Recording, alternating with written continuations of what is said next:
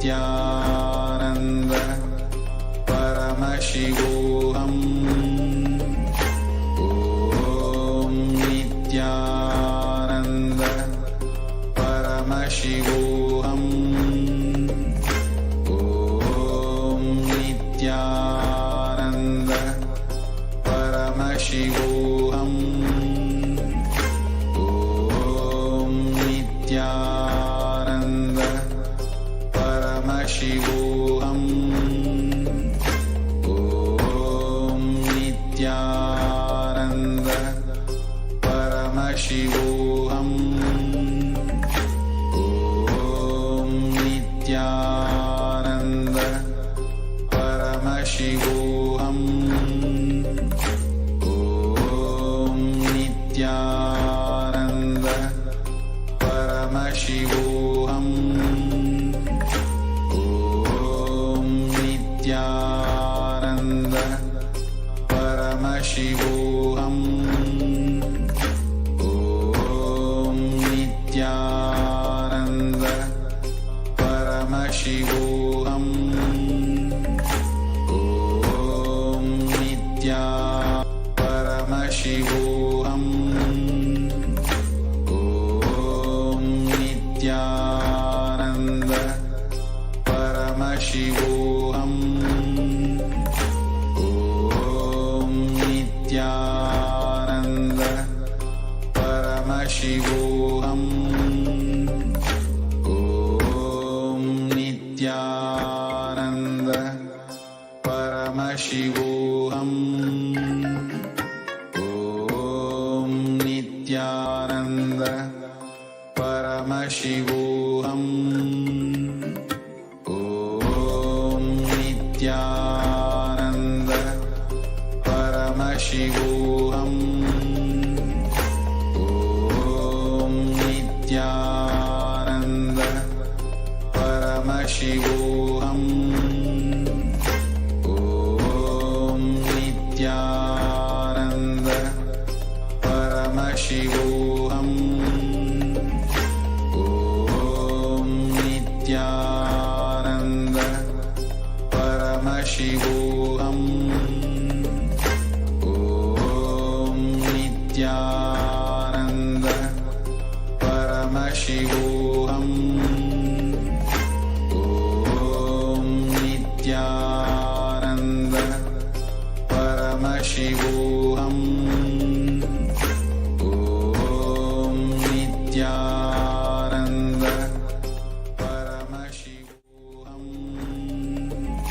Om Nithyananda Paramashivoham. Nithyanandam Paramaskadam Kevalam Jnanamurtim Vandvatitam Gaganasadrisham Tattvamadhyadilaksham Ekam Nityam Vimalamachalam Sarvadi Sakshibhutam Bhavatitam Tribunarahitam Sadgurum Tam Namami.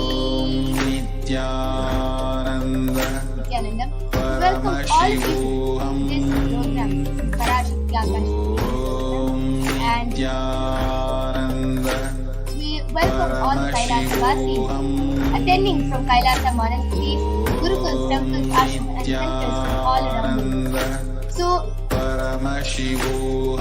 all of you are joining us, who are joining us for today's sacred spiritual program, Devi Bhavaswami Darshan. Today, if you are here in this program, if you are watching this program, it is because you are an incident, you are a conscious miracle of existence. You are not an accident, you are an incident. Existence is just trying to express itself to you. So we welcome all of you to this sacred spiritual experience, your delicious experience of existence. And today, all of you will be learning so much about the Parashakti, and this may be what you think as your first time in the presence of the Divine Being. But this is not the first time this energy has graced this planet. If you are watching this now, it means it is a cosmic intervention in your life, just to make you manifest what you want. It's not a coincidence. It is a conscious. It is a manifestation in your life, divine intervention in your life. All of you might be thinking, how is this possible? Has this worked before? You can experience these answers through the powerful cognitions as referenced from the ancient texts of Hinduism as guides by the Supreme Hinduism. So Parashakti, divine cosmic. Parashakti is the ultimate pure feminine consciousness. She is the cosmic mother. She is the source of Shakti, and it is in her womb, the Brahmanda Yoni, from which billions and billions of universes comes out and goes in, source where the Big Bang and black holes go on. And Parashakti is the main deity of this sacred feminine and is the divine consort of Bhagwan Paramashivoham, who is the primordial divinity of Hinduism. And the first and foremost relationship to be is with the mother. The ability to learn, even the idea to relate starts with them. How to relate starts with them. Understand your idea to relate, your ability to relate starts with them. The mother is a too important way to connect at life. And in the Vedic tradition, our rishis were aware that your ability to connect with mother should be directed to it should inspire, it should awaken your higher consciousness. It should inspire your higher consciousness to express to you. And it should awaken your higher consciousness. Connecting with life as a mother is the most beautiful, most sweetest and most connecting, most divine way to connect with you. And today, out of this extreme compassion and love, the Supreme Court of Hinduism is manifesting daily Parashakti herself and gracing all of us, answering our questions, attending to our prayers, giving boons, healing us, revealing our past, present and future, delivering profound spiritual truths, and ultimately giving us the experience of Paramashivoham. So, what is Bhava Samadhi? Bhava Samadhi, Sama is oneness and Adi means source. So Samadhi means one with the source.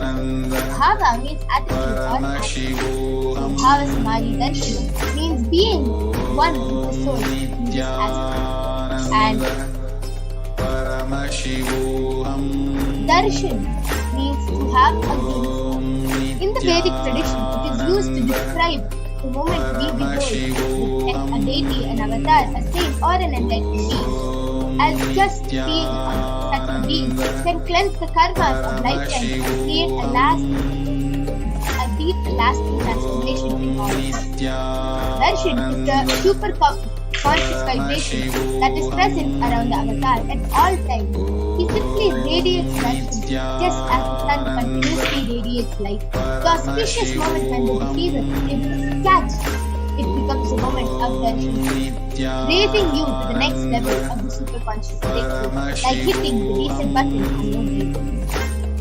And these divine cosmic beings are real. They manifest from Kailasa, the enlightened time-space state.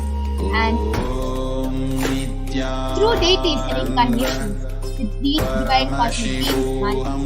And they manifest through the Arthavatara, deities in themselves. And through Bhava Samadhi Darshans in the Nijavatara, incarnation, like Swami. Bhava Samadhi Darshan is the science of Nijavatara, manifesting Paramashiva, consciousness. It is where the formless of the being of Paramashiva expresses the Vidya Sharira and manifests as the Nijavatara, the physical form for us to experience Paramashivoham. Sri Parashakti expresses the being of Radhareshwari and manifests as the Nityavatara, the physical form of Devi Meenakshi. And when we have the darshan of Kamji, we are watching the Bhava Samadhi darshan, immediately our mirroring neurons get activated. And we'll be learning about mirroring neurons in this life. The Arthavatara reflects the consciousness and manifestation of the superconscious energy. But we are not mature enough to receive the higher experiences from the Avatara. We cannot connect with the idol if we don't understand and we are not mature enough to receive that level experience from the deity or the idol directly. So that is why the avatar, the physical embodied form, the human form, comes down just to bridge that gap and create an experience of superconsciously in all of us. So one thing which is stopping us is because we are not mature enough to receive that energy, and the avatar comes down to bridge that gap.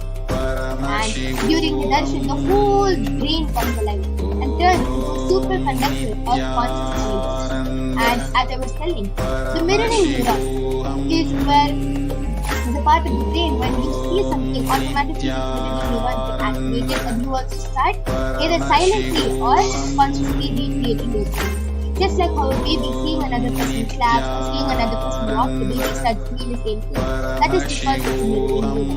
And the same thing happens when we watch the darshan of all these various beings of Paramashiva manifesting through the avatar of Swamiji. Automatically it activates and it starts processing, and we start our body starts silently recreating all those actions. And Akashic reading is not a prediction, it is the readings from the cosmic archives beyond space. Creation and destruction happen simultaneously in the dimension of time starts the past, present, and future. Because Akashic readings are stored in the Akasha, the space dimension, there is no past, no present, and future. That is why what to call as happening, and yet to happen are clearly already recorded in the Akasha.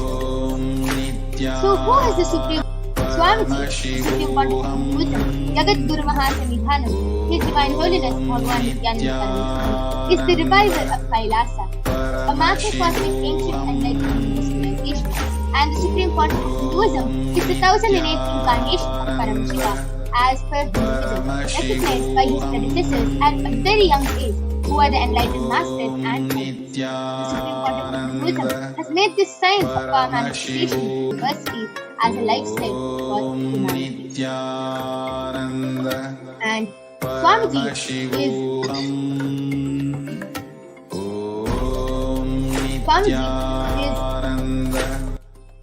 was grown up by the lineage of enlightened masters like Mata Bikudananda Puri, Yogi Rajiyogananda Puri, Sikhi Swamigal, Chennai Swamigal, Pundi Mahan. So many of these enlightened gurus, the Guru Siksha Parampara, all these enlightened gurus have taught and trained Swamiji how to revive these sciences just so all of us can manifest and learn this knowledge. And the Supreme Pontiff of Hinduism is ordained as the 233rd Guru Mahasanidhanam of the Kanchi Kailasa Sarvajna Peetham, the Tandai Mandala Adinam. Swamiji is the incumbent emperor of the Suryavamshi Sudanga Samrajyam and is the present 293rd Jagat Guru Mahasanidhanam of the Kailasonata Shyamala Peetha Sarvajna Peetham. And Swamiji is the present Mahamandaleshwar of the Mahanirvani Akhada, the largest apex monastic order. Swamiji is also the 1008th Acharya Mahamandaleshwar of the Atal Akhada and is the present 23rd Guru Mahasanidhanam of the Dharma Mukti Swargapuram Adhinam. And Swamiji is elected as the Supreme Pontiff of Hinduism by a congregation of over 1,000 Hindu leaders and pontiffs. Swamiji is revered as the teacher of Hinduism, the most prolific, most viewed, read and watched. Swamiji has authored 300 books and 10,000 articles in 3 languages, English, Tamil and Sanskrit, and translated into 50 languages with over 1,000 titles. And over 20 million copies of books and articles are sold, read and downloaded. Swamiji has enriched and enriched 1 billion plus lives digitally and is respected as the commentator of all the sacred scriptures such as Upanishads, Bhagavad Gita, Brahma Sutras, Shiva Sutras, the Yoga Sutras, Ashtavakra Gita, Jaina Sutras, and much more. Swamiji is honored as the leader of Hinduism, the most awarded internationally recognized Hindu leader, and the reviver of the 108 ancient Hindu sampradayas, including the Rudras, the Rudrakanyas, the Rishis, the Rishikas, Bhairavas, Bhairavis, and the Sannyasa Sampradaya. Swamiji is the founder and reviver of over 100 Sarvapitams, and collector of the largest Hindu library with over 1 million books, 1 million palm leaf scriptures, and over 20 million digital books. And all of you are going to be receiving the Diksha today. The Sanskrit word Diksha is derived from Da, which means to give, and Kshi, which means to destroy ignorance. It is loosely translated as initiation.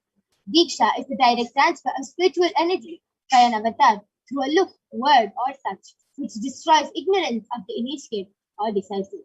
And initiation triggers the possibility to create new grooves and neurological pathways in the brain and can even alter gene expressions.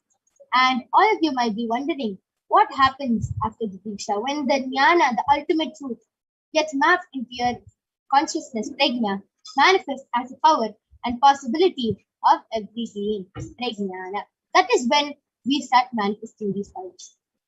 So let us now move on into the next segment, which is the demonstration of the extraordinary Shaktis of Paramashiva.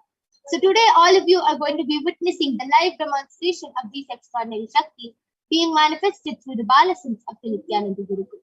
Before we move on, let us enter into a small introduction about these Shaktis.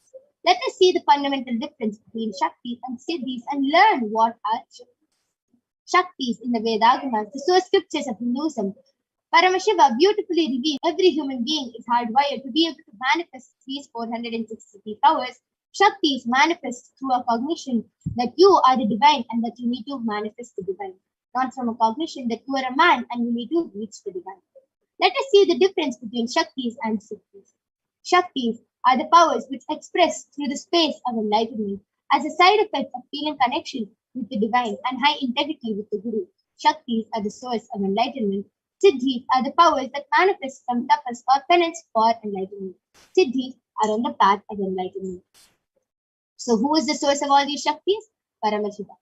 Paramashiva is the primordial divinity in Hinduism, the ultimate reality and cause which is self-effulgent, Swayam Prakasha, all-pervading, unchanging beyond time, space, form and causality. And Paramashiva himself has come down in the form of the Supreme Pontiff of Hinduism, and as I told, is initiating millions of disciples into this science. And this science of power manifestation is authenticated through four aspects of evidences. First is the Shastra Pramana, which is the scriptural reference of Hinduism like the Vedas and Agni. Next is the Apta Pramana, which are the experiences and results of Aptas or the authorities of Hinduism, Vedic rishis and scientists who have time tested and verified this science. Third is the Atma Pramana, which are the experiences, which is the experience of Swamiji, His Divine Holiness Bhagavan Nithyananda Paramashivam, who has time tested and verified this science. Last is the Pratyaksha Pramana, or the empirical evidence from observation and scientific experimentation. So let us now see the Shastra Pramana, which is a scriptural reference to this power of third eye reading. This comes from the Vijnana Bhairava Tantra, Sutra 34. Kapalantarmanonyasa Ishtanmilitalochanaha Ramena Manasodatyat Lakshaye Lakshamuttamam. The translation goes, by fixing the mind on the inner space within the crown center and sitting stably without any movement, having the eyes closed in succession, by that stability of the mind and inner space, through the power of the third eye, one directly sees the ultimate goal Lakshyam by having the vision beyond the sight that reveals any object or place, attaining the space of oneness with the source Paramashiva.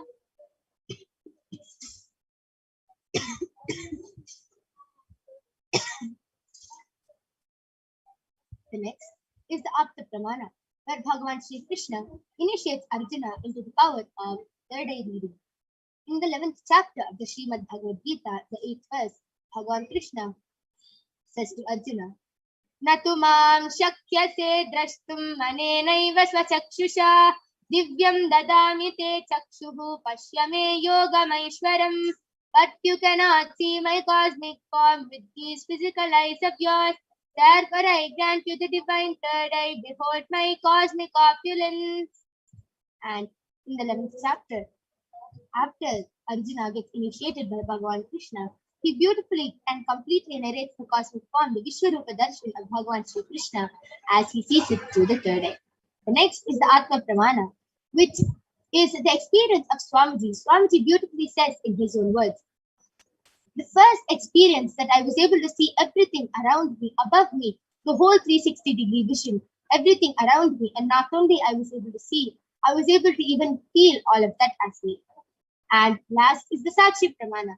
The Pratyaksha Pramana, which is the empirical evidence from observation and scientific experimentation. The study measures metabolic cell activity of the brain in the conscious and meditative states of the third eye using the positron emission tomography, the PET. And when doing daily activities, high activity is measured in the brain where the third eye is located. And when in the deep state of samadhi, almost 90% of the rest of the brain is at peace and only the third eye region is active.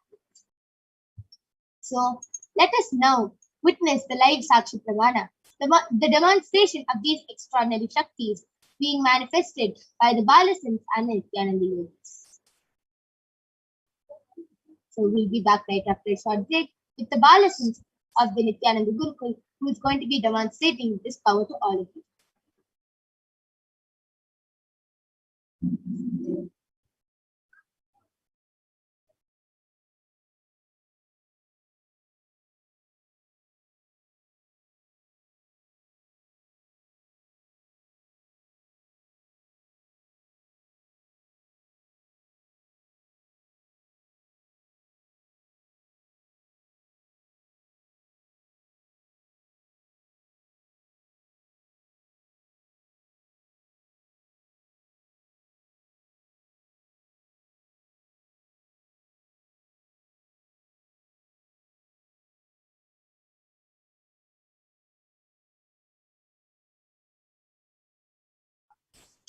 Yes.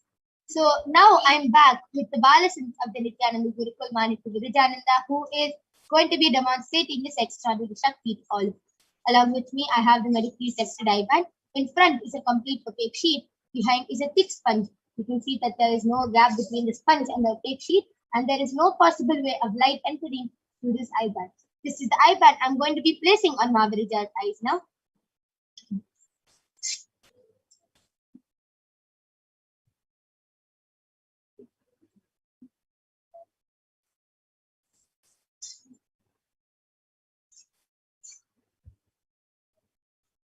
Mahaviraj, are you comfortable?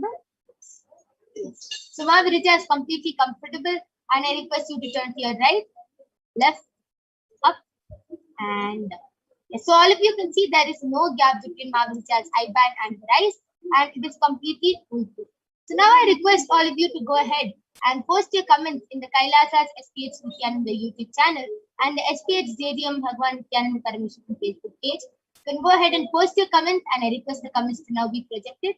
And Mahaviraj is going to be reading out your comments live.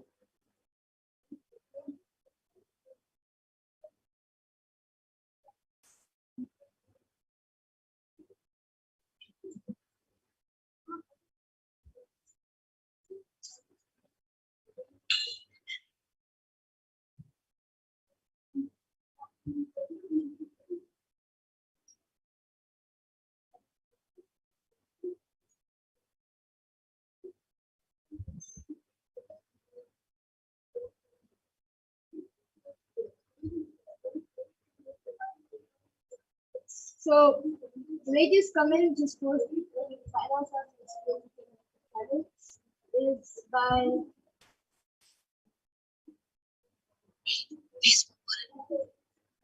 Facebook. Okay, yes, let us see the Facebook comments first.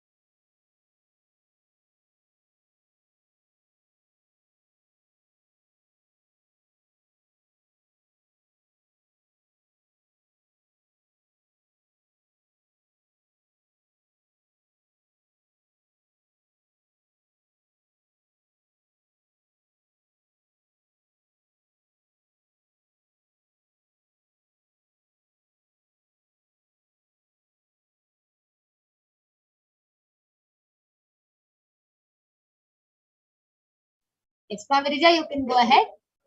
Yes, so so let us comment this posted in Kalasa System YouTube channel. Well, Facebook channel is by a person named Janmashtami is posted. Save universe and save you, I mean us. Yes, that was amazing. And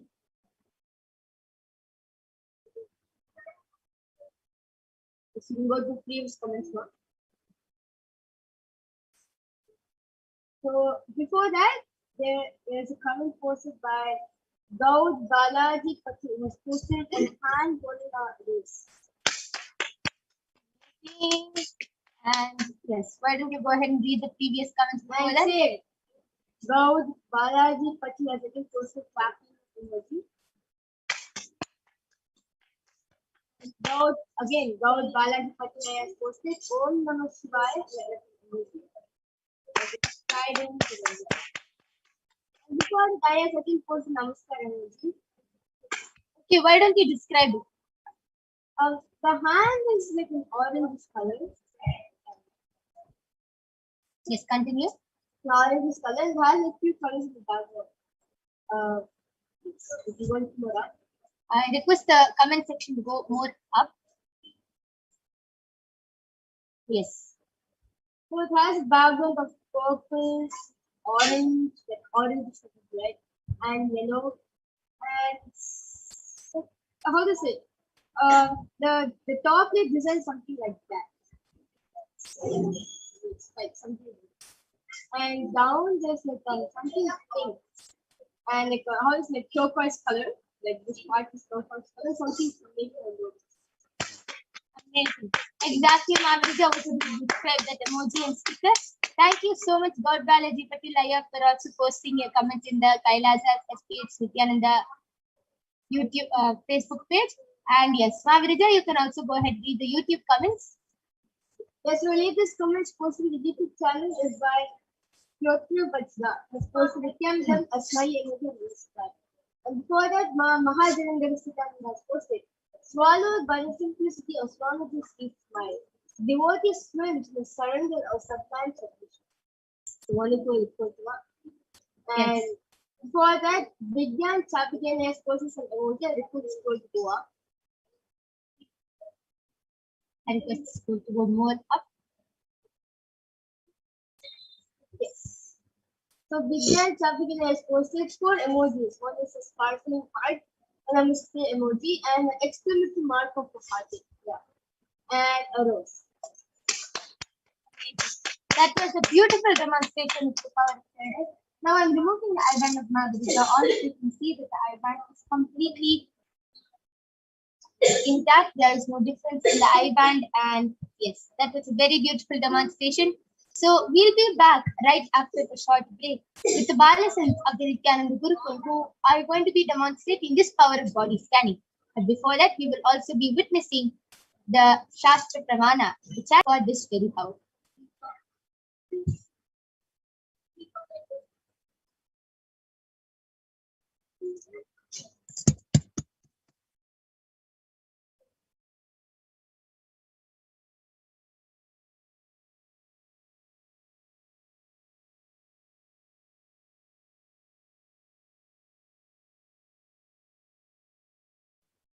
Yes, in this power of body scanning, one awakens the ability to scan illnesses, diseases, medically diagnosed issues, and to provide solutions through the awakened third. So let us now see the Shastra Pramana, which is from the Vijnana Bhairava Tantra. Swadehe jagato vapi sukshma sukshmatarani cha tattvani yani nilayam dhyatvante vyajyate para. Bhagavan Paramashiva says, cognize deeply that from the subtle to the subtlest consecutive principles of your whole body, Swadeha, or of the whole universe, simultaneously consist of the essential reality.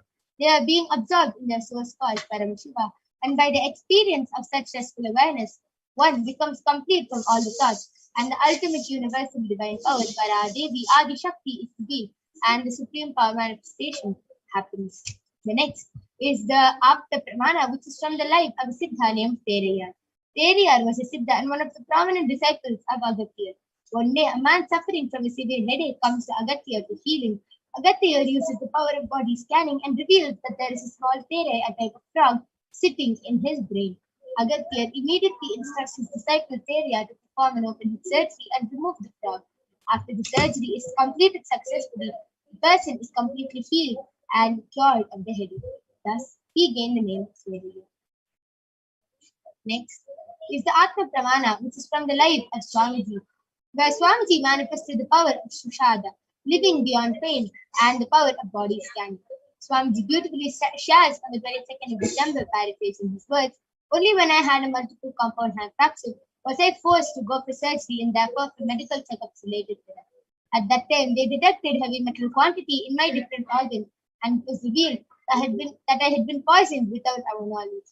And I immediately used diagnostic methods instead of medical facilities to study the body condition due to the poisoning.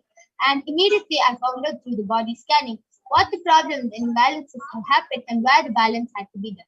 I used allopathy as a second opinion just to verify my findings. These great avatars or incarnations are born as awakened beings. Whatever happens in their life, any incident is not an accident. It is a leela. It is a divine play which happens in their life. And last is the Sakshi Pramana, the experiences and results of the extraordinary manifestation happening through the initiated disciples of Swamiji. So all of you can see how a few of the Paramashivoham participants were able to manifest this power and they have shared their experience. And all of you are going to be witnessing the live demonstration of the power of body scanning now, right after a short break. So we'll be back with the Balasans and the Nithyananda Yogis. Till then, I request all of you to go ahead, post your comments in the Kailasa's SPH Nithyananda YouTube channel and the SPH JGM Bhagwan Nithyananda Paramashivam Facebook channel. And we'll be right back.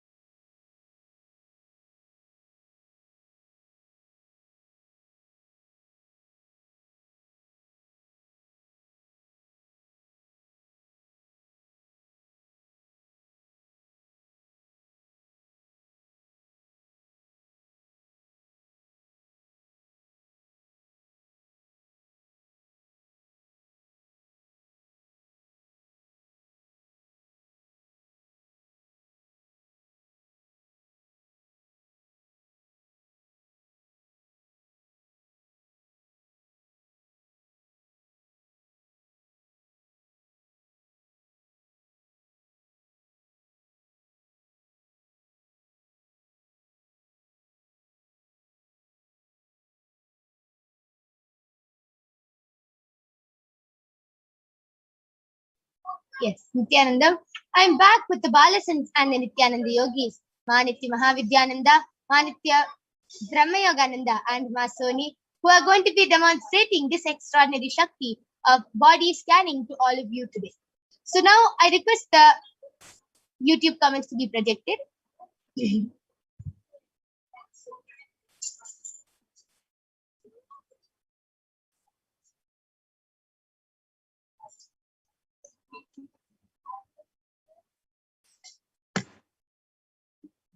All of you can go ahead and post your comments. I request the Facebook comments to be projected now.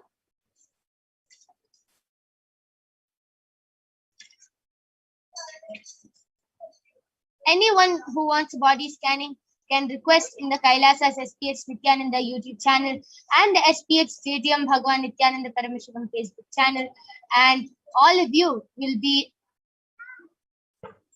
witnessing the live body scanning being done for you. Okay. So, Nitya Mahajalandhara Sthitananda has posted, I'm tired of being poor. No money means no opportunities in life. What are the blocks I have here and how do I clear them? Thank you. So, Manitya Mahavidyananda, you can do the body scanning for Mahajalandhara Sthitananda and you can reveal a third eye solution for her. Maris Grigorge has posted, Ayana's about his consent to scanning here. Wanted to ask a question. What is the reason for the sex marks all over the body and how to get rid of them? Okay, so Niti Brahmayogananda, you can go ahead and do the body scanning for Ayana's about Zaya.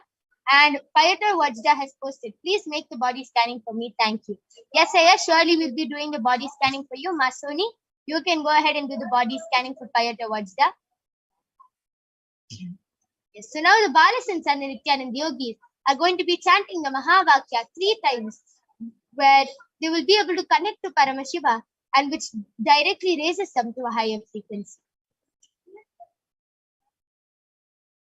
Om Nithyananda Paramashivoham.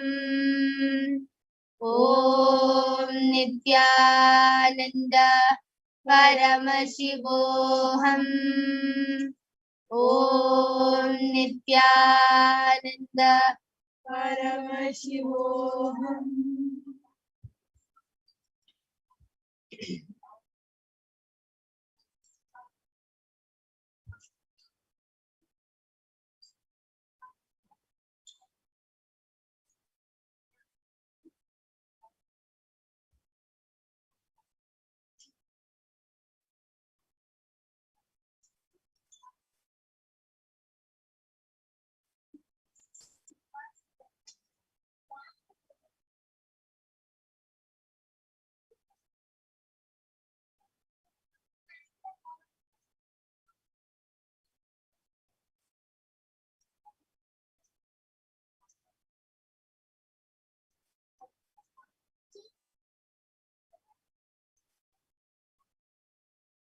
Yes, Marius.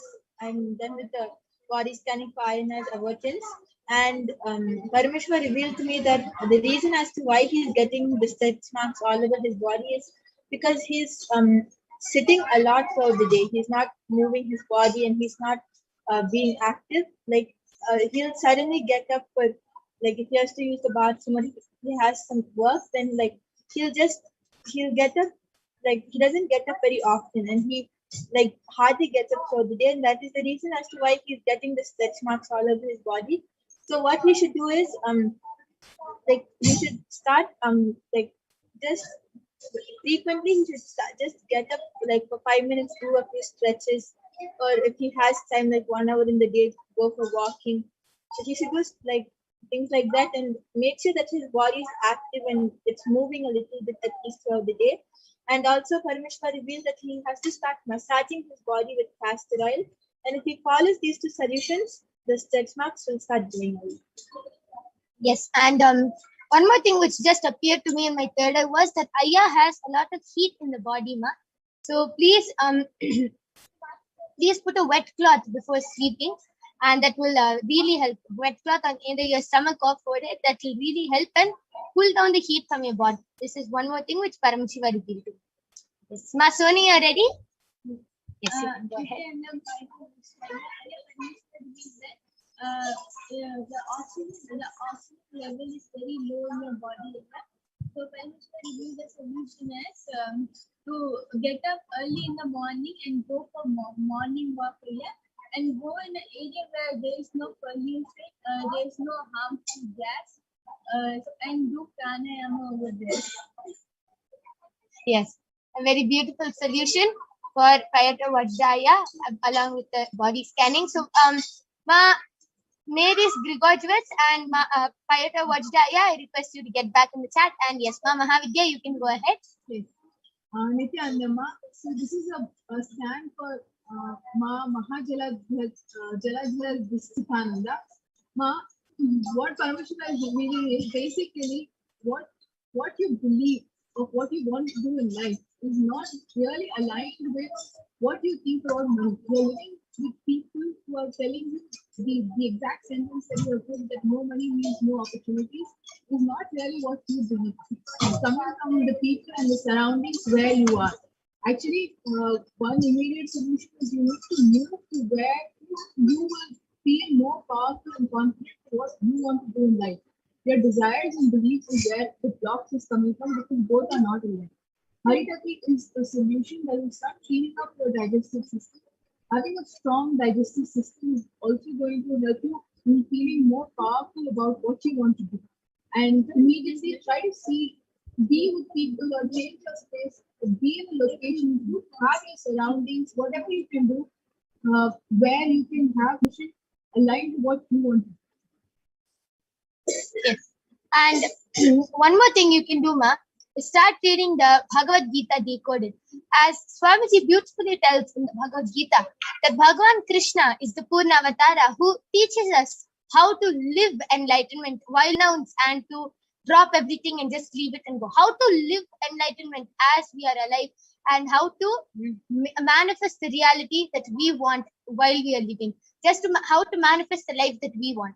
So you can also start reading the Bhagavad Gita decoded. Swamiji is really alive, and just whatever solution you want, Krishna will just flow through the book and will reveal the answer to you, Ma. And Mary's Ma has gotten back telling Ayana's can relate to the scanning, especially heat part in body and sitting for a prolonged time without much movement. Yes, Ma. Thank you so much for getting back. Just follow the solution which Paramashiva has revealed. You will be completely healed. Payata Vajda has posted, yes, Ma, I couldn't hear properly. I only heard about the morning walk. Yes, Ma. Soni, could you just reveal the body scanning a little more louder again? Yes. Nithyananda Payata Vajda, Paramashiva revealed that the oxygen level is very low in your body. So Paramashiva revealed the solution is go for get up early in the morning and go for morning walk, and go in a place where there is no pollution or any harmful gas for your body, and do pranayama over there.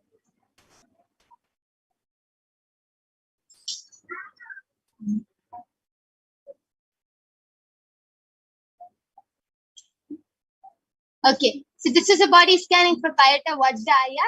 I request you to get back, Aya.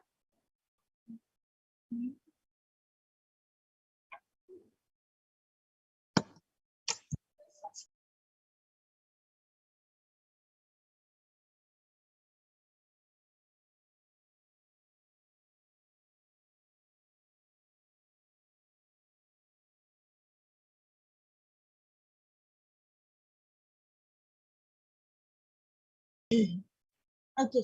Ma Mahajalandhar Sthitananda has posted, yes, Ma, this is true. My environment doesn't support me on any level and only eats up my energy.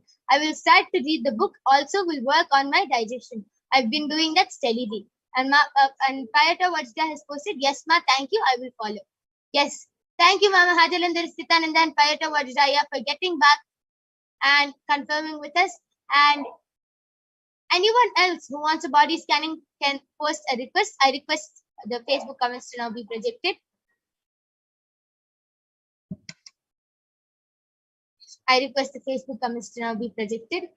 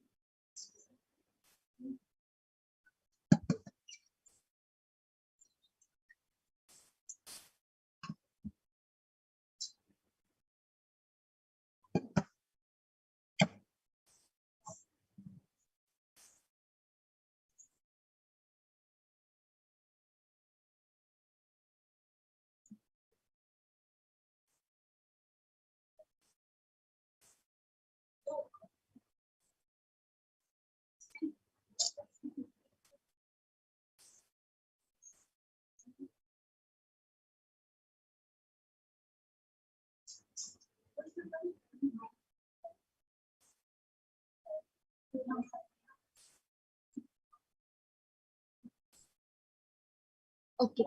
Marlena Daugati has posted a request for a body scanning, and Kairan Kairos has posted, I was trying to find out what is blocking my energy. I am a healer and a teacher. Yes. Now, Mahavidya, you can do the body scanning for Kairan Aya, and Brahma Yoga, you can do the body scanning for Marlena Daugati.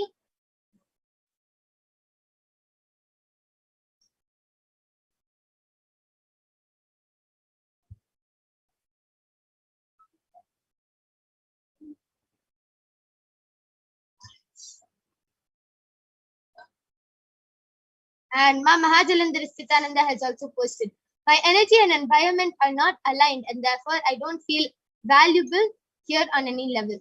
Of course, in general, what I bring to the world is wasted in this community and country too. Yes, ma'am. Just follow the solution which Paramashiva revealed, and whatever the problem is, whether you're feeling blocked or whether you're not having a correct cognition, whether you're feeling low or stuck in your life, as Devi Parashakti beautifully revealed yesterday, that anything which you are feeling stuck and anything is because and is due to the pralaya. So just surrender at the feet of Swamiji and you will be completely healed from this whole problem of where you feel stuck.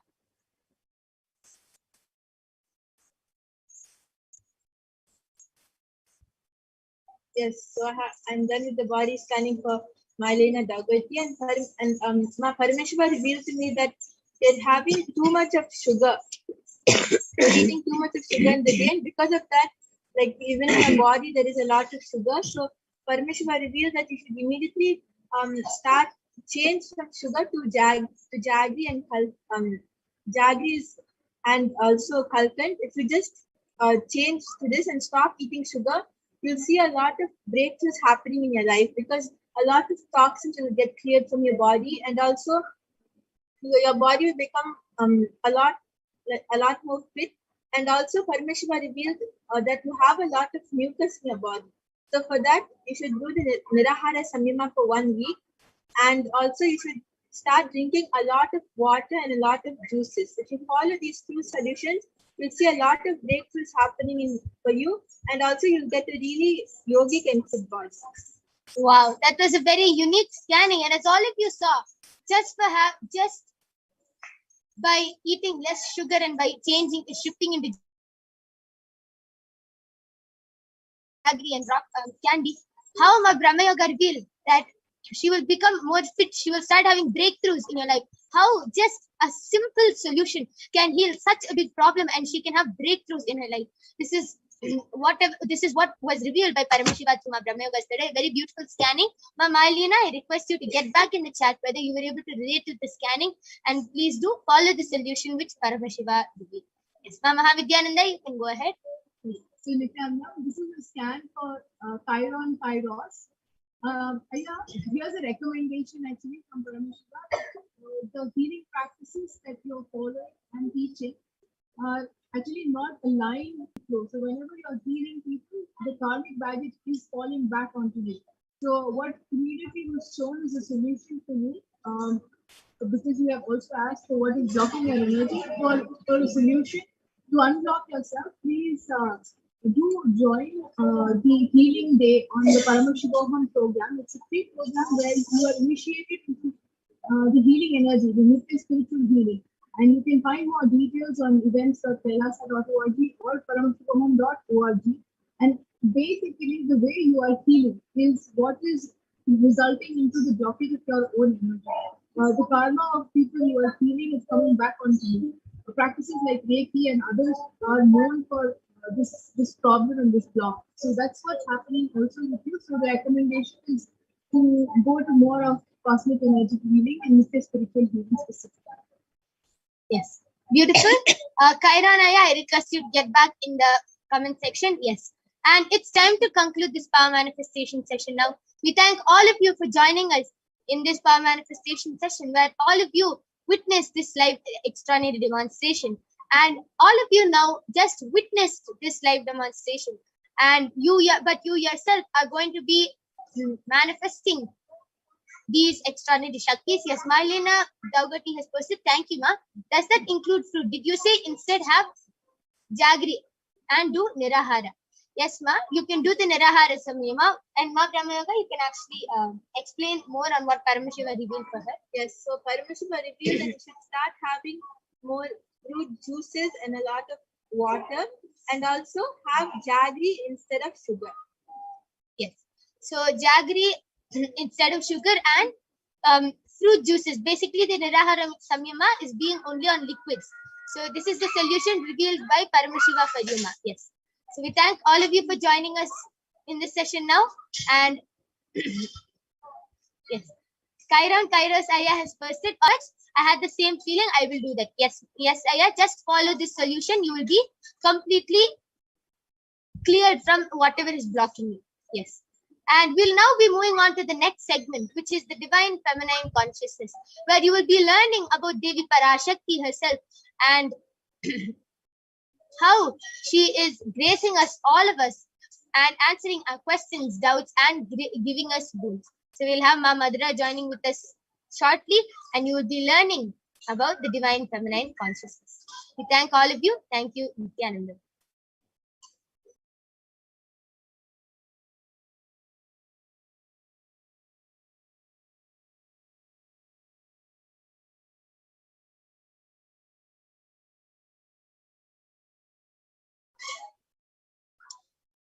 Yes, Nithyananda Ma Madhura, you can go ahead.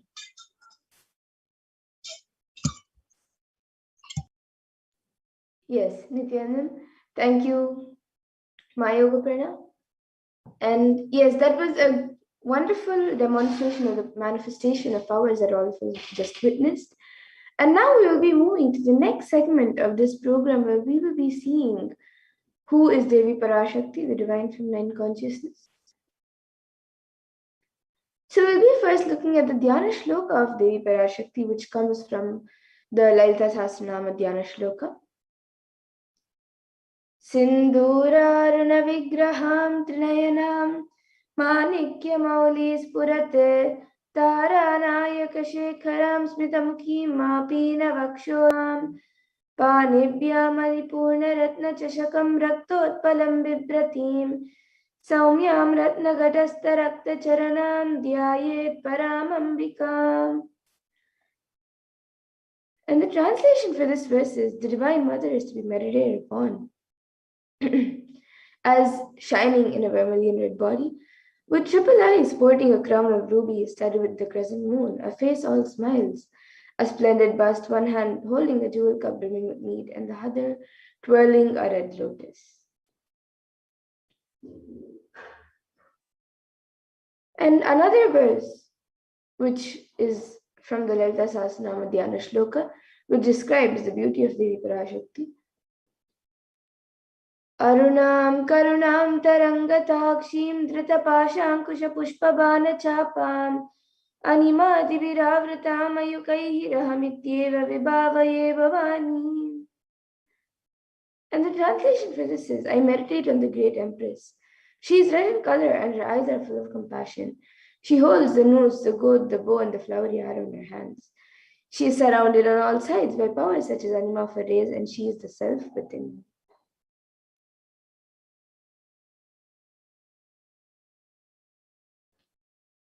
And Devi Parashakti is the ultimate pure feminine consciousness. Parashakti is the cosmic mother. It is her cosmic womb, from which billions and billions of universes come out and go in, and the source where the Big Bang and black holes go on and on. Parashakti is the source Shakti, the source energy, the source power from which all of us came, in which all of us are in even now, and in which all of us are going to merge. And out of her extreme love and compassion, Parashakti herself is manifesting through the embodied form as the Nijavatar of the Supreme Bond of Hinduism. Jagadguru Mahasannidhanam is divinely known as Bhagavan Nithyananda Paramashivam, gracing us, answering all for questions, attending to our prayers, giving boons, healing us, revealing our past, present, future, delivering profound spiritual truths, and ultimately giving us the experience of Paramashivoham itself. And Devi Parashakti beautifully says, she reveals and introduces herself, raising as Omkara, expressing as Vedas and Agamas, blossomed as Hrimkara, filled as Parashorasi, living in 40 triangles, the Kailasha Swamini was in Kailasha Sri Prachintamani, Parashorasi, sitting as part of Paramashiva, Parameshwari who rules the world, Paramashakti, Manonmani, Meenakshi, as Nithyananda I took Nijavatara here, to give good boons to everyone, to bestow all goodness. Hiranyagarbha Swarupini, Brahmanda Yoni, Shami, Chandramauli, Rapala, Aparna, Uma, Parvati, Savitri, Navayavana, Samraja Lakshmi, Parameshwari, Parashorasi, Meenakshi. Taking the form of Nithyananda, I came here as Nijavatara. With great compassion and blessing, listen people. To do good to all of you, I took the form of Nithyananda and came down as Nijavatara.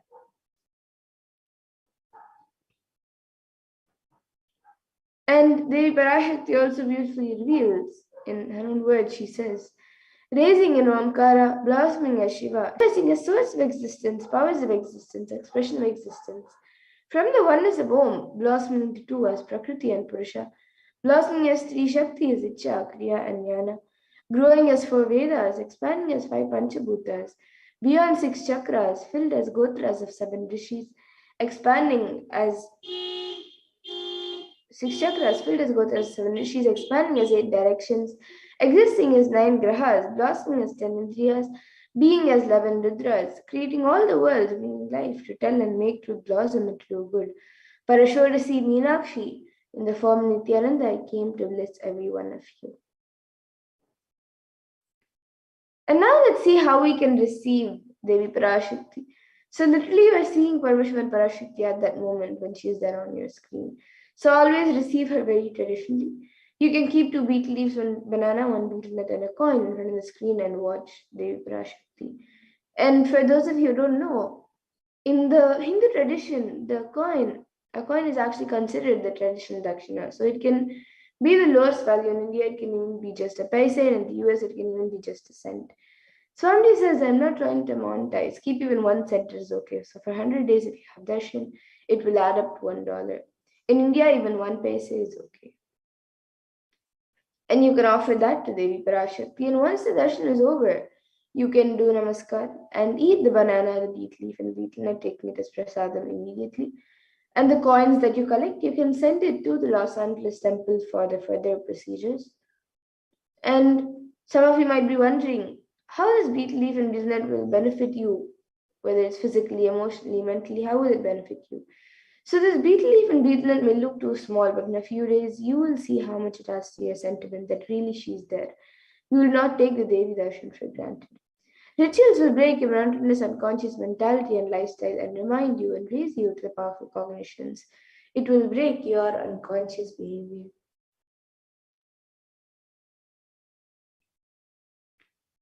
And now all of you can see how you can set up your tambulam. So you can arrange the two betel leaves, one banana, one betel nut, and a coin. You can set it up all in a plate. You can keep the betel nuts on top of the betel leaf and keep it in the plate, the bananas in the coin in the plate. You can arrange all of it in a plate and keep it in front of the screen. These are the 4 basic items that are kept as part of a tambulam, but if you would like, you can also keep the additional items such as a coconut, some kumkum, turmeric, red glass bangles, and some flowers. So you can arrange all of it in a plate, keep it in front of the screen, and receive Devi Parashakti when she comes for the darshan. And with that, we come to the conclusion of this segment where we have learned who is Devi Parashakti and how we can receive Devi Parashakti. So with that, we'll now be moving to the next segment of this program where we will be seeing what Devi Parashakti has revealed in the Akashic readings and how important it is for all of us to understand, internalize, and follow what Devi Parashakti has revealed.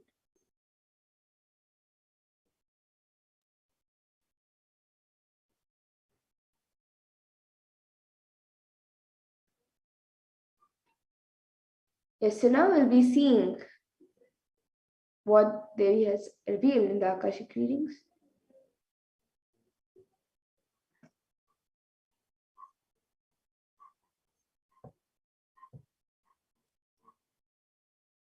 So humanity is still undergoing the after effects of the cosmic deluge, the pralaya, and thousands of deaths Due to the global pandemic, have an emerging fungal epidemic along with record numbers of physical natural disasters have taken a huge toll on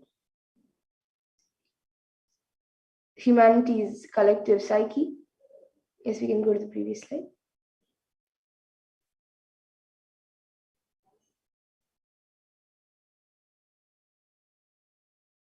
And why did this happen? What caused this? Who is behind this? And how could we have avoided this?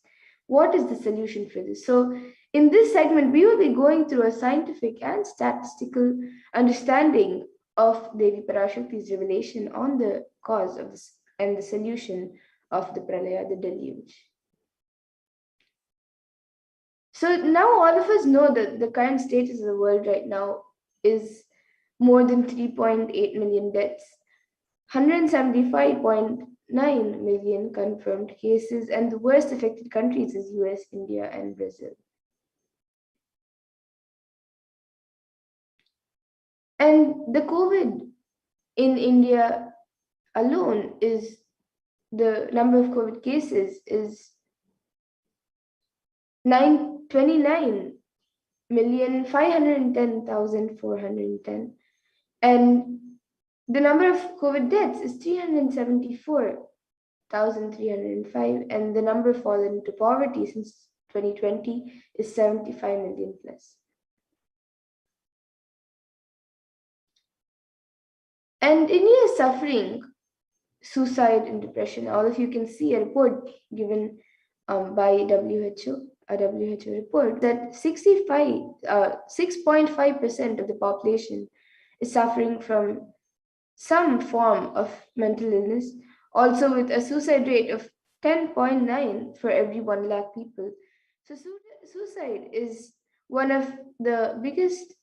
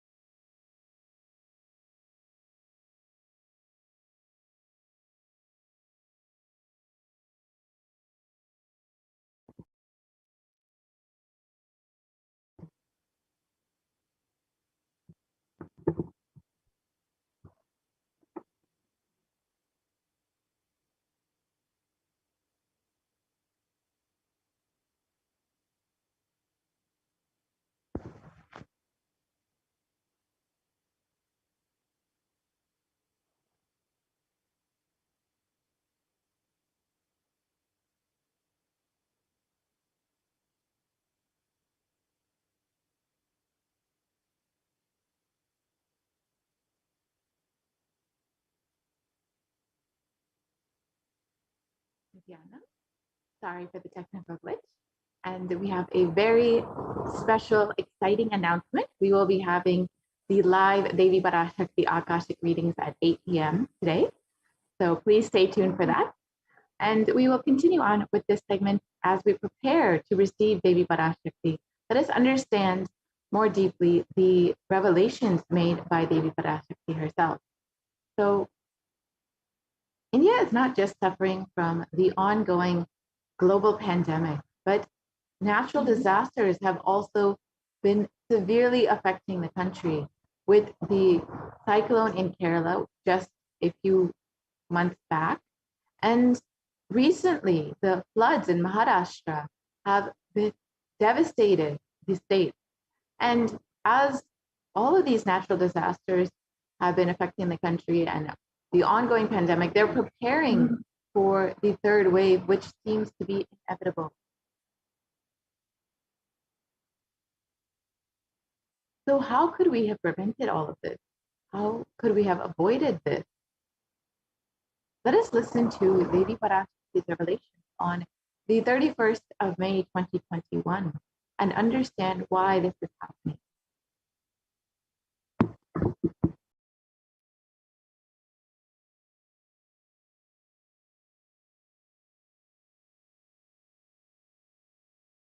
இரண்டாயிரத்திருபத்திரண்டு வரை India செல்ல வேண்டாமா என்று கேட்கின்றாய். நன்றாய்த் தெரிந்து கொள், சொல்வதைப் புரிந்து கொள். இந்த பெருநரகமான கிருமி போஜனம் இந்தியாவிற்குள் வரக்கூடாது என்பதற்காக 2020 பாரதம் முழுவதும் 12 ஜோதிர்லிங்கமும் பாத யாத்திரை செய்திடவே என் மகன் மூலமாய் திட்டமிட்டிருந்தேன். படுபாவிகள் ஓடத்தின் மாலுமியை ஊர்விட்டு துரத்தினார்கள். என்ன நடக்கிறதென்று பார். முறையாக கைலாய நாட்டின் தலைவனாக நிறை மரியாதையொடு நல் மதிப்பொடு என் நிஜாவதாரம் நித்யானந்தன் திருவடி மீண்டும் பாரதத்தில் பட்டு பாத யாத்திரை செய்த பிறகு மட்டுமே நீ அங்கு செல்ல வேண்டும். அதுவரை உன்னை காத்து செல்லாதே. ஓம் ஓம் ஓம்.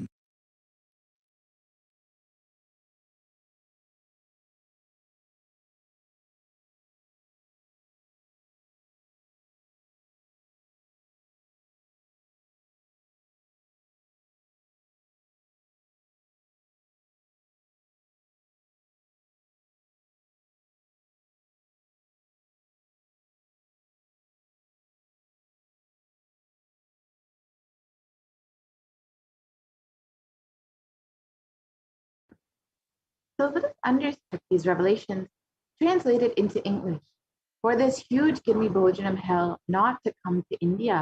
In 2020 itself, I had planned to do the Padayatra throughout India and the 12 Jyotirlingas through my son Swamiji.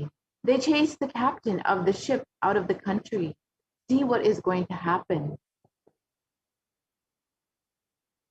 Let us go back to 2017, when the Supreme Pontiff of Hinduism revealed the vision for this Padayatra that was to be taking place in 2020.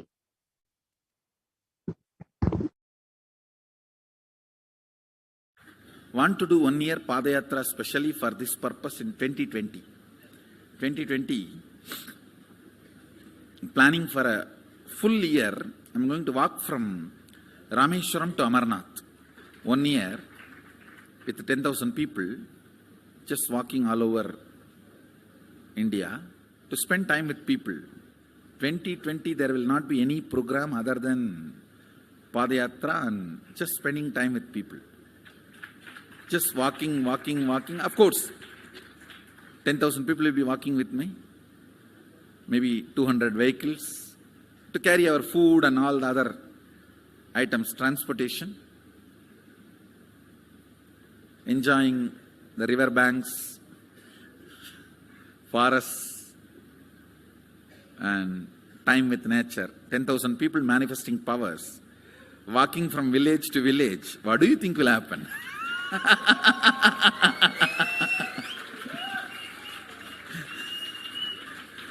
The scene of Buddhism spreading will be repeated now. How the Buddhism spread. 10,000 monks walking from village to village. What will happen? That's only monks. Here power manifesting 10,000 people. The whole village will be manifesting powers. Just want to enjoy India and let India enjoy me. So planning for next year Kumbh Mela 2019, next year January Kumbh Mela. Before that all the Balalayam, everything. Balalayam is going to be like the same structure outside with one stone tower, gold coated. It will be something like a 40 to 50 feet tall stone tower and 5 Rajagopurams, which will be something like 120 feet. This will be the Balalayam. And after the Mulalayam is built, this Balalayam will serve as a Utsava Murti Sannidhi, where the Utsava Murtis will be worshipped and where the Archanas. See, in the main temple, there will not be any Archana or anything, because just for darshan itself, there will not be time. Like Tirupati, you can only have darshan and Aarti, the camp for Aarti in the main temple. Because 12 Abhishekam is going to happen, 12 Kala Abhishekams. So continuously the rituals will be going on. People can have only darshan. They will not be able to involve themselves in any ritual. Other than darshan, nothing else will be allowed. So all the archana, all the other offerings, like people will offer the archanas and other, everything will be done to the Utsava Murti, which will be kept in the Balalayam, the present Balalayam, present structure. So people can spend time here. That will be more like a main darshan. This will be like energy darshan, where you can give letter, get response. So by next year, the Balalayam will be ready. So 2019 full year, I will be conducting the programs and everything. 2020 will be the one full year Padayatra, walking. From next year Jayanti, means 2019's Jayanti to 2020's Jayanti. Full year, Jayanti to Jayanti will be Padayatra. Before that, we will make 10,000 people power manifestors. It will be sannyasi, brahmachari, grihastha, all put together. 10,000 people will be walking. What a scene it will be. I think that is the only way the revival of Sanatana Hindu Dharma can be done. I need to get into the ground where people can see me, where they are living. I can't be waiting for people to come where I am living. Now I am sitting in one place to prepare these 10,000 people, make this science completely user-friendly. For that only I am sitting and working. So I have given 2 years for me now, 2018 and 2019. So 2020, before that 10,000 people will be ready to walk with me, manifesting powers. We will literally solve every person's problem in every village. The way, the path, route we are taking, physical healing or mental healing, or it's a too big visualization. How will you visualize? What will happen if 10,000 power manifestors enter into a village and ask people, tell me your problem now, come on, let's sort it out. Understand, 1,200 years before in Tiruvannamala,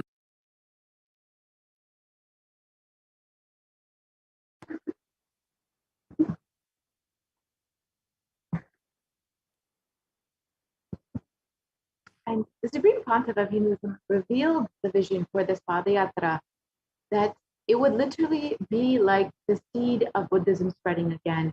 It would see a revival of Hinduism all over India.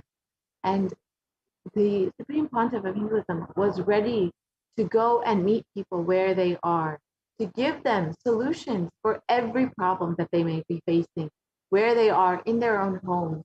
Literally every problem, whether it's physical problem, mental problem, emotional problem, psychological problem, whatever it is, the Supreme Pontiff of Hinduism was ready to attend to the people where they are. And this Padayatra would be from Kanyakumari to Kashmir and would be along with 10,000 power manifestors. And this was the vision that the Supreme Pontiff of Hinduism revealed to once again revive Hinduism in India. And since the age of 10, the Supreme Pontiff of Hinduism has been enriching people and preparing them for this Padayatra to save them from this pralaya, to revive Hinduism again, and to bring the super conscious breakthrough to humanity.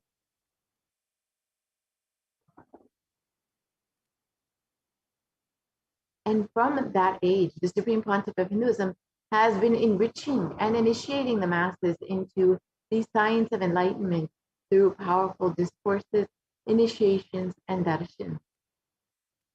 And over the next several photos, we'll see some of the various programs that the Supreme Pontiff of Hinduism has conducted over the last 26 years.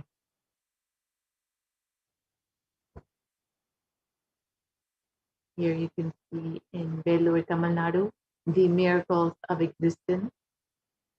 What is the guru? What is the need for a guru? And in Namakkal, Tamil Nadu, the Society is Nothing But the Mind program. And in Salem, Tamil Nadu, the Nithyananda program. And the Nithyanandam program in Tirudi, Bangalore.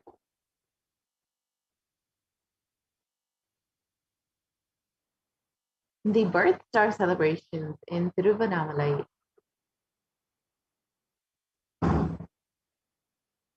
And the Jayanti celebrations in Adi Kailasa Satyakamita. And all of these photos, you can see how many people are joining from various backgrounds, various walks of life, and connecting so deeply with the teachings of the Supreme Pontiff.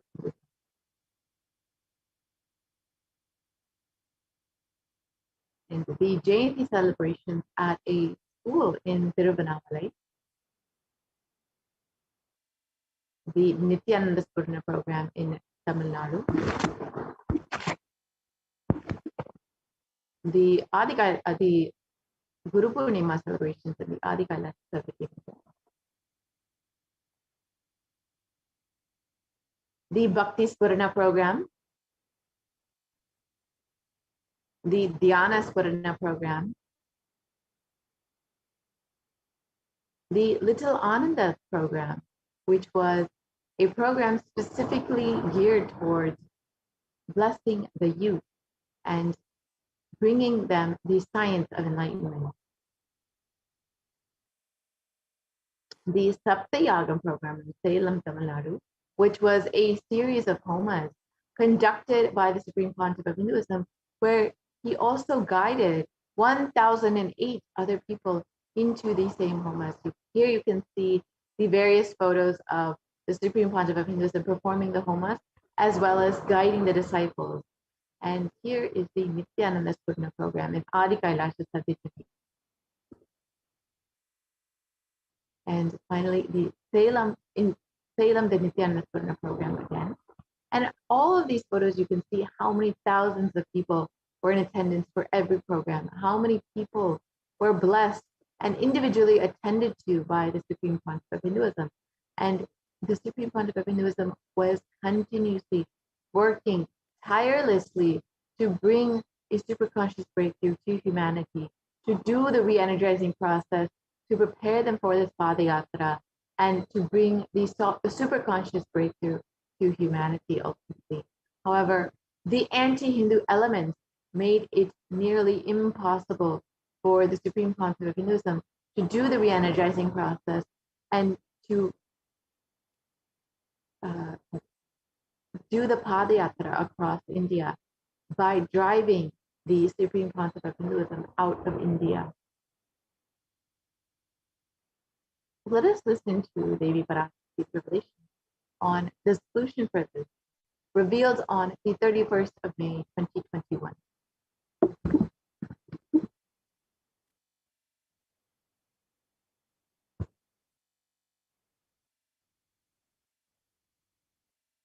இரண்டாயிரத்திருபத்திரண்டு வரை India செல்ல வேண்டாமா என்று கேட்கின்றாய். நன்றாய்த் தெரிந்து கொள், சொல்வதைப் புரிந்து கொள். இந்த பெருநரகமான கிருமி போஜனம்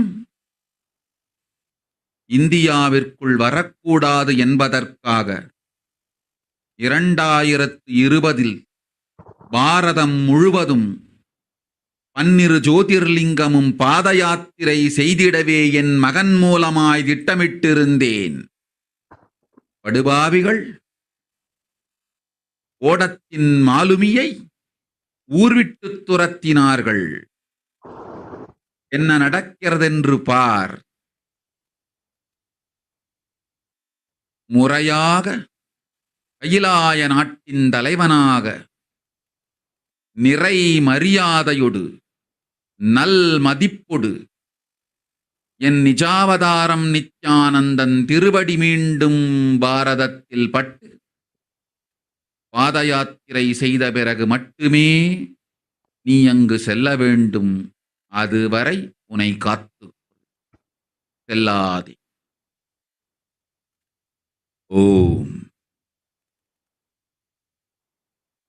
ஓம் ஓம்.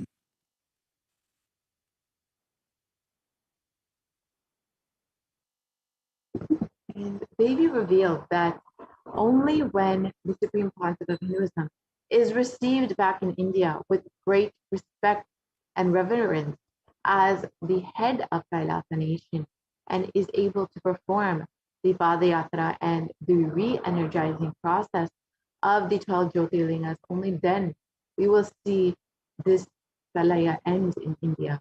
And as we look around, we see so much of destruction, so much of suffering, and we can understand what the great rishis of the Vedic civilization had forewarned as this Kali Yuga.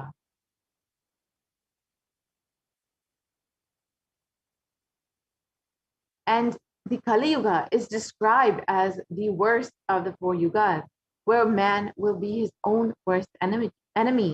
And sage Vyasa echoes this, stating, this Kali Yuga is the worst of the 4 yugas in all the world.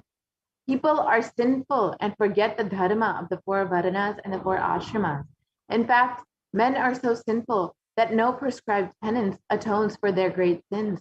The only place which is free from such sins is the great sacred city of Varanasi, the Mahapuri.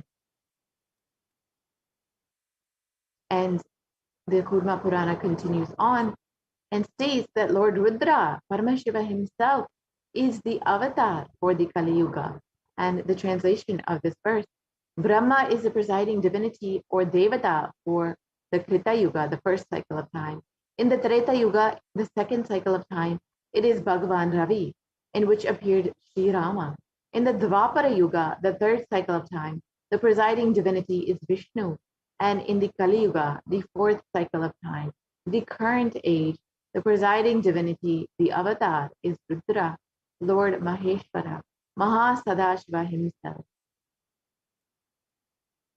And out of his deepest compassion to protect humanity, Paramashiva himself descended into the human form in the Nijavatara of the Supreme Pontiff of Hinduism, Jagat Guru Mahasannidhanam, His Divine Holiness, Bhagavan Nithyananda Paramashivam, on the 2nd of January, 1978. And if Paramashiva himself had waited even one more year to take the human form, it would have been too late for humanity. So let us listen to the Supreme Pontiff of Hinduism himself revealing about this.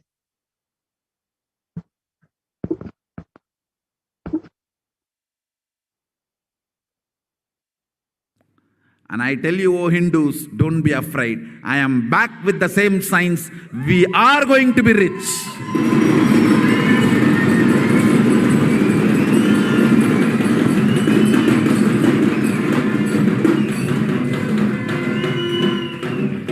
It is not lost.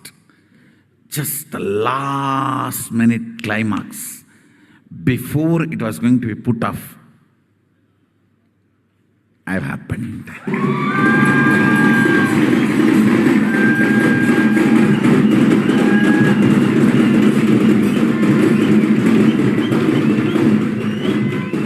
"1979 would have been late.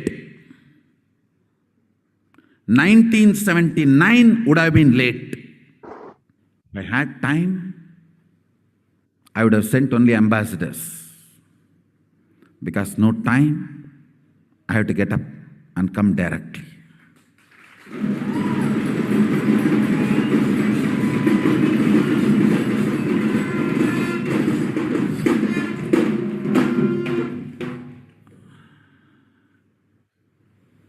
O Hindus, feel blessed.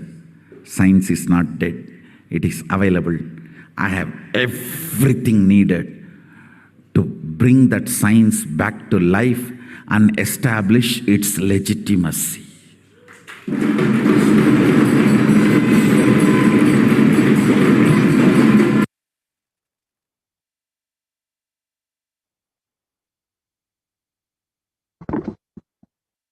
And the Avatar's advent on planet Earth was to protect the world from this great cosmic deluge and bring them to the new age, the Satya Yuga.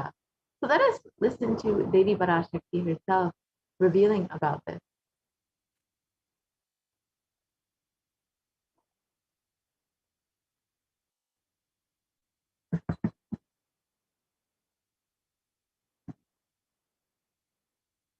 ஓம் ஓம் உலக மக்களே கேளுங்கள். கலி முற்றி கலி கழிந்து புதுயுகம் சத்தியயுகம் புறப்பட வேண்டிய காலம் வந்ததனால் வந்திருக்கின்றது இந்த பெரும் பிரளயம்.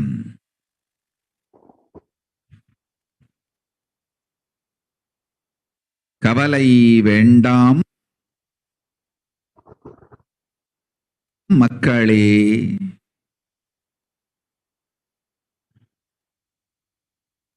நித்யானந்தன் வடிவம் தாங்கி நாமே இங்கு வந்திருக்கின்றோம். நித்யயுகம் செய்வோம். நித்யயுகம் சத்யயுகமாய் மலரும் இங்கு. ஆனந்தமாக இருங்கள்.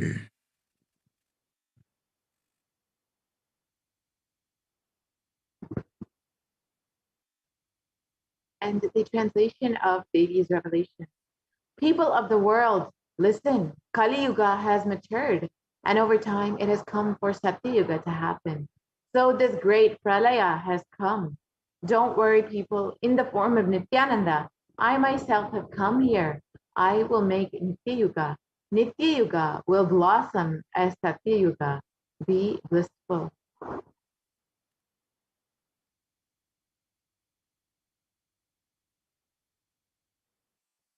For this huge hell Kirmi Bhojanam not to come to India in 2020, I had planned to do the Padayatra throughout India in the 12 Jyotirlingas through my son Swamiji.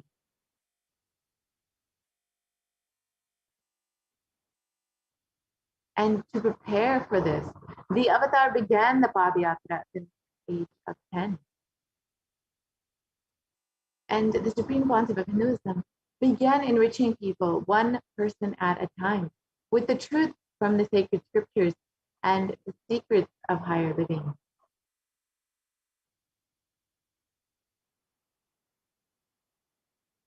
And even at the young age of 14, all of the classmates of the Supreme Pontiff of Hinduism recall the yatra where the Supreme Pontiff of Hinduism led them from Gudiyatham, Tamil Nadu to Tiruvannamalai, the birthplace of the Supreme Pontiff of Hinduism, and a huge pilgrimage site. And when the Supreme Pontiff of Hinduism was just 19 years old, all the fellow monks at the Ramakrishna Math remember the yatra where the Supreme Pontiff of Hinduism led them from Chennai, Tamil Nadu to Tiruvannamalai and gave them an unforgettable pilgrimage trip experience. And the Supreme Pontiff of Hinduism continued walking the length and breadth of India, enriching more and more people and preparing each one until the Supreme Pontiff of Hinduism founded the international mission, the Nithyananda Sangha, on the 31st of December 1999 to revive Kailasa internationally. And the Supreme Pontiff of Hinduism established the first Kailasa enlightenment ecosystem in Tiruchengood, Tamil Nadu on the 14th of April 2001. And here you can see the photo of the inauguration day when the Supreme Pontiff of Hinduism was just 23 years old. And the Avatar continued his Vijayatra all over the world to enrich people from various backgrounds. And the Supreme Pontiff of Hinduism's intensity and dedication for the people resonated even among crowds where most of the audience did not even speak English. Each one still deeply connected with the Supreme Pontiff of Hinduism's teachings and his mere presence, and were moved to tears. And in 2000, his disciples on the first Himalayan Yatra, visiting temples, delivering satsangs, and initiating them into the superconscious breakthrough. And subsequently, the Avatar have personally organized and led yatras yearly and guided individual souls, not just to physical spiritual sites, but to supernal spiritual realms.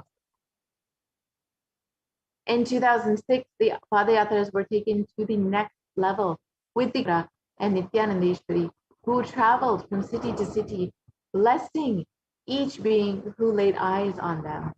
So let us now watch the video from the Kodikand Rathayatra in 2006, and you can see how much each being is radiating from just being in the presence of the Supreme Pontiff of Hinduism.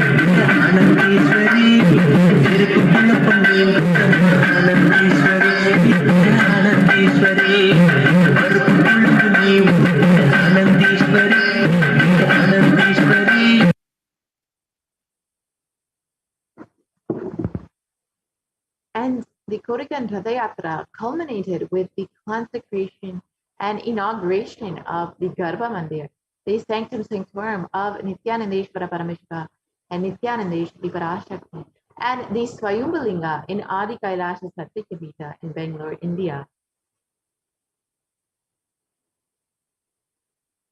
And these deities were energized as Archavataras to radiate the energy of Paramashiva and Parashakti to create Adi Kailasha Sarvakyampitham as a shift to save humanity from this upcoming pralaya.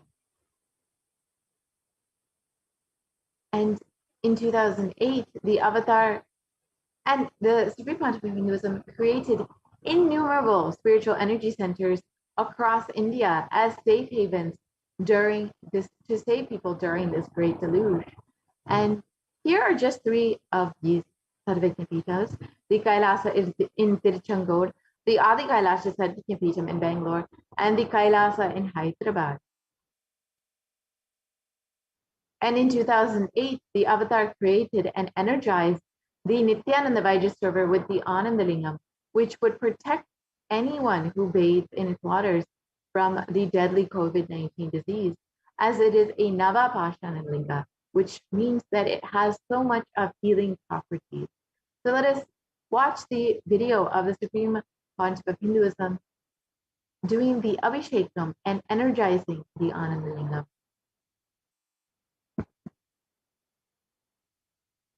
जनमस्सहस्राक्षाय च शतधन्वने जनमो गिरिशाय विष्टाय जनमो मीढुष्टमाय च शुमते जनमो स्रस्वाय च वामनाय जनमो बृहते च वर्षीयते जनमो वृद्धाय च संवृद्धने जनमो अग्र्याय च प्रथमाय जनम आशवे च जिराय च नम शीघ्रियाय च शीघ्राय च नम ऊर्म्याय च वस्वन्याय च नम स्रोतस्याय च दीप्याय च नमो ज्येष्ठाय च कनिष्ठाय च नम पूर्वजाय च परजाय च नमो मध्यमाय च पगल्भाय च नमो च घन्याय च बुद्ध्याय च नमस्तोभ्याय च प्रतिसर्याय च नमो याम्याय च क्षेम्याय च नम उर्वर्याय च खल्याय च नम श्रोप्याय च वसान्याय च नमो वन्याय च कक्ष्याय च नम श्रवाय च प्रतिश्रवाय च नम आशुषेणाय च आशुरथाय च नम शूराय च वभिन्दते च नमो वर्मिणे च वरुथिने च नमो बिल्मिने च कवथिने च नम श्रुताय च श्रुतसेनाय च नमो दुन्दुभ्याय च हनन्याय च नमो धृष्णवे च प्रवृषाय च नमो दूताय च प्रहिताय च नमो विशङ्गिने च शुधिमते च नमस्तीक्ष्णे च वेजायुधिने च नमस्वाय उधायने च नमस्कृत्याय च पथ्याय च नमः काट्याय च नीप्याय च नमः सूप्याय च सरस्याय च नमो नाद्याय च वैशन्ताय च नमः कूप्याय च भट्याय च नमो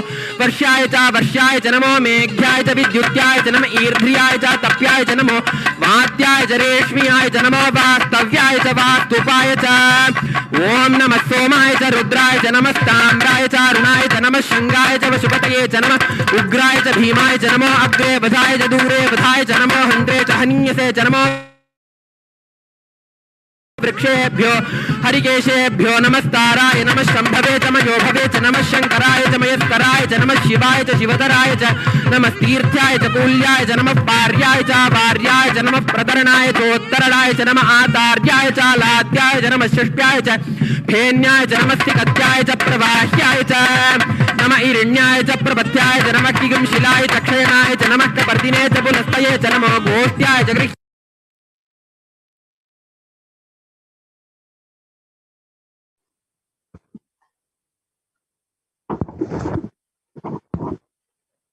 And in 2009, the Avatar held another Kodikand Ratha Yatra and garnered international attention by creating a movement where lakhs of Hindus were once again embracing Hinduism.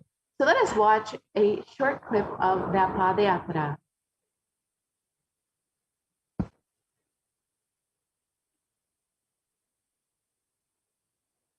போல நின்பதம் கண்ட என் மனோ நித்ய சத்குரு நித்ய சத்குரு நித்ய சத்குரு நித்யனே நித்ய சத்குரு நித்ய சத்குரு நித்ய சத்குரு நித்யனே நின்முகம் நீனைந்து இங்கு நிர்மலமாகவே ஆனதே இதய சக்கரம் அனகதமும் இனிமையோடு திறந்ததே நித்ய சத்குரு நித்ய சத்குரு நித்ய சத்குரு நித்யனே நித்ய சத்குரு நித்ய சத்குரு நித்ய Sadhguru நித்யனே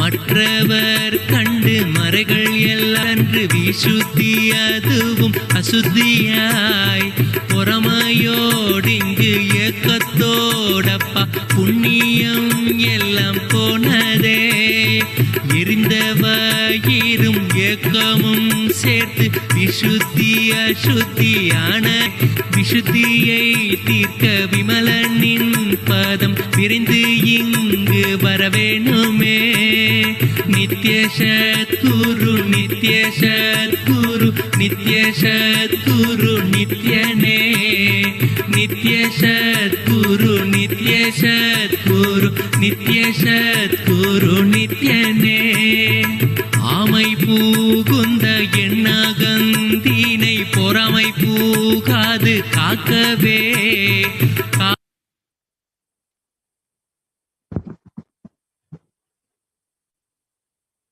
And wherever the avatar's feet have graced the planet Earth, there the seeds of super consciousness have been sown.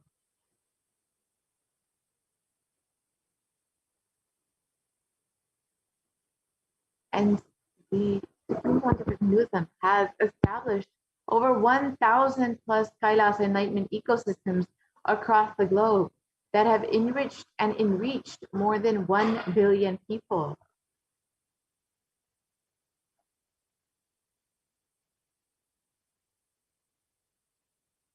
And in the next several photos, we will just go through some of the various enlightenment ecosystems that the Supreme Pontiff of Hinduism has created to bless people and to bring the superconscious breakthrough to humanity and guide them through this pralaya.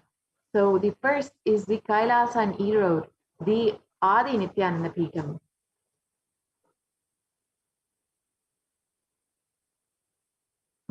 And then we have the Adi Kailasa Satyagnapita in Bangalore, India.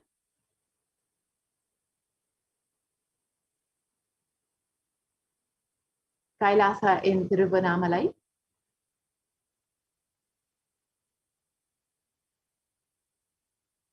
The Kailasa in Columbus, Ohio.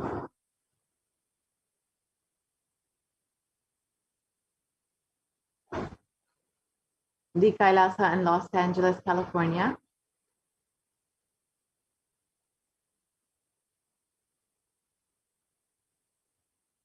The Kailasa in San Jose, California.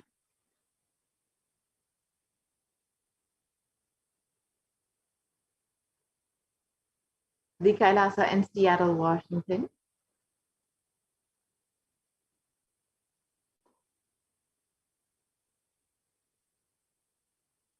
The Kailasa in Houston, Texas.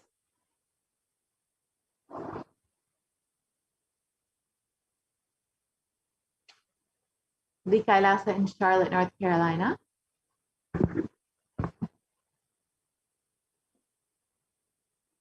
The Kailasa in New York.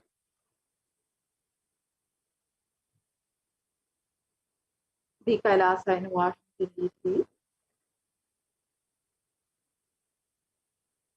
The Kailasa in Toronto, Canada.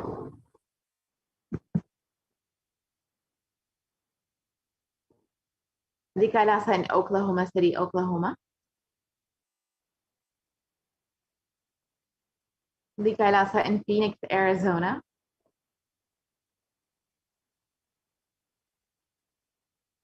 The Kailasa in St. Louis, Missouri.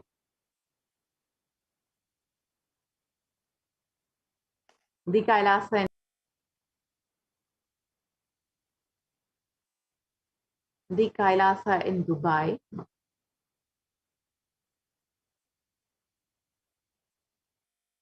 The Kailasa in London, UK. The Kailasa in Scotland, UK.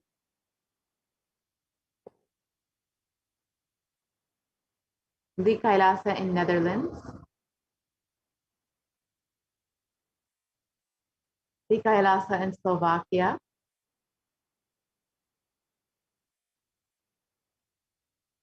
The Kailasa in Belgium. The Kailasa in Luxembourg.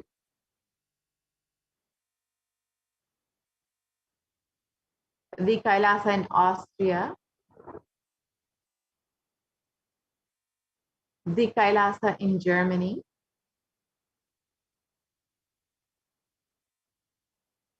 the Kailasa in Italy, the Kailasa in France,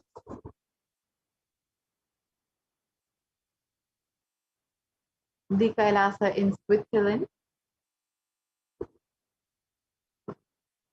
the Kailasa in Mauritius, the Kailasa in South Africa,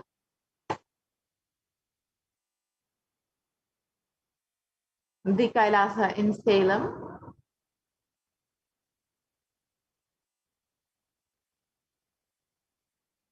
the Kailasa in Hosur,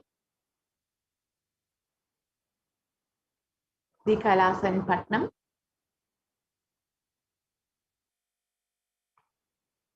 the Kailasa in Varanasi, the Kailasa in Rajapalayam,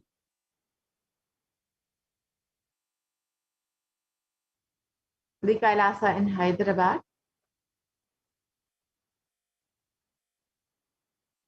the Kailasa in Kerala, and the Kailasa in Gujarat, which is the Yogini Sarvajna Peetham, the Kailasa in Dirvanur, the Kailasa in Alankulam, the Kailasa in Tambaram, Chennai,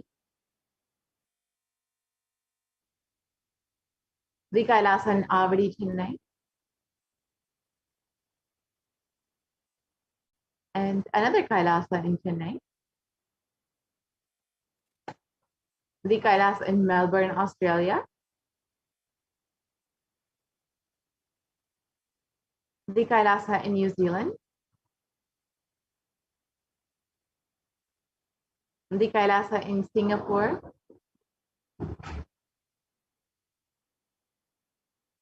the Kailasa in Kuala Lumpur, Malaysia,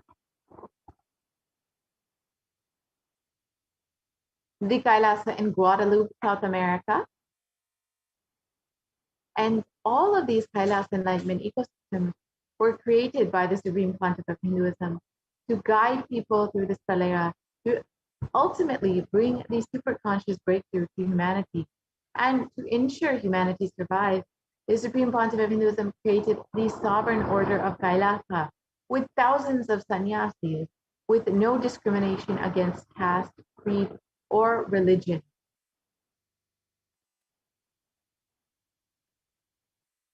And the Supreme Pontiff of Hinduism initiated thousands of people in healing who are actively healing millions of people all over the world.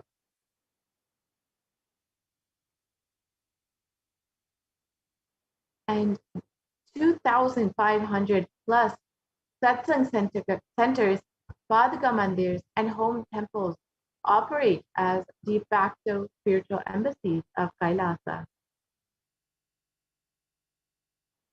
And the avatar has inspired millions to reclaim their Hindu-centric freedom, with thousands of padayatras that were conducted by the Hindu diaspora worldwide, honoring the hard work of the Supreme Pontiff of Hinduism and the revival of Kailasa, while silently, unknowingly preparing for what was to come. And in 2017, devotees in Malaysia planned a padayatra and executed it successfully, with thousands participating and the dying Hindu population in Malaysia being reinvigorated. And for every major Hindu festival, devotees from across the globe have performed the padayatra out of their sincere devotion and love for the avatar.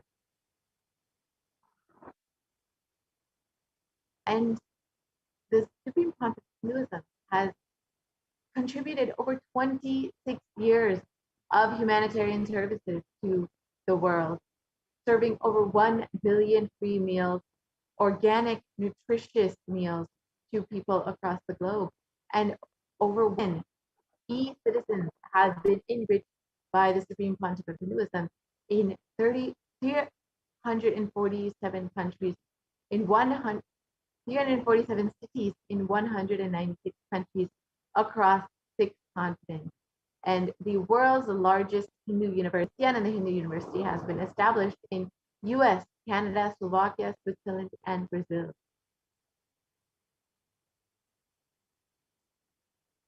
And over 1 billion views have been created on the world's largest digital nation, the Kailasa nation. And you can connect with us on the various social media platforms, including Twitter, Instagram, Facebook, YouTube, WhatsApp, and many more. And you can also visit all of our websites, kailasa.org, nithyananda.org, nithyanandahinduuniversity.org, Kailasa TV, and Nithyananda TV. And you can also connect with us on the Enlighten app, which is an app exclusively to keep you constantly in the space of enlightenment, constantly hearing the teachings of the Supreme Pontiff of Hinduism, and constantly maintaining that high space.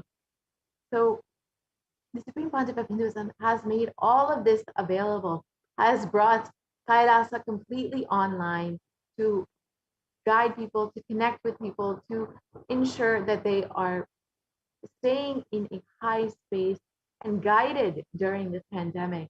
And the Supreme Pontiff of Hinduism has been continuously conducting the Paramashivoham program to also ensure people are staying active, staying alive, and staying protected during the pandemic, and to ensure that they are still receiving that superconscious breakthrough despite everything that is happening in this world. So the Supreme Pontiff of Hinduism has been continuously manifesting Devi Parashakti of healing, blessing, and guiding each one of us, and has created all of these various platforms, all of these various programs just for this purpose. So if you would like to become an e-citizen, you can visit kailasa.org and avail all of the benefits of that the Supreme Pontiff of Hinduism has been giving to the world. With this, we will be concluding this portion of the program and be moving into the next segment, which is the offering. So we will be hearing about the offerings that we can make to Devi Parashakti. So as we prepare for the live Parashakti Akashic readings happening at 8 p.m., let us get ourselves into the space to receive all of the blessings from Devi Parashakti herself. And these offerings will do just that. When you make an offering to the divine, you are opening up your space. You are allowing the divine energy to bless your life. See, Devi has been continuously manifesting through the Supreme Pontiff of Hinduism just for your blessings, for your healing to happen. And she will continuously manifest whether you make this offering or not. But only when you decide to open yourself up, to open your being up, will you be able to receive all of the blessings of the Supreme Pontiff of Hinduism manifesting Devi Parashakti. An offering is a giving of a divine gift of pure love, of devotion, of oneness, and it consists of 2 parts, the giving and the accepting. And only when the divine accepts what one offers, the offering becomes complete. An offering is not made out of fear nor out of greed, but out of just your pure gratitude for the divine happening in your life. And when an avatar lands, the offerings are purely a part of the grand Leela played out for the only purpose of your enlightenment.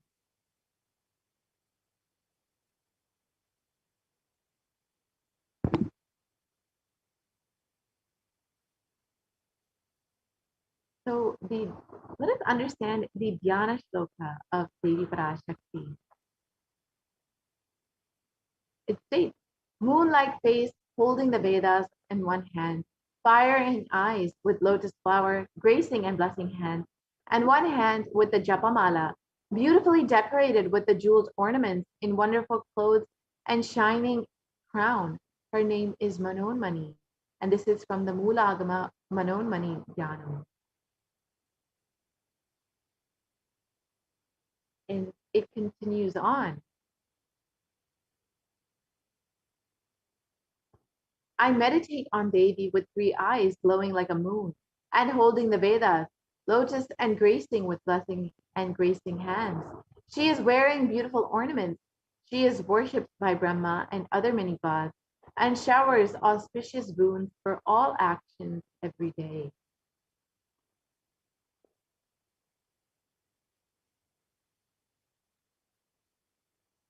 So you will see in this segment, many of these offerings are made in gold. And this is not simply by coincidence. It is because gold has great significance in Hinduism. It is considered a divine element. And in the Atharva Veda, it mentions, triply born by birth is this gold. From the atoms of Agni is one. It becomes dearest to Agni. One fell away from the Soma when it was hurt. One they call the seed of virtuous and powerful Apaha. Let that triple gold be for your long life. And gold is considered a divine element. It purifies anything it touches. It is an element of great spiritual significance and great spiritual power of healing and enlightening. The vibration of gold has the power to infuse sattva energy and positive thought currents in anyone who wears or anyone who sees or even operates in its vicinity.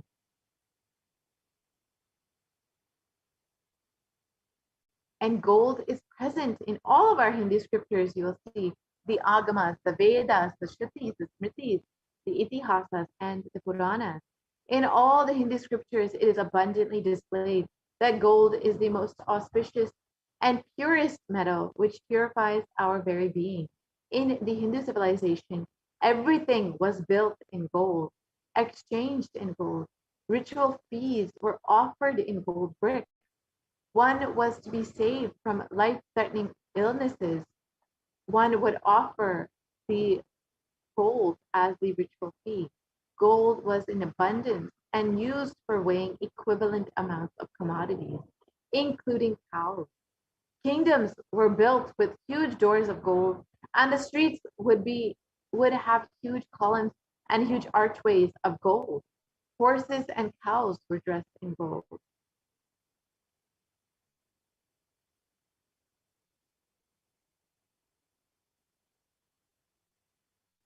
The Hindu civilization thrived on the banks of rivers of gold.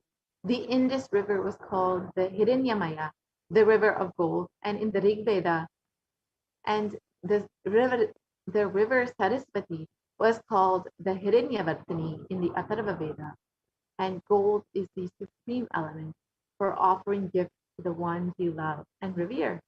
Temples are constructed and paved in gold.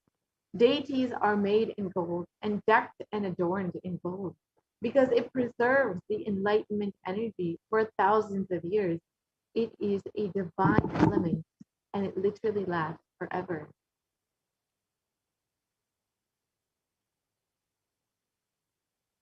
So the first offering that we can make to Devi Parashakti is through the e-hundi, which is just like any other hundi that you would go to in any temple. You can just drop a few dollars into that hundi. You just make a small offering just to say, I love you and thank you for happening in my life. So you can do the same with this e-hundi. Kailasa has made this very easy for you to do the online e-hundi offering, where you can just offer a couple dollars just to say, I love you to Devi, just to offer your devotion. It is stated that Devi is fond of true devotion and is realized through true devotion. She can be won over through true devotion, and she removes all fear. And if there's any fear in the minds of the devotees, it is Devi who is sure to remove that fear. And it is stated that Devi likes to be worshipped in the autumn. And autumn is not the season autumn, but rather the autumn of our lives, when our thoughts turn more and more inward and the role of the divine becomes more prominent in our lives, and the need for Devi worship becomes much more strong. And Devi is described as the one who bestows happiness on all of her devotees. And you can be sure to receive all of the blessings and the happiness bestowed upon you by Devi when you make this offering out of your gratitude and out of your pure love and devotion to Devi Parashakti. And your name shall be chanted and offered during the puja to Devi Parashakti.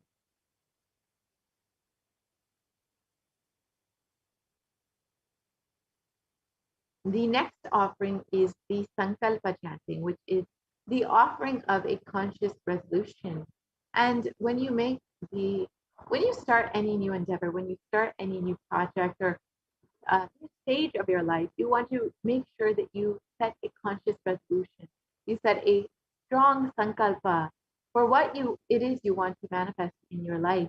And when you offer this sankalpa chanting, you are receiving all of the energy and blessings upon your conscious resolution, upon your sankalpa from the divine cosmic mother herself, manifesting through the Nijavatara of the Supreme Concept of Hinduism. And it is stated that the goddess enchants this universe and she herself gives birth to this universe. That goddess being prayed to without any interest in anything gives that knowledge that leads to salvation and gives wealth in the materialistic sense. So when you make this offering to Devi Parashakti, all of your desires, all of your wishes will be fulfilled and you will attain that knowledge that leads you to salvation. And ultimately, you will also have all of the materialistic desires fulfilled. The next offering is the Sahasranama Suvarna Kasu, which is the offering of the gold coins inscribed with the 1,008 names of Devi Parashakti. And this offering of the 1,008 names of Devi Parashakti is a very special and unique archana offered to the Mahameru of Devi Parashakti herself. And Devi is described as Nama Parayana Prita, the one who likes the repetition of her various names. And these various names are not just the names of Devi Parashakti, they are the various aspects and all of the divine qualities of Devi Parashakti, whether it is her overflowing compassion. Sorry, we can go back to the previous slide, please. Whether it's her overflowing compassion, or whether it's her beauty, or whether it's her ability to give knowledge and all of the boons to her devotees. Devi has so many divine aspects and qualities. Sorry, if I could request the volunteer to go back to the previous slide. So Devi has so many beautiful divine qualities. And when you offer this, you will be blessed with all of the divine qualities of Devi Parashakti.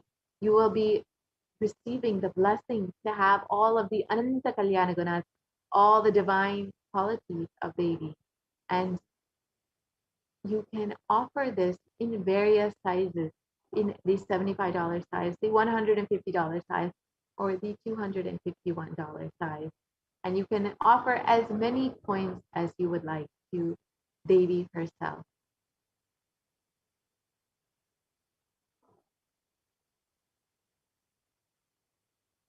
And the next offering is the Mukta Anguti, the finger ring with a pearl. And Devi Meenakshi is known for her fondness of pearls. And she is described as the ocean of compassion. And the pearl represents the compassion of Devi Meenakshi. And it states that I bow down to the goddess Meenakshi, whose crowns has garlands of pearls, and the face shining like a full moon, who wears anklets that are studded with gemstones and has small bells, who is shining like the splendor of the lotus, who grants all the wishes, the daughter of the mountain, who is worshipped by goddesses Vani and Rama, I remain ever bowing to the goddess Meenakshi, the ocean of compassion. And Devi Meenakshi manifested as as Devi Parashakti manifested as as Devi Meenakshi on planet Earth to revive Kailasa on planet Earth, to bring the superconscious breakthrough to planet Earth thousands of years ago, and to bring peace and bliss across the whole planet. And out of her deepest love, out of her deepest compassion for humanity, she manifested as in the physical form. And today, when you decide to offer this Mukta Anguti to the divine lotus feet of Devi Meenakshi, you will receive all of the compassion and blessings of Devi Meenakshi in your life. In all of your endeavors, you will receive her blessings, especially in your business endeavors. Sorry for the technical glitch.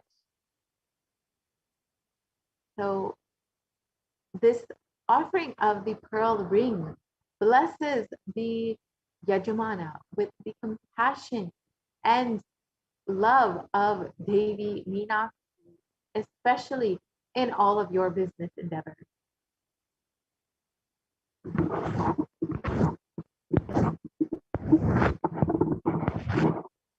And the next offering is the Swarna Padma Pushpa, which is the golden lotus. And the lotus has great significance in Hinduism. It is described in the Kamikagama that all the kalashas should be wound around with suitable thread and covered with new cloth.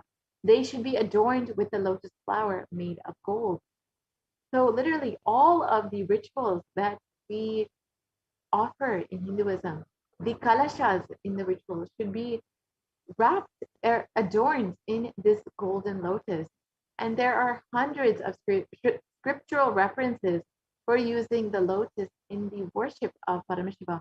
Almost everything in the worship of the ultimate involves the consecration of deities of worship or meditating on the mudras and asanas using the lotus flower, lotus leaf, the lotus pericarp, or the lotus petal. The lotus is a very divine flower, and the Shakti of Paramashiva is also called a lotus. The base of the Paramashiva Linga is the lotus, and the disciple of the Paramashiva is also considered as a lotus, ready to bloom. So you can offer the golden lotus in any size that you wish and be blessed to have the state, the space, the powers, and the being of both Paramashiva and Parashakti in your inner space amidst any and every adverse situation in your life.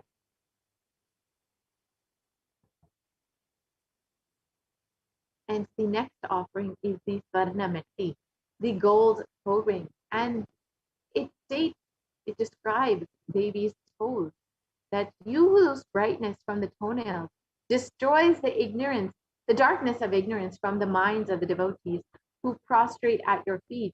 You whose brightness from your 2 feet overpower that of the lotus flower. So Devi's toenails have the power to destroy all of the ignorance from our lives. So when you offer the toe ring to Devi, adorning her sacred feet, you will be blessed to receive the blessings of all of your difficult aspects, all the difficult things in your life being removed, and being ultimately the ignorance from your life being removed, and the divine blessings of Devi Parashakti herself.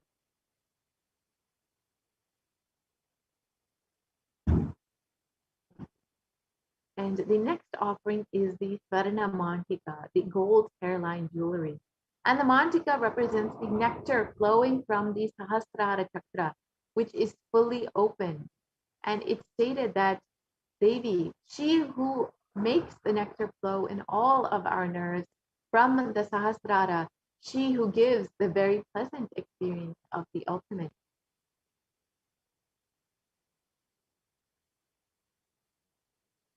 And the Swarna Mantika if you offer that to Devi Parashakti, you will literally be able to open all of your chakras all the way till the Sahasrara, and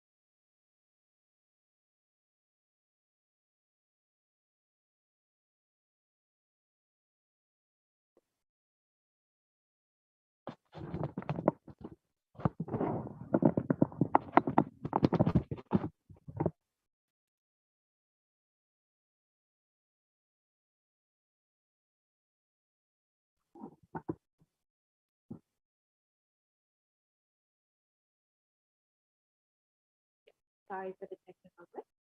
So as I was explaining, the Swarna Mantika, when you offer the Mantika to Devi, you will receive the blessings to achieve the blissful state overflowing in your being, and the overflowing gratitude and the space of complete completion. And the next offering is the Pratiksha Pada Puja, which is the most favorite offering of all the devotees and disciples of the Supreme Pontiff of Hinduism. And if I could just request a volunteer to make the slides in full screen. All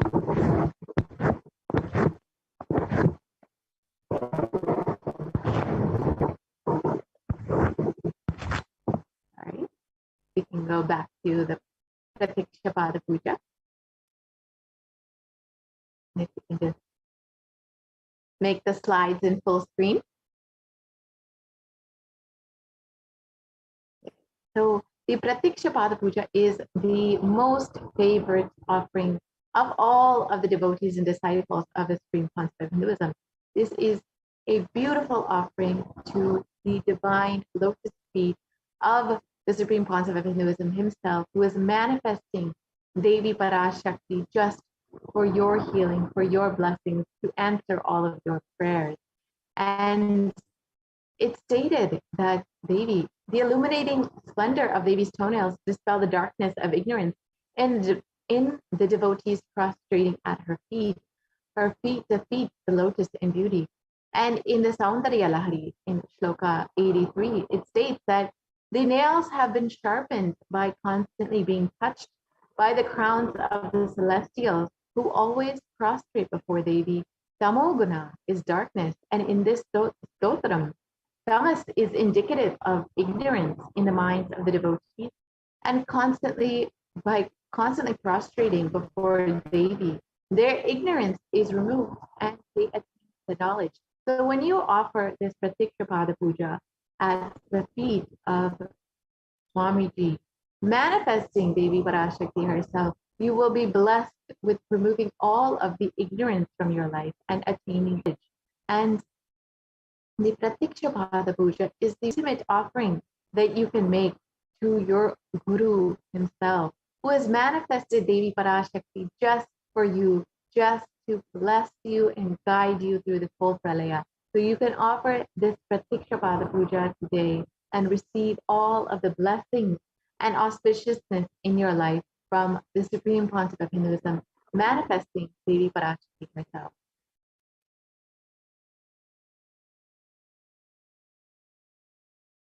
And the next offering is the Vastra Seva. And when you offer the Vastra Seva, the cloth, to Devi Parashakti, you will receive the blessings of protection from all of the dangers in your life.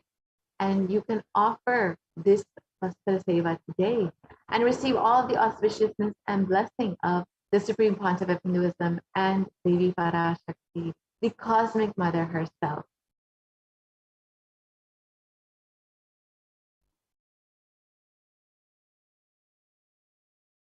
And here is the list of all the offerings, the sevas that you can make today. So whichever seva you would like to make, we can go to the next slide and we can see how we can make those offerings.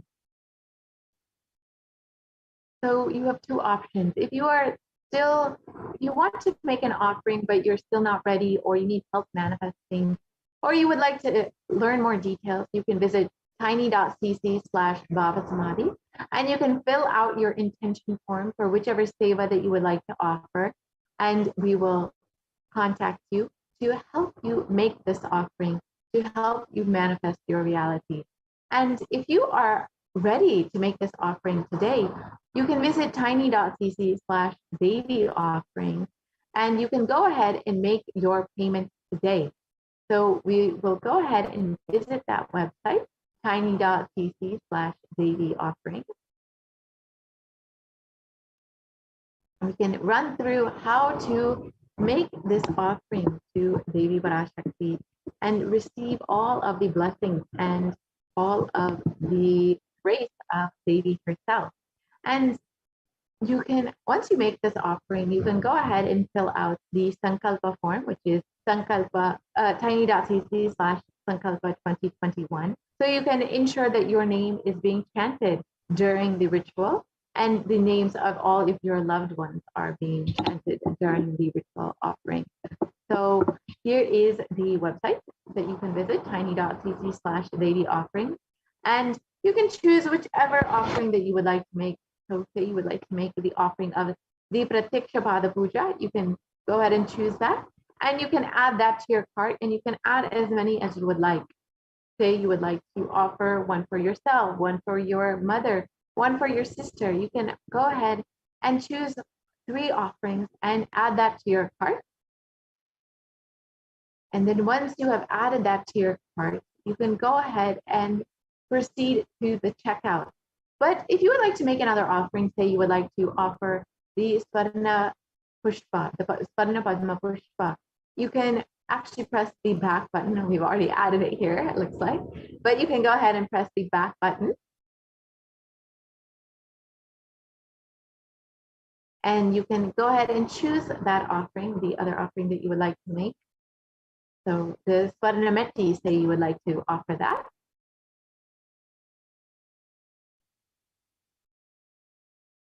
You can go ahead and choose the Swarnametti, the gold toe ring.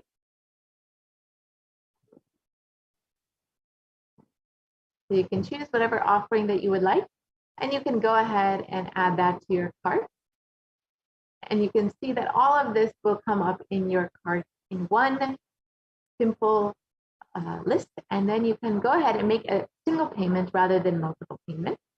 So you can go ahead and proceed to the checkout with your total, you can see there.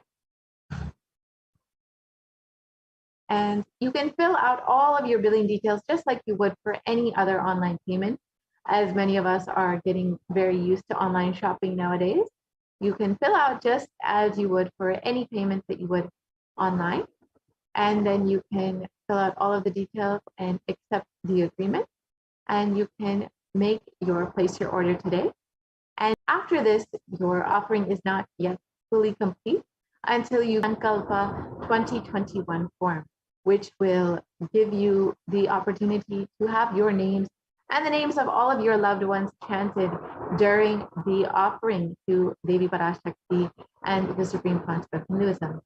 So, yes, here is the form, Sankalpa 2021. So you can fill out this form with all of the names of yourself, your loved ones, and if you know your nakshatra or your gotra details, you can include that as well. And if you don't, that is all right. You can just include your names and they will still be chanted. And you can choose whichever offering that you are making today. And once you have filled this out, you will have completed your offering to Devi Parashakti, and you will be sure to be receiving all of the blessings, all of the auspiciousness and grace of the Supreme Concept of Hinduism, manifesting Devi Parashakti herself. So with this, we will be concluding this portion of the segment, and we will be preparing to receive the live Parashakti Akashic readings of Devi herself, manifesting through the Supreme Concept of Hinduism. So as we prepare, let us listen to some of the various happenings of Adi Kailasha Sarvejapita, where the Supreme Concept of Hinduism has opened up all of the Kailasas in India as COVID care centers to protect humanity during this pralaya. And continuously, Devi Parashakti and the Supreme Concept of Hinduism have been reminding us that the only priority for this year is to keep ourselves alive. That is the only benefit of this year.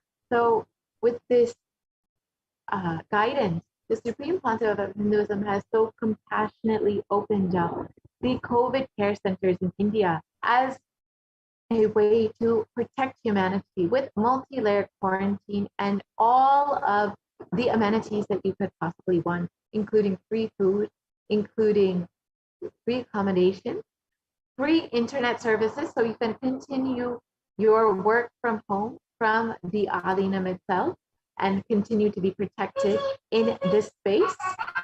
And you also have the opportunity of this beautiful, enjoying this beautiful enlightenment ecosystem created by the Supreme Concept of Hinduism with various activities, yoga, and temple rituals continuously happening to continuously keep you in the high space, despite so much of suffering and destruction going on in the world. You will be protected completely in in the womb of the Supreme Pontiff of Hinduism, in the Adi Kailasa Sarvatyambika. So if you would like to avail this opportunity today, you can sign up today at kailasa.care. So now we have the administrators of Adi Kailasa Sarvatyambika joining us to share with us all of the wonderful happenings and activities going on at Adi Kailasa Sarvatyambika, made available to you from the Supreme Pontiff of Hinduism himself, out of his deepest compassion for each and every single being. So I welcome Ma Achila Swami and Ma Pranapriya to take us through all of the various activities that they are having at the Adi Kailasa Sarvatyambika. Thank you so much for joining us, Ma.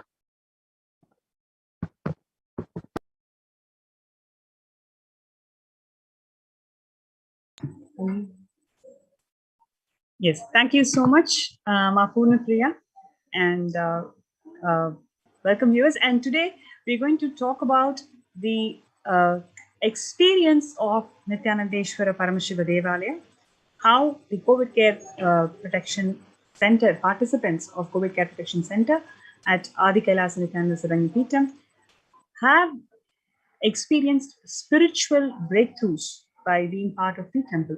So now in the times when COVID-19 is rampant and the ancient temples are in a lockdown, because of the risk of widespread corona disease, the devotees of these temples were visiting and having darshan of their gods and goddesses for thousands of years. Yet, all these ancient sacred sentiments have come to an harming halt after the lockdowns have taken place. The religious fervor of the devotees is being lost due to the pandemic.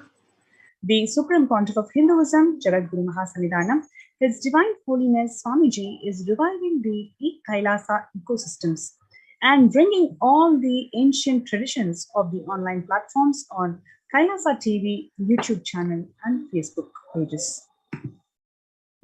So a number of rituals, pujas, special homas were conducted in Nithyanandeshwara Paramashiva Devalaya at Adi Kailasa Nithyananda Paramashivoham, and these rituals were conducted in the presence and the blessings of the Supreme Pontiff of Hinduism, and the whole thing is guided and micromanaged by Swamiji.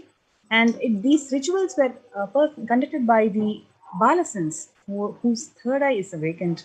And these rituals are specifically designed to promote global peace and also help people to experience the healing energy, especially during this ongoing pandemic. And these rituals were all telecasted live in various social media platforms and digital platforms to enable people to receive the blessings of the most powerful sacred space of Nithyanandeshwara Paramashiva Devalaya. And what you're seeing now is the Nithyanandeshwara Paramashiva Devalaya live on nithyananda.tv, and it has got the live camera of all the different deities that the temple houses. So what we are particularly seeing here is the Kalpa Vriksha, the Kalpa Vriksha. Anybody who's just having the glimpse of this Kalpa Vriksha and makes the wish, the space, sacred space, just manifests itself and creates the reality. And this is the Facebook page where all the Nithya pujas, rituals, kriyas, everything is telecasted live. And this is the YouTube channel. So what we are seeing now is the special homa that was conducted in Nithyanandeshwara Paramashiva Devalaya. So for you to experience, witness and join us in these beautiful, amazing rituals, you can join us in the COVID and be part of the COVID Care Protection Center. You can register now in the link below, kailasa.org/Kailasa-Care, KAILASA.org/KAILASACARE. So let's take a few minutes for us to join the COVID Care Protection Centers to be part of this ecosystem that is going to protect all of us from this ongoing pralaya.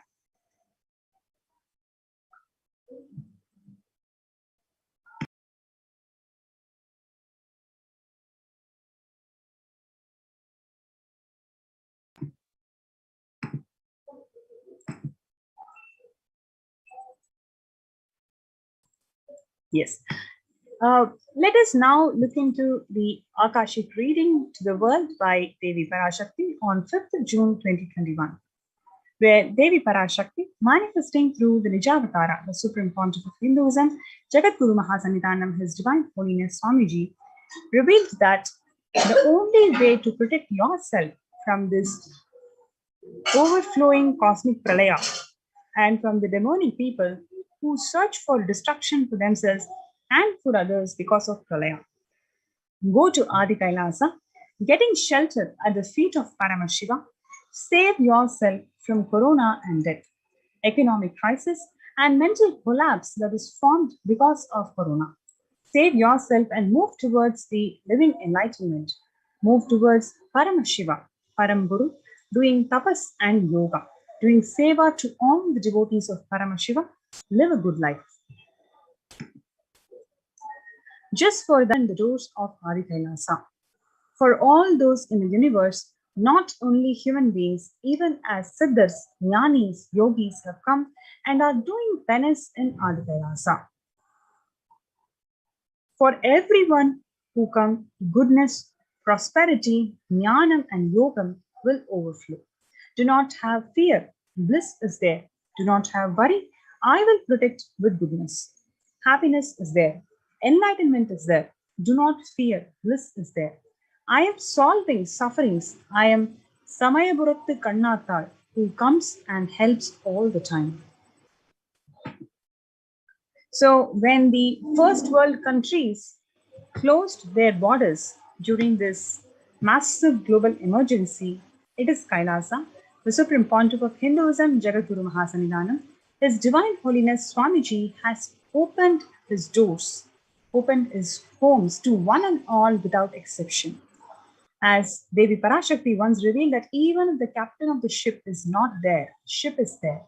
Even despite the decade-long massive persecution on the Supreme Pontiff of Hinduism, despite all of that, he opened his homes when the first world countries literally closed their borders during this global emergency. It is the compassion and grace of the Supreme Pontiff of Hinduism that he opened his own homes, own spiritual, de facto spiritual embassy to one and all unconditionally for them to experience conscious sovereignty and feel protected during this pandemic.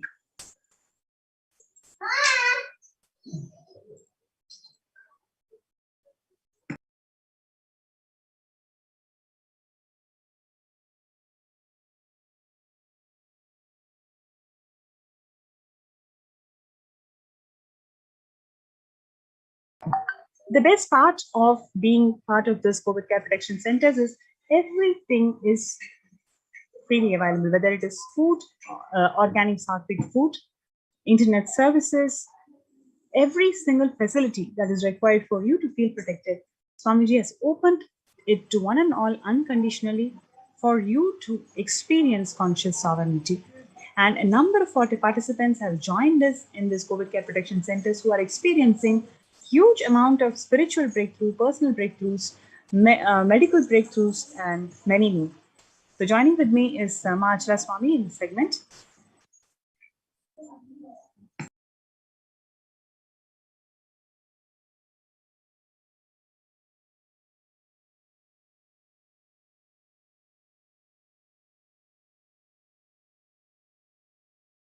Nithyanandam, and one can see here the very detailed statistics of the total minutes of rituals which have been offered for peace at Kailasa's Nithyanandeshwara Paramashiva Devalayam in the last 14 years, a whopping 13.3 million. One can see here daily rituals and the total number of minutes that is spent towards this fundamentally enriching, peaceful, activity in the form of daily rituals at the Hindu temple, ranging from Go Puja starting right in the wee hours of the morning to the daily Rudra Homa, Chandi Homa, and the Uttamattama Seva to the Archavataras of Nithyanandeshwara, Nithyanandeshwari, and literally living with the deities, waking them up in the wee hours of the morning and putting them to bed at the end of the day. The Guru Pujas, the Arati, the Abhishekams, the special pujas which are done on certain days of the week, weekly pujas and fortnightly pujas, monthly pujas, homas, all this, and the annual rituals in the form of the Brahmotsavams, which are the typically 10-day grand celebrations of Hinduism, of the Vedic existence, of life itself. So one can see the whole of Kailasa's temple ecosystems are centered around these energy fields in the form of temples. And the list continues as we have various Brahmotsavams throughout the year, practically the whole year, every day being a celebration of life and the divine, the ultimate. Here we can see the glimpses of the Nithyanandeshwara Paramashiva Devalayam and Kailasa. Here in the last just few weeks and months, what are the rituals that were conducted at the Nithyanandeshwara Paramashiva Devalayam? The Shatru Samhara Trishati Homa, one can see all the rituals in the form of homas, pujas, aratis, and the grand alankarams done to the deities, the beautiful floral decorations. Literally, what for temples exist, what for deities are decorated so beautifully so that all our senses are literally engrossed in them, taking the mind away from all the usual rut, be it a feast for the eyes to see the deities and their amazingly adorned forms, to the sounds, the beautiful sounds of the temples, the smell of the temple, the smoke of the homa, which is so health-inducing, especially for the respiratory system. As one can see, the whole temple science has so many nuances which help a human being to realize the ultimate in all levels, be it physical, mental, psychological, social. The whole ecosystem, as designed in Hinduism, is centered around the temples. Here one can see the beautiful visuals of the Paurnami Yagam, and one can see here the Nataraja Abhishekam. The rituals continuing in the form of Tirukalyanam, or the sacred divine marriage. And further, every single day, as one can see, the Balasans and the sannyasis of the sovereign order of Kailasa offering various temple rituals, sannyas initiation, another sacred happening of the Nithyananda order, keeping alive and vibrant the whole tradition of sannyas. Sannyas being the highest tattva amongst the 24 tattvas. It is said when a person takes sannyas, they declare their commitment to fulfill the very purpose of their births, their happenings, saying no to the social exploitation and yes to enlightenment. Bhagavan says, awakening you to your highest possibility is sannyas. After Adi Shankara, there was never an open public invitation to become a sannyasi in the Hindu tradition. Now, for the first time in the last 2,500 years, I am going to systematically expand on all the different aspects and dimensions of sannyas. Listen, I am opening the doors of sannyas for all of you.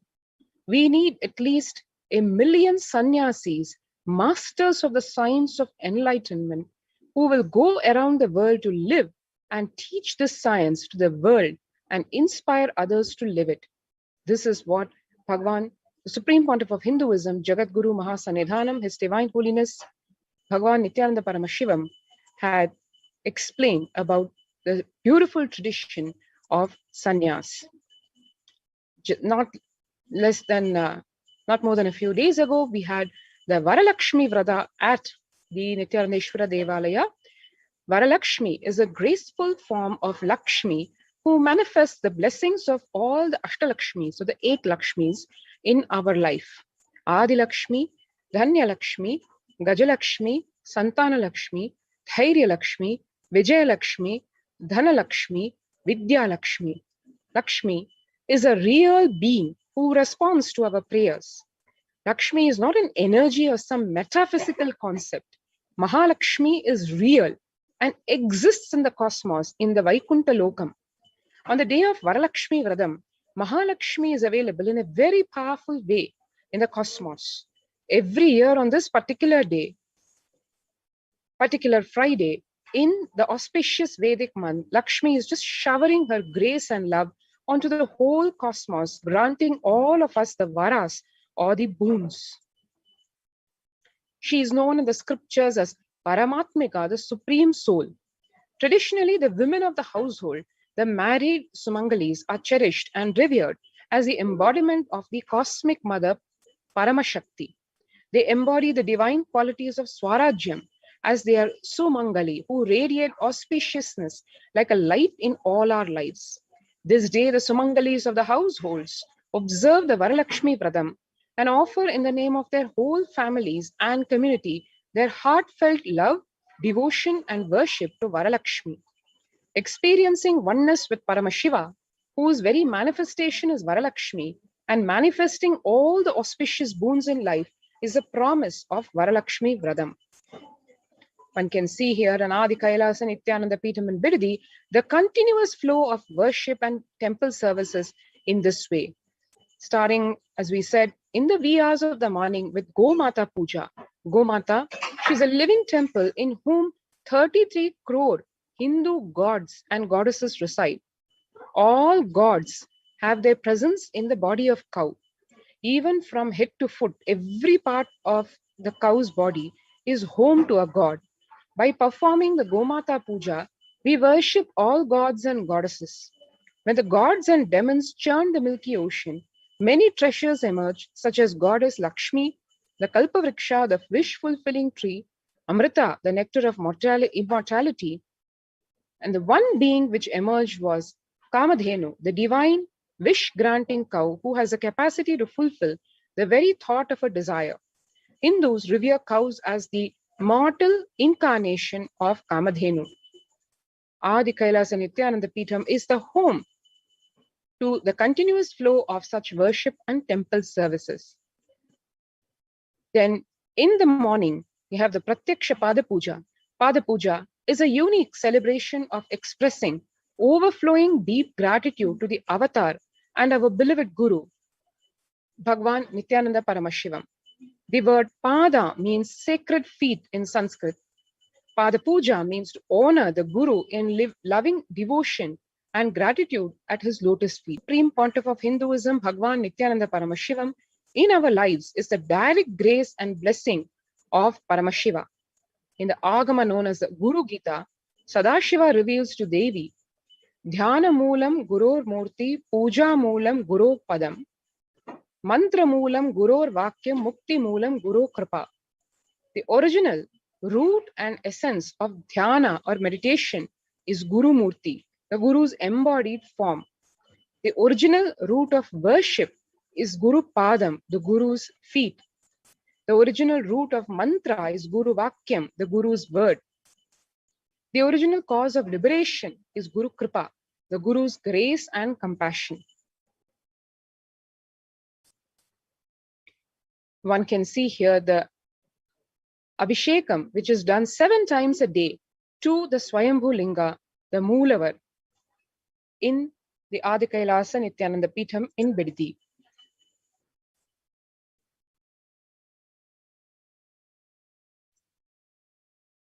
The 7 Abhishekams that happen through the day to the Moolavar, to the Swayambhu Linga, include the Kalasandhi Abhishekam and various other abhishekams throughout the day, including the aratis, which are done during the day. And then we have the blissful Dakshinamurti under the Kalpavriksha, the sacred banyan tree, which deity was literally carved directly by the Supreme Pontiff of Hinduism, Bhagavan Nithyananda Paramashivam himself. The Upasandhikala Abhishekam and the Nitya Sri Vidya Puja. Vidya in Sanskrit means knowledge. Sri in Sanskrit means enlightenment. Sri Vidya in Sanskrit together refers to the stream of Vedic worship based on mother energy, which showers true knowledge, which in turn helps one achieve the ultimate state of enlightenment. This is one of the most powerful spiritual practices from the Vedic tradition. Vedic rishis mention several times that only those blessed souls will have the opportunity to perform or even be in the space where Sri Vidya ritual happens. Mother energy is the overflowing compassion and love. Relating to the existential energy as mother is the most loving and easiest ways which, when done with deep devotion, brings tremendous benefits. Nataraja Abhishekam. Lord Nataraja is a dancing form of Paramashiva and performs the Panchakritya, or the fine divine tasks of creation, sustenance, rejuvenation, putting in and pulling out of delusion, and liberation while performing the cosmic dance. Worshipping him on the sacred day will help one imbibe his cosmic activism and make us to keep moving in life in an unclutched space of Nirvikalpa Samadhi. Ardhayama Kala Abhishekam, done to the Mulavar Swayambhulinga. The daily Chandi Homa done to Devi Chandi. The entire ritual done in an elaborate way with the Parayanam, or the chanting of the Saptashati, the 700 verses on Mother Durga, and the fire ritual.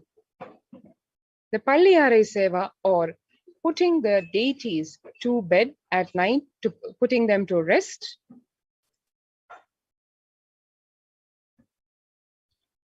And all this is a part of the experience and the lifestyle one would experience at the Adi Kailasa Nithyananda Peetham, where it is open as a COVID care protection all, so that, as Devi Parashakti had revealed, the most important thing to do till the end of this year is to protect one's life, literally. Everything else is secondary, everything else can be seen later. And to protect oneself from the ongoing corona pandemic, which is now taking literally massive proportions in the form of various variants of the virus, in the form of Delta virus, etc., which is forcing the world literally to lock down. The way to protect oneself practically in today's situation being only multi-layer quarantine, without having the threat of, or the danger of, being mentally broken by being quarantined in a smaller spaces. So the solution being come to the various de facto spiritual embassies of Kailasa across India, so that one can benefit the COVID care protection without having to compromise on the spaces of living, community living, giving the feeling, the security that one gets in a community, because one has a whole community to live with, a large family, an ideological family too, on top of that, where everybody is aligned spiritually, ideologically, going by the guidance and blessings of the Supreme Pontiff of Hinduism, Bhagavan Nithyananda Paramashivam. So the best of anything that is possible in today's world, in the face of the ongoing pandemic, is to join the COVID care protection centers. And for that, one can register through this link, https://kailasa.org/kailasa-care. So let's take a few seconds as we conclude this segment.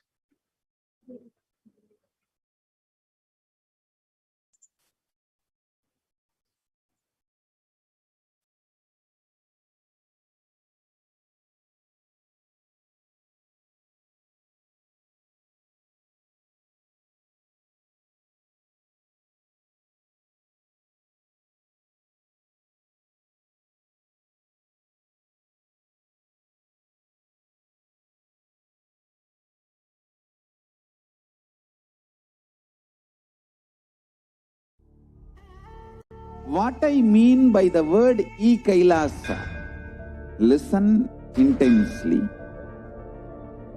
Enlightenment ecosystem, literally enlightenment itself, in your own home, wherever you are. If you cannot come to Kailasa, it's okay. Kailasa can come to you. Kailasa coming to you is e-Kailasa.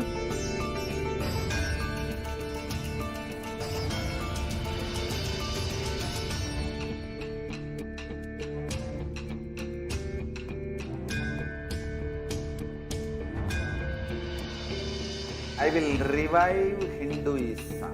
I am a Hindu revivalist, not by any revolution, but by evolution.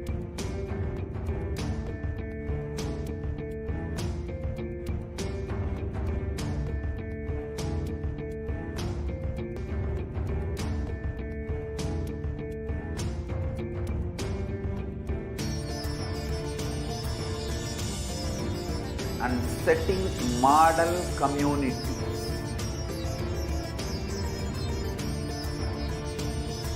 Kailasas, enlightenment ecosystems, Sarvanya Pitas all over the world.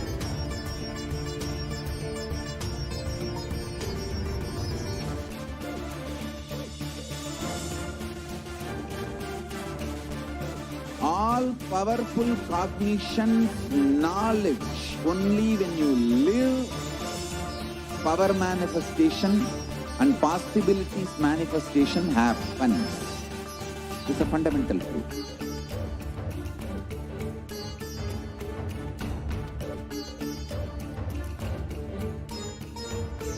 Hinduism cannot live exclusively as one sampradaya. No.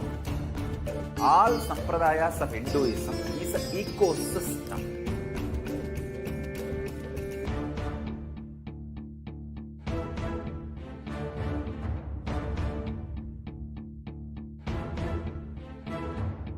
So don't keep quiet thinking that if one sampradaya is attacked, only that sampradaya is going to be affected.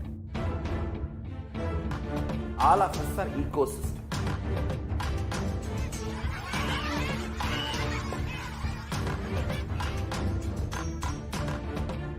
I invite all of you to get involved and enjoy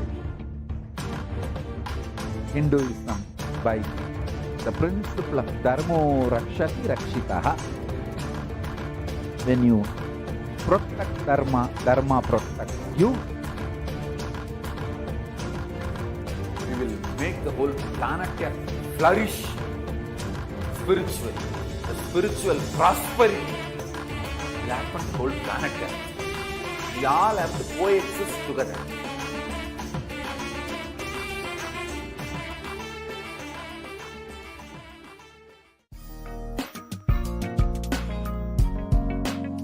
We get you health. We get you ability to build beautiful relationships in your life. We get you direct spiritual support, and we make sure you become wealthy.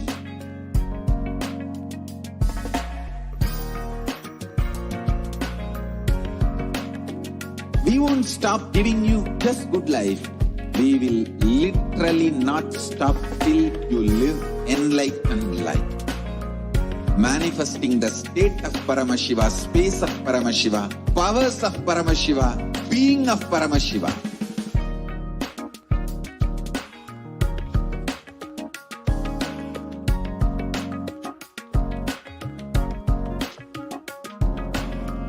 Whole world should become e-Kailasian. I want the whole world to know Hindus have something great to contribute to the world.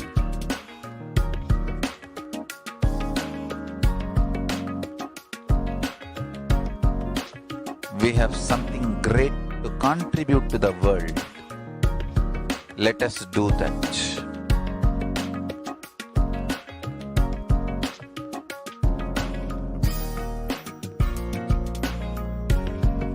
E-Kailasa is proper customized spiritual service helping you to identify your root patterns of suffering.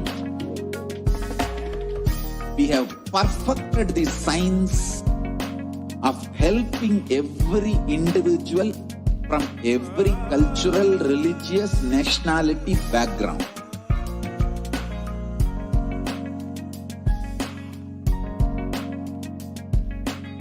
You will have lowest reactionary assumptions, highest awakened response, alive response for life continuously.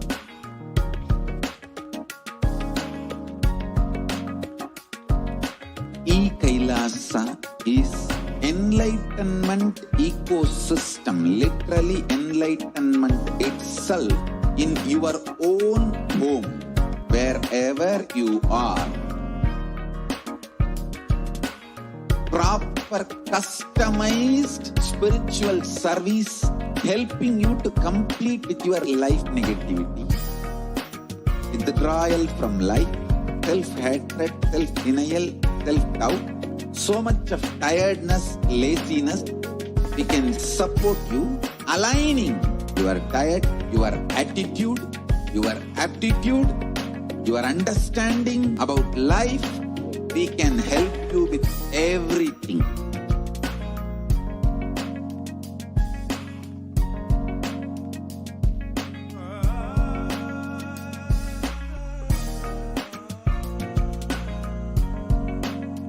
If you are interested in enlightenment, we will immediately bring this to you. If you are not interested, we will explain the whole science, inspire you and make you interested in enlightenment time. We need to cater this enlightenment science to the whole world wherever they are, because enlightenment is the birthright of all human beings. Kailasa is responsible to provide that to all human beings.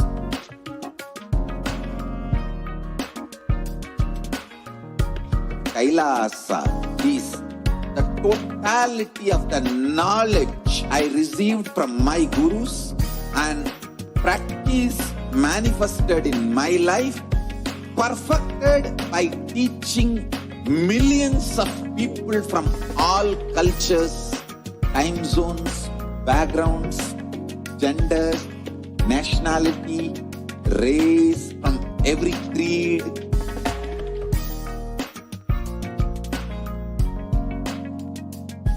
So this absolutely perfected knowledge available to you, served to you in your home without even you moving out of your couch, free of cost.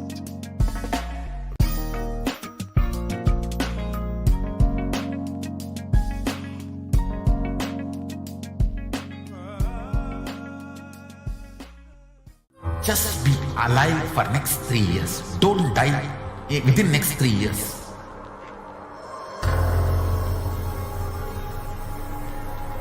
Just don't die within next 3 years. Be alive. Somehow be alive. I'm working sincerely. I will reach you somehow. Somehow I will reach you. It's my commitment to humanity.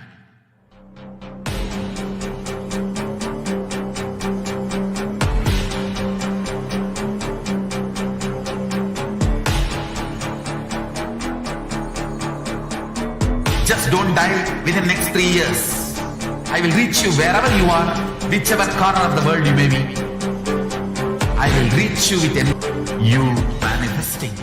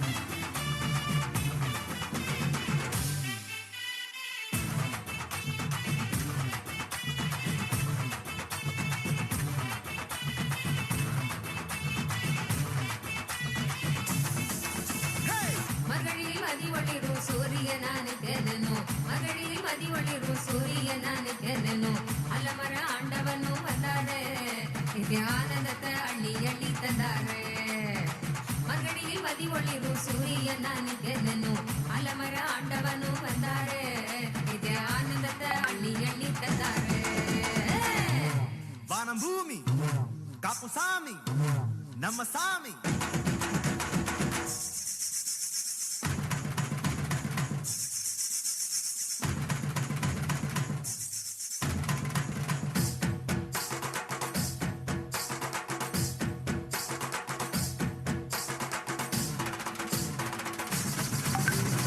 ಮುತ್ತುರವರ ತಿರಮೇ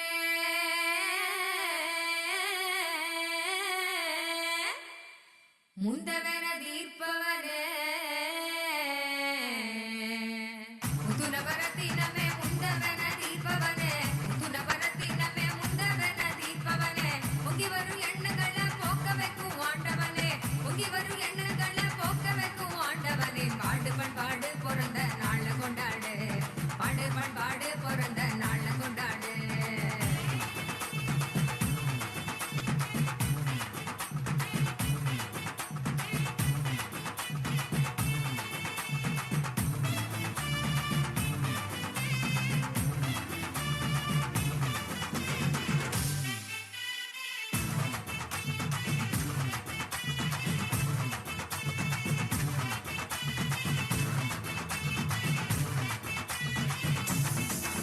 ಹೇ ಪರಮಹಂಸ ನಿತ್ಯಾನಂದ ಜ್ಞಾನೋ ತಂದಿದ್ದ ಜ್ಞಾನೋ ಒಂದಾಗ ಜ್ಞಾನೋ ಕೊಂಡಾಡಿ ಬಂದಾರಯ್ಯ சிஞ்ச சிஞ்ச சிந்தித்தாய் போல் பாசத்தில் தந்தை வீரத்தில் தாங்கும் தெய்வமாக நின்றாரையா நித்தியத்தாய் போல் பாசத்தில் தந்தை வீரத்தில் தாங்கும் தெய்வமாக நின்றாரையா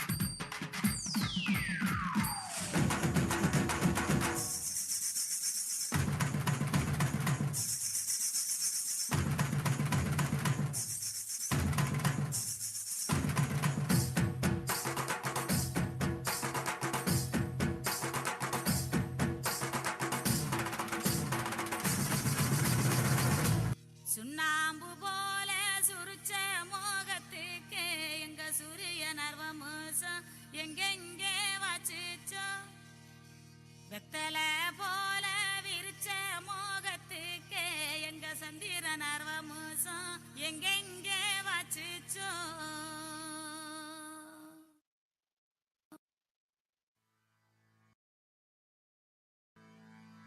கலியுகத்தை காக்க வந்த நித்யானந்த சாமி அவரே அவதரிச்ச இந்த நாள உலகமெல்லாம் கூடி மேளதாளம் முழங்க கச்சேரி வச்சு ஆனந்தமா போற்றி பாடி கொண்டாடுங்கடி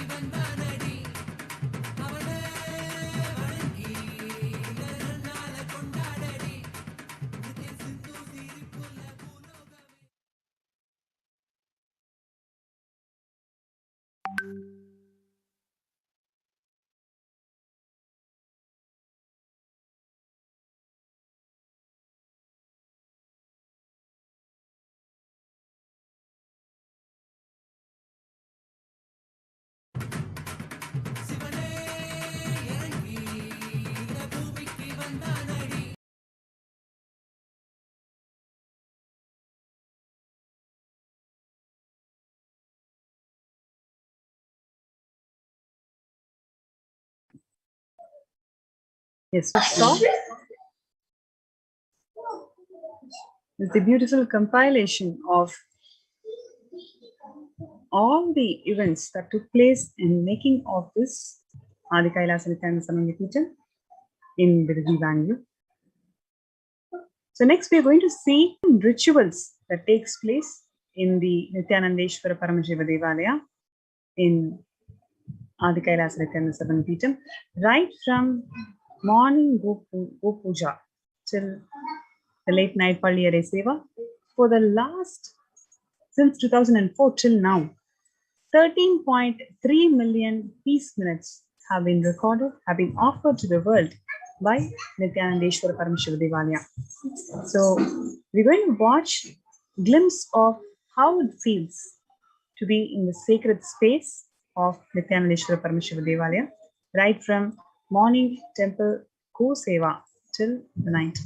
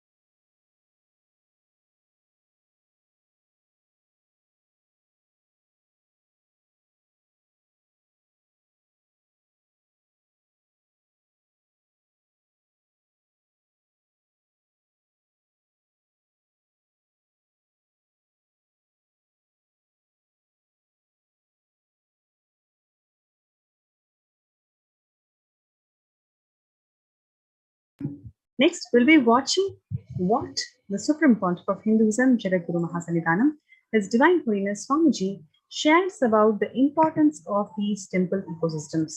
Because these temple ecosystems, how important it is.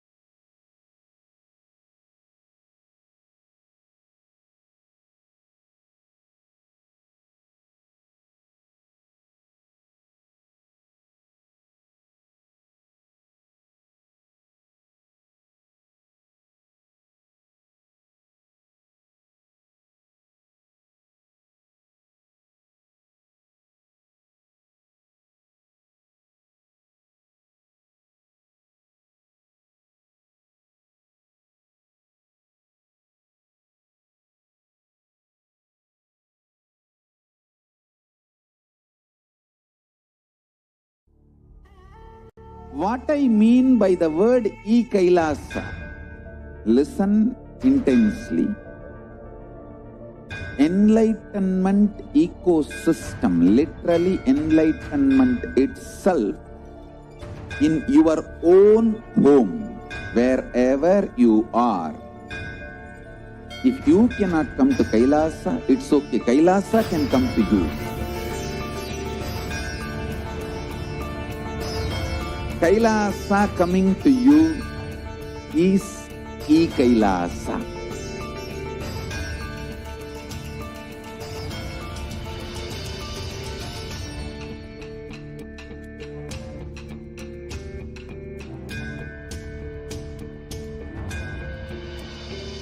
I will revive Hinduism. I am a Hindu revivalist, not by any revolution, but by evolution.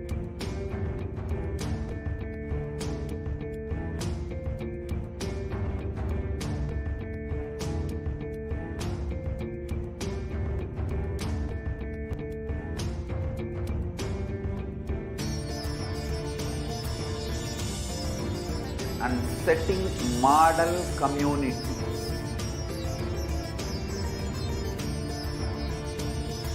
Kailasas, enlightenment ecosystems, Sarvanya Peethas all over the world.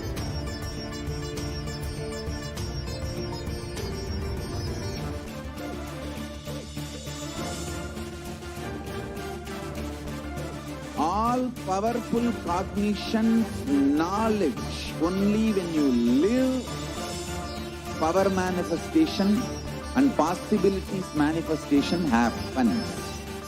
It's a fundamental truth.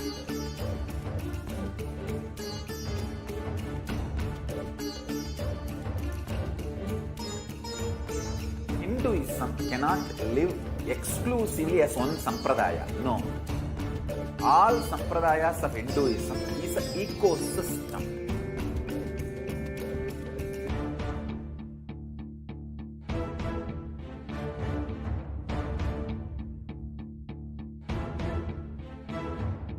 So don't keep quiet thinking that if one sampradaya is attacked, only that sampradaya is going to be affected.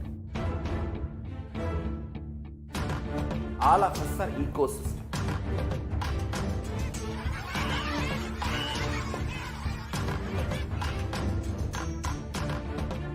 I invite all of you to get it. And welcome back. As we saw, one aspect of the COVID care protection centers in the de facto spiritual embassies of Kailasa across India, the important pillar of temple being the holistic solution for complete health and protection on all levels, physical, mental, spiritual, psychological. And now we come to the second aspect of protection in the COVID care protection centers, that being healthcare. Healthcare is today a very pressing, concerning problem as recognized by all countries and as voiced by the United Nations. Various efforts are being made, solutions being sought for how to handle the corona pandemic and the mounting demands on healthcare because of it. And in this regard, United Nations has recognized Kailasa's report on COVID-19 and multilateralism. Kailasa has been able to not only suggest, but also prove by implementation a complete holistic solution for COVID care protection in the form of multi-layer quarantine facilities, housing all the healthcare, both in terms of modern medicine as well as traditional medicine, mental and psychological level support, spiritual support, and protection in literally all levels. As we see some of the highlights of this report of Kailasa presented to the United Nations, and which is going to be shared with the world in this upcoming General Assembly. As we know, the key obstacles today the world is facing is globalization of disease has led the world to be only as resilient as the least resilient country and person, especially for highly contagious COVID-19, which has spread with scale and severity not seen since the Spanish flu. The variants of the virus, such as the Delta, Delta Plus, Epsilon, Gamma, continue to those vaccinated. Secondary diseases like black fungus and are targeting COVID patients and killing almost 1 in 2 persons in such cases. Distorted policy decisions and conflicting principles can lead to polarizations amongst nations and within, leading to various extremes such as the hoarding of vaccines in some places, the wastage of vaccines and others, and an unaddressed shortage of vaccines globally. The pandemic has exposed the fragility of the global system. The disruption in the supply chain is especially worrisome for essential food supplies, which disproportionately affects the already most vulnerable even more. Lockdowns have brought the global economy into crisis, bringing recessions and worsening unemployment rates. Frequent lockdowns and the ongoing threat of famine, especially in countries where employment is predominantly informal, are exacerbating worries that starvation may cause more suffering than the virus itself. Far from the Sustainable Development Goal number 2 of the United Nations of zero hunger, the number is now predicted to come close to 1 billion. Yes, 1 billion undergoing starvation due to scarcity of food. What are the solutions to such pervasive, global, persistent problems? Number 1, revised economic policies. Human life is more precious and important than all economic principles or systems in totality, because all these concepts are legitimate only because of their utility value, which is to fundamentally make human life better. This is the simple yet very deep revelation of the Supreme Pontiff of Hinduism, Bhagwan Nithyananda Paramashivam, addressing the very basis and fundamentals of economics. You see, at least until this ongoing crisis ends, all economic policies related to money, banking, fixing prices of commodities, etc., need to be revised to make sure no human being suffers from hunger or the absence of required medical care. As per Hindu principles, the world, including the economy, evolves through 5 phases: creation or growth, sustenance or stagnation, recession or revitalization, reinvention, breakthrough. As per Hinduism, conventional economic growth is observed when best practices are applied diligently. However, during times of crisis, they lead us to the 4th and the 5th phases, wherein the need to reinvent and deliver a breakthrough becomes both a survival need and an opportunity to surpass any means and measures of conventional economic growth.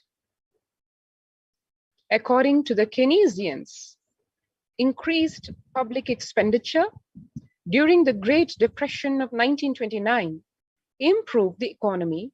However, the government never completely gave up trying to balance the budget, which resulted in it never spending enough to bring the economy out of recession until the Second World War. Similarly, the current crisis requires governments to temporarily discard trying to balance economic interests that compromise quarantine safety and put human life at risk, and rather reinvent their economic strategies and multilateral coordination for benefiting during the subsequent breakthrough period after the end of the crisis.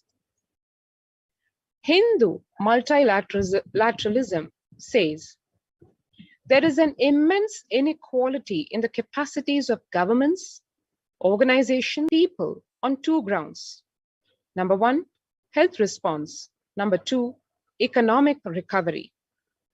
Surviving the highly contagious COVID-19, where the world is only as resilient as the least resilient country and person, requires governments, organizations, and people to collectively address the crisis. From 3200 BCE, 56 nations in Asia had multilateral treaties based on the Hindu principle of Vasudhaiva Kutumbakam, which means The entire world is my family. I am bandhurayaneti ganana lahuchissam udaracharinam vasudaiva kutumbakam, says the Maha Upanishad, chapter 6, verse 71 to 73. This is not just a supreme truth in principle, it is something which has to be lived in basic daily living, as was embodied in the human Hindu societies and civilizations that existed from eons ago. To provide sustainable community living with multi-layered quarantine is the solution today to handle this corona pandemic. Home or self-quarantine is not a viable solution for a vast majority of people for either health, safety, or economic reasons. In Assam, home quarantine has been reported to be a primary reason for a large number of deaths, as expressed by the state government of the northeastern Indian state of Assam. In some places, governments have moved people out of home quarantine to COVID care centers. Other issues linked with quarantine, especially in small houses, are mental health problems, because as one can see an increase in suicidal ideation, especially amongst the younger population who are not able to handle the mental stress of and perception of being locked up and not having the freedom to move around. Now that requires friendly quarantine setups which are self-sustained and sufficient in terms of food stock and supplies, recreation, employment, education, etc. In India, state governments have attempted to provide free and paid solutions which face various challenges related to hygiene, exorbitant pricing. Some facilities have seen challenges related to requests for private accommodation. Experimental townships such as Oroville have demonstrated a fair amount of success in creating a friendly, safe, and compliant quarantine facility. However, solutions such as Oroville are not open to the public. For 2 decades, the leader of the Supreme Pontiff of the leader of the ASMT Hindu community, the Supreme Pontiff of Hinduism, Jagadguru Mahasannidhanam, His Divine Holiness, Bhagwan Nithyananda Paramashivam, had been creating townships like Oroville across more than 100 cities in several countries. Most of these townships, such as the Adi-Shaivite Minority Tradition Monastery in India, Bengaluru, have been open to offer multi-layered quarantine as a free public service with free food, free accommodation, free internet to work from home within the monastery. The Adi-Shaivite Minority Tradition community has seen a fair amount of success in these townships with 0 reported cases of COVID infection in the past 2 years and has already saved many lives, as there has been obviously 0 deaths. The Supreme Pontiff of Hinduism, Bhagwan Nithyananda, has urged citizens worldwide, especially from regions severely affected by the pandemic, to protect themselves as the topmost priority and avail these free quarantine facilities that the community has created, especially as home quarantine has failed for many and is known to be a primary reason for a large number of deaths in many scenarios. The Supreme Pontiff of Hinduism, Bhagwan Nithyananda Paramashivam, has emphasized the need and urged the governments worldwide to provide food, safety, medical care, shelter, and all survival needs to all human beings under their care with absolute multi-layer quarantine until coronavirus is eliminated from planet Earth, including all the different strains of the virus. And the next effort being to educate citizens on individual pandemic management. Unlike the previous pandemics, the current era provides active, real-time, and visual information about fatalities. Underreporting of this data may give false hope and make people reckless. Exaggerations in reporting can also make people reckless, as they may feel eventual death due to coronavirus is inevitable. So proper education is extremely crucial, as it will dramatically reduce the number of deaths and reduce the challenge on the healthcare systems. Alcohol-related deaths have hit a record high during this pandemic, and long post-lockdown liquor lines are seen some extremely worrisome issues regarding which people need to be educated. As a top priority, people need to be given confidence in their life and security about their future for them to stop behaving recklessly or fall into depression and commit suicide. Leveraging the best of different economic systems based on charity, barter, and money. This is what the Hindu system of economy is all about. Ancient Hindu economic treatises by Paramashiva, the primordial Hindu divinity, describe three kinds of economic systems and their principles. For things that do not perish by sharing, such as education and knowledge, Paramashiva recommends that no fee be charged. For survival needs such as food and healthcare, barter and charity are recommended. For all other infrastructure development works, services and commodities, gold and conventional currency-based transactions are allowed. These systems are still in practice in the modern day, but grossly overlooked and not sufficiently studied with their close relation to mainstream economics. The World Health Organization and GIS aid provided early access to data regarding the virus. This is an example of an open knowledge-based economic policy where critical data about the virus was not monetized. Similarly, South Korea helped the United States access masks and testing kits, and there was a hope that this would lead to a reciprocal arrangement in terms of vaccines, which is like a barter-based model allowed in food and healthcare. The Hindu policies for food security. A highly effective concept for ensuring food security in ancient Hindu nations was that of food grain banks. These were prevalent until the 18th century. The elderly in villages would start food grain banks with a seed capital of grains collected by fundraising. If any person met with a crisis such as a crop failure, the food grain bank would lend him grains in exchange for an interest, and compound interest was prohibited in grain banks. So the debtor was expected to return with the principal grain amount during the next harvest. The bank would expand its reserves of food grains based on interests earned and donations. At the time of severe crisis, such as a famine, the entire village would be able to withdraw these grains, and if required, all such grain loans would be written off on humanitarian grounds. In Hindu temples, food is shared for free as a policy. This was the case in both ancient times and in modern times.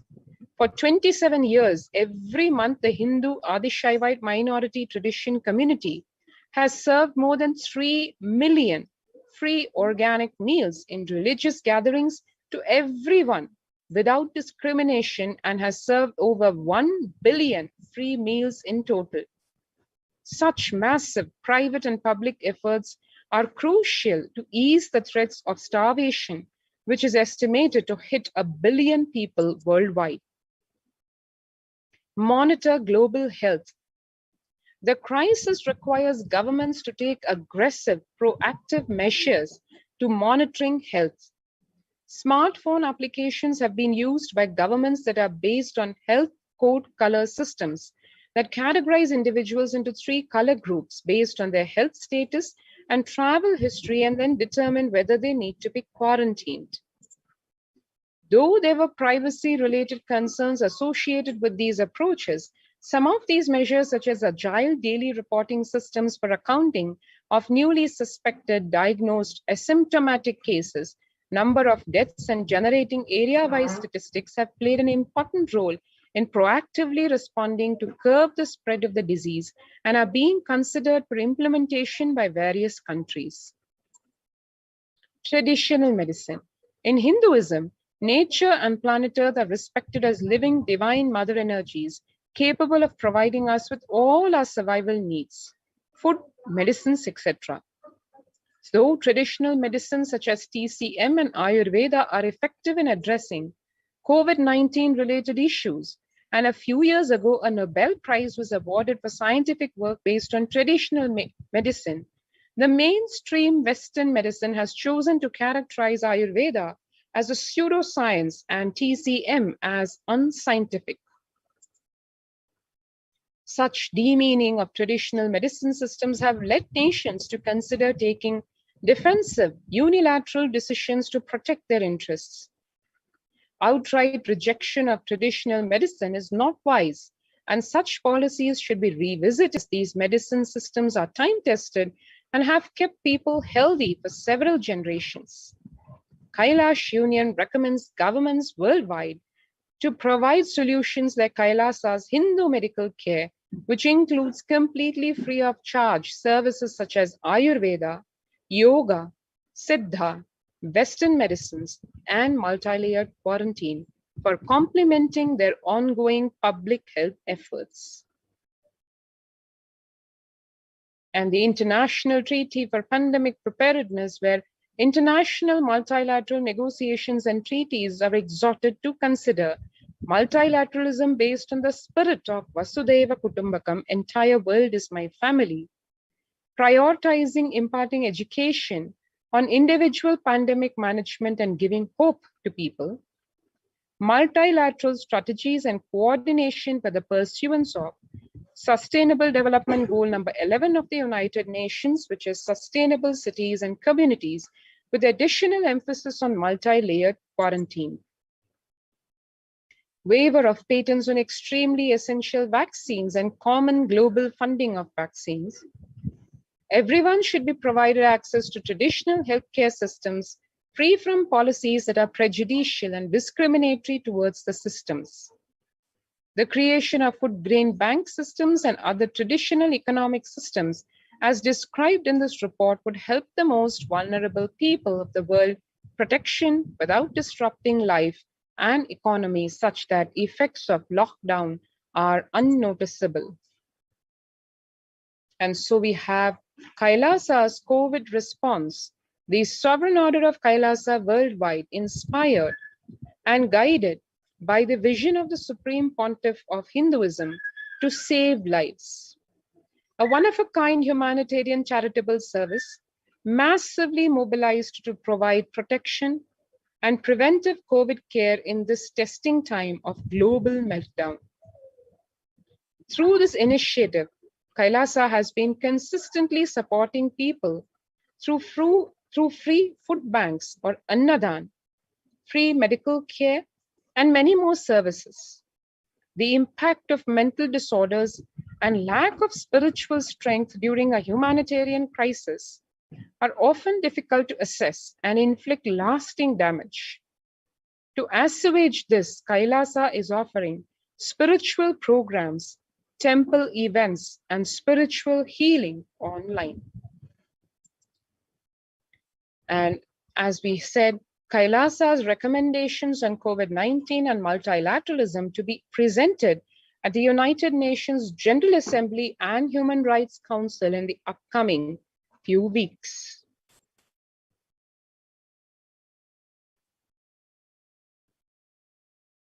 Surviving the highly contagious COVID-19, where the world is only as resilient as the least resilient country and person, requires true multilateralism. Governments, organizations, and people to collectively address the crisis. Kailasa has been successfully providing grassroots solid solutions in multifarious ways, including providing sustainable community living with multi-layered quarantine, educating citizens on individual pandemic management, leveraging best of different economic systems based on charity, barter, and money, providing food security and traditional Hindu medicines. These unique contributions by the United Nations, and you can read the report at the website of the United Nations at www. And now, in having understood the benefits of the COVID care protection centers and its proven success in the de facto spiritual embassies of Kailasa across India, in the form of 0 reported cases of COVID within the community, as well as 0 deaths, obviously, due to the corona or any of its secondary infections, is the testimony, the standing proof for the efficacy of the holistic solution provided by and blessed by and implemented under the guidance of the Supreme Pontiff of Hinduism, Bhagwan Nithyananda Paramashivam. So if you would like to avail of this service also, you can also join the COVID Care Center Protection Center by registering through the link https://kailasa.org/Kailasa Care. Repeat, https://kailasa.org/KAILASACARE. So let's take a couple of minutes now to register ourselves at this link so that we can all benefit from the holistic solution provided for COVID care protection on all the levels, and which is shown remarkable success at the implementation, and which success and proof of concept has been recognized by the United Nations, and which is going to be presented to the world at the upcoming United Nations General Assembly and Human Rights Council. So let's take a couple of minutes to register ourselves at the link below.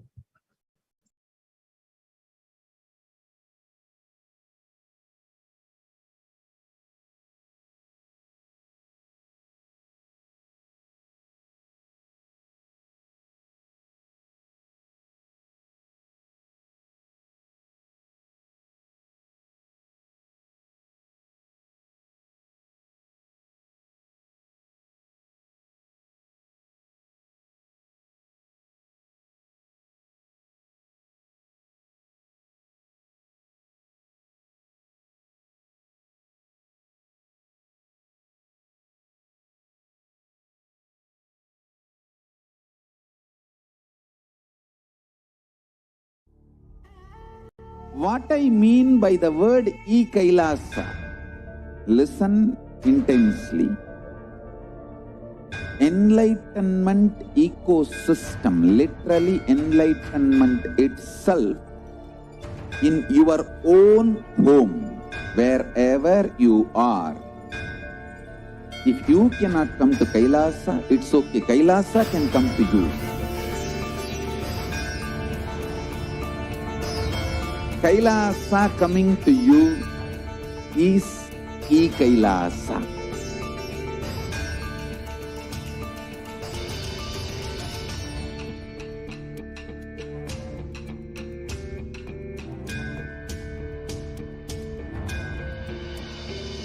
I will revive Hinduism.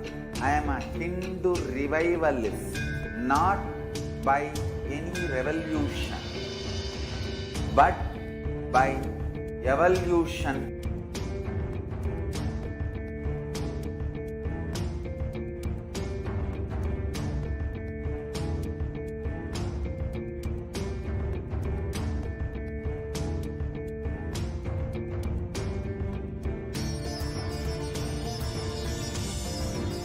And setting model communities.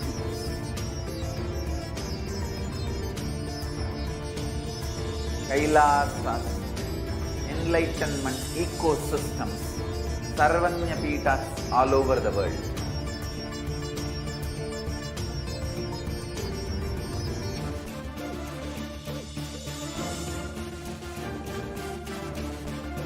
All powerful cognition, knowledge, only when you live power manifestation and possibilities manifestation happens. It's a fundamental truth.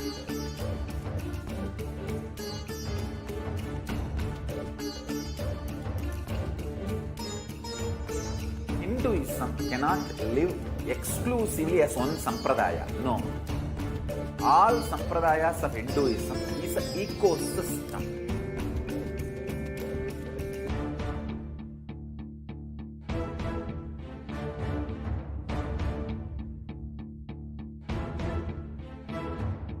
So don't keep quiet thinking that if one sampradaya is attacked, only that sampradaya is going to be affected. All of us are ecosystem.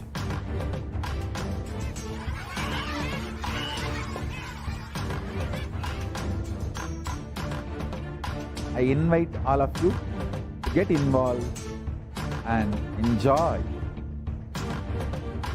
Hinduism by the principle of Dharmo Rakshati Rakshitaha. When you protect Dharma, Dharma protects you. You will make the whole planet flourish spiritually. The spiritual prosperity will happen to the whole planet. We all have to coexist together.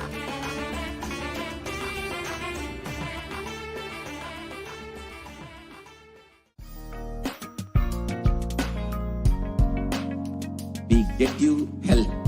We get you ability to build beautiful relationships in your life. We get you direct spiritual support, and we make sure you become wealthy.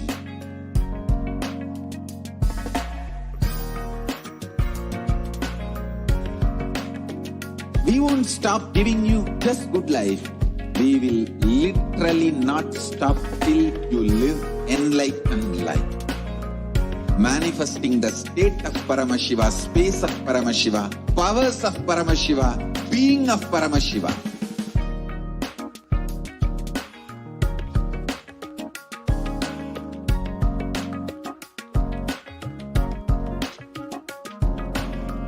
Whole world should become e-Kailashians. I want the whole world to know Hindus have something great to contribute to the world.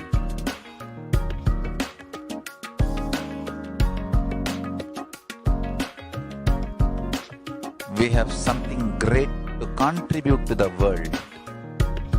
Let us do that.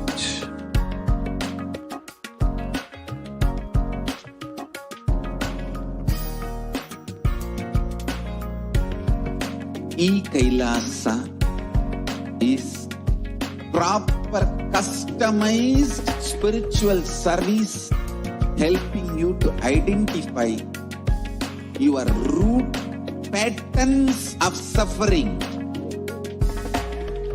We have perfected the science of helping every individual from every cultural, religious, nationality background.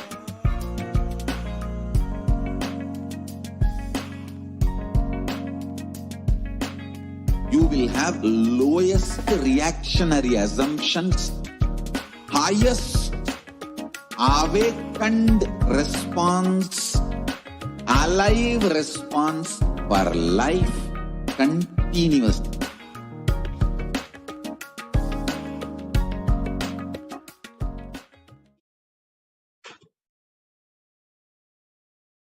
Nithyanandam. Welcome back, dear viewers. And just after this short break, and we all of us just listened to a very beautiful segment on how the avatar at this time of the pandemic has extended his own inner space, his own homes, as the Kailasas, just to protect people from the pandemic, from the pralaya.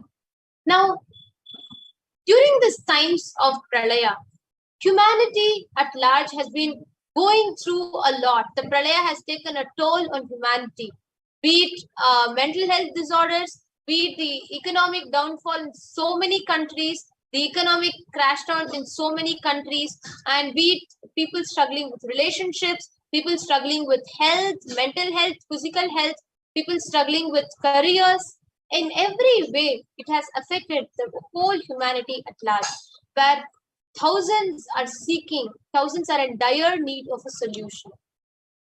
Now, at this time, during this whole pandemic, the whole pralaya, what humanity needs, what people need is just someone, some healing, someone to usher the future, someone to heal, and someone to show them their path, show them the solutions. Of course, who else but the Cosmic Mother can heal thousands of people, seeing her own children suffer, seeing so many people go through it, as the avatar, the supreme pontiff of Hinduism itself, manifesting the divine Cosmic Mother to attend to each and every one of us every day, tirelessly sitting and attending to people asking questions about their past, present, future, people asking guidances about their career, their path, their lifestyle, their choices, people asking questions and blessings for their whole economic growth, people asking questions for them to be able to manifest desires,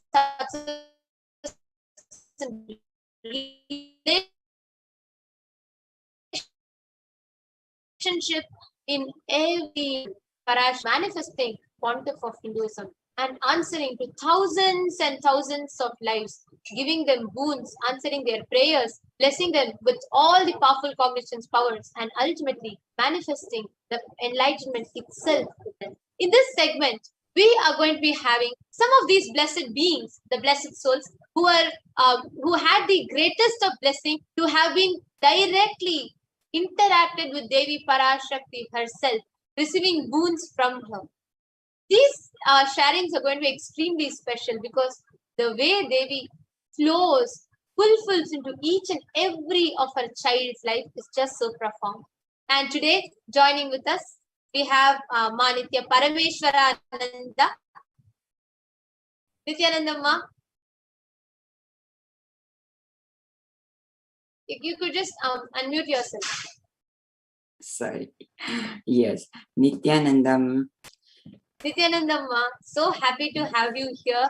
And I can just see the joy and smile on your face that just lit up when you said how Devi addressed and directly answers to each and every being. So, yes. and especially for you, it was not something small. I'm sure everybody, when you share, will remember that blessing that Devi gave, how she accepted the offering to this day, keeping up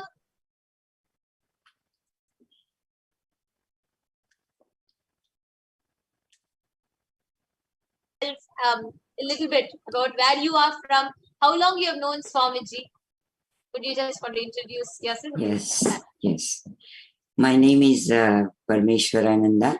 I am from Los Angeles and I have been connected with Swamiji since 2007 when I met him first in Jain Center when he spoke on Jain Sutras, and I literally felt that he just came there to just get me to be enlightened by him.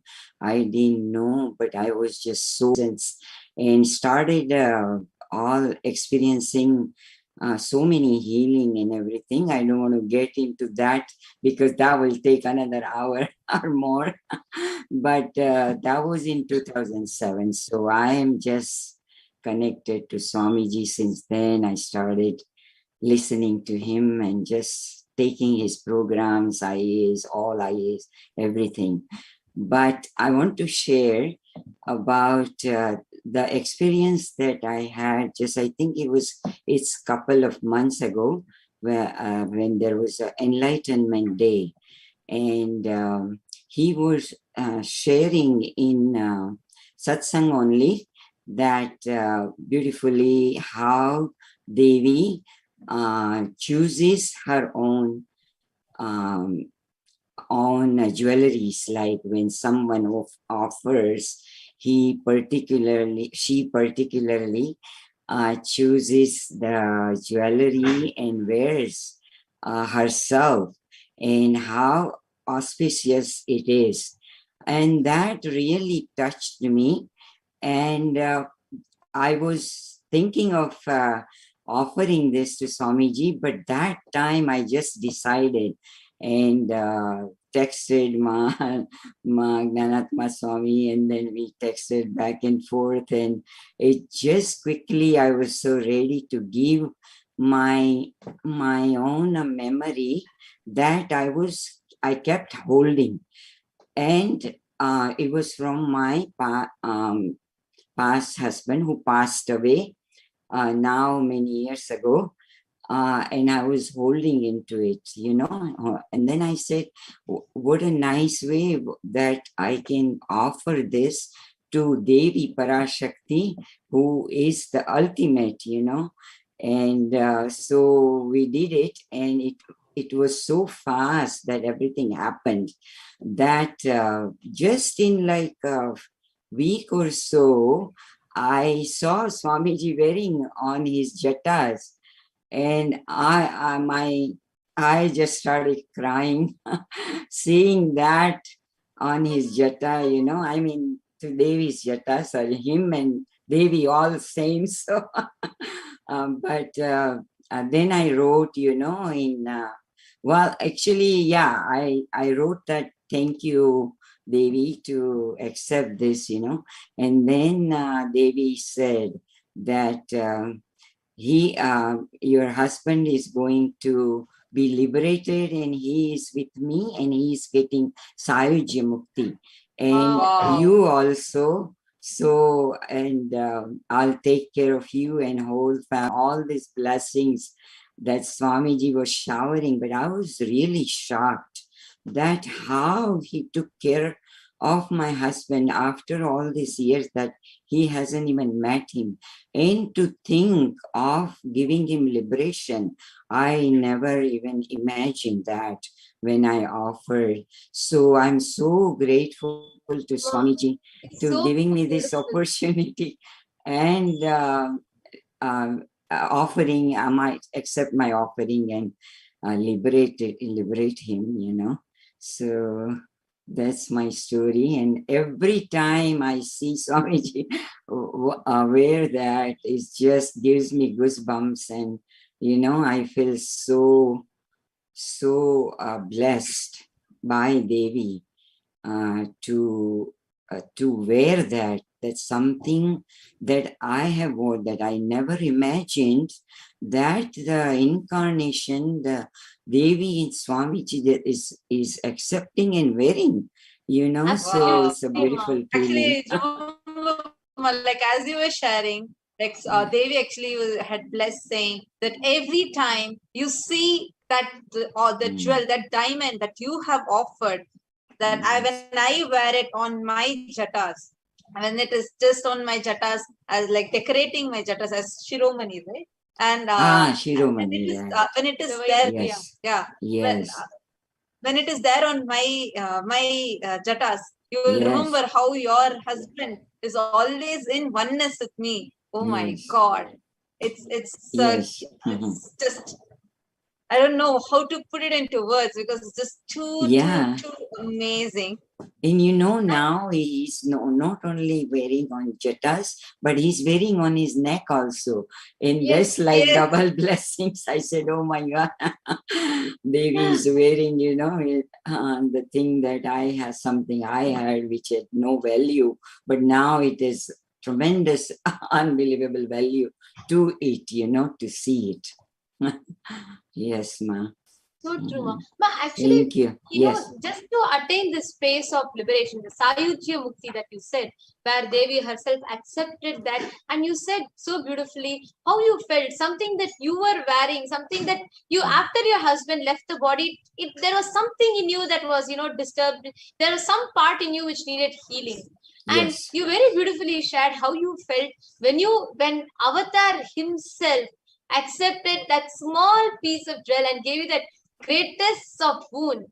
People need to do siddhas, and even yogis do penance for thousands of years together to attain that space of liberation. They do for hundreds of years to attain that Sayujya Mukti from with Devi Parashakti. Here, Swamiji is just so compassionate, sitting and attending to each and every one of us. like you shared to each and every viewer, I feel you should also share the perspective of how it helped you heal your inner space. You were sharing Yes. about how even after your Yes. husband's passing, there was some incompletion in your something in you which was sitting, Yes. which Yes. for a very long time, unattended Yes. component. And Yes. how did you experience Devi healing it, and how do you feel that it added like that the difference that it made for you? You should Yes. share that perspective also too. Yes, go ahead, please share. Yeah. So my husband passed away actually very suddenly. It was a sudden death. So I didn't even know Swami Devi did mention that it was untimely death, which I was so surprised to realize because he had a like severe heart attack. And that time I was not even here, and I was there, and my kids were only 3 years old and 10 years old. So I had a lot of incompletion and so much that I was carrying inside. So that was lifted. Of course, it was lifted the day I met Swamiji, and he started healing me. But I was carrying lot of suffering and pain. I had a lot of physical pain all these years. So slowly, it was all going away through Swamiji's grace and his programs that I took in our awakening. But this was like a last completion that happened, knowing that where he is, and it was like a burden taken out totally from me, and total suffering that I still might have carried the pain and suffering, all that, So this was the like last thing I feel, and I slept like anything, that night. And even just yesterday, Ma, I was talking to you and Jnanatma Swami, and I just slept so well yesterday. So it's every moment he's taking out. We have no idea how much we are carrying, not only from this birth, but the past births and all that. And without us telling, this avatar is taking all the karmas out from us. And I'm so grateful to Swamiji for that and healing me every moment. Thank you. So beautiful. Actually, just want if you could see, actually on NT right now, we are showing the photograph of Devi Parashakti with the diamond that you had offered and that she had accepted as her own Shiromani. And she was wearing that on her, she still continues to wear on her every single darshan that she gets. And it is so beautiful to see how an avatar attends to each and every one of us in our personal levels. Just to reiterate to the viewers, Ma was so beautifully sharing that, having her husband's sudden death, and it was not easy for her to cope up with two young children, just 3 and 10 years old each. And of course, I'm sure many of us understand what is the struggle to be a single mother and how you have to juggle with things and everything. And though you might move on, and there might be something, and she was beautifully sharing also when she met Swamiji, she had so many powerful cognitions and that programs from Swamiji which helped heal a lot. But there was that one unfulfilled, there was one component unattended. Like just to give a small analogy kind of thing, like how much ever, something you might go through, so many people talking might not solve it, but just when you go and lie down on your mother's lap or just go hug her, just that's all, it will all disappear.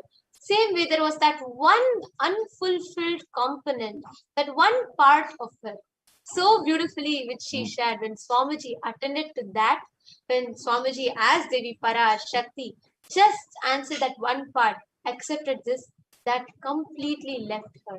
That part completely got healed in her inner space.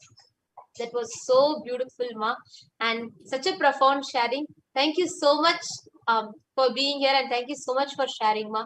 I'm sure each and every viewer that are listening to will understand how, to what extent, and to heal each and every one of us, not just conflicts which is inside our inner space, and gives us such a peaceful life. Like you said, you are able to sleep so peacefully, so completely, and so happily.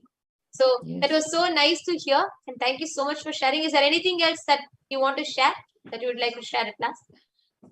No, thank you, Ma. I just hope that a whole world realizes who Swamiji is and what kind of avatar he is. As a Jain, I was in a family with a very strict Jain religion. How do you say, morals, right? My mother taught me. And then when I started listening to Swamiji, I said that I know more about Jainism now than that time that I was able to imbibe.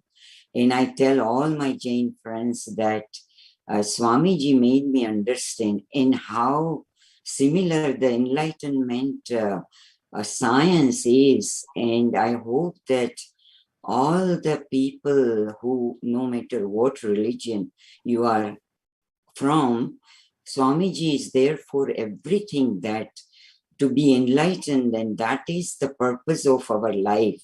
So I just hope that that continues, that journey, and for everybody we have to take Swamiji to every single person in the whole world that we can. So thank you, Ma, so much.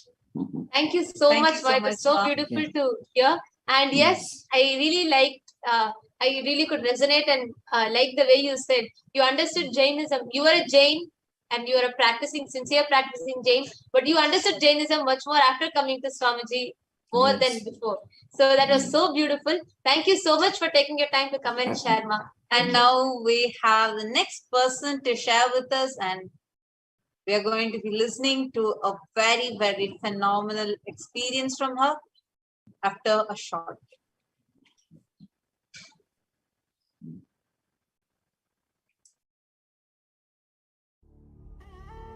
What I mean by the word e-Kailasa, listen intensely.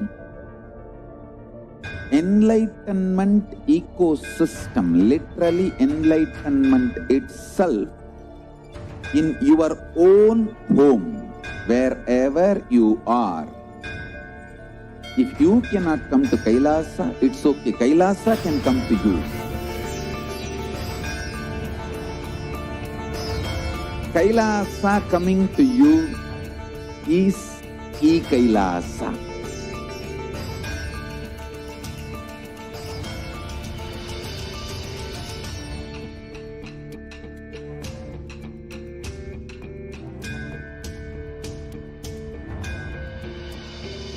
I will revive Hinduism. I am a Hindu revivalist, not by any revolution, but by evolution.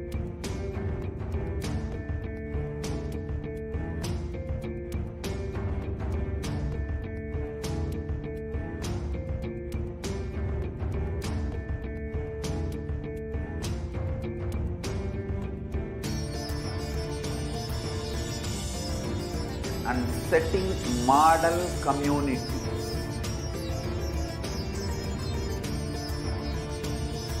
Kailasas, enlightenment ecosystems, Sarvanya Peethas all over the world.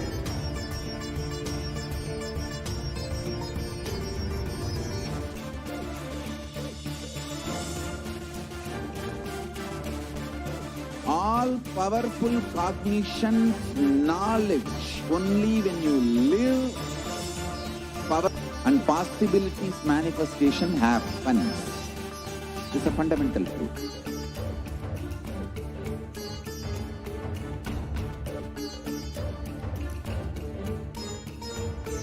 Hinduism cannot live exclusively as one sampradaya. No. All sampradayas of Hinduism is an ecosystem.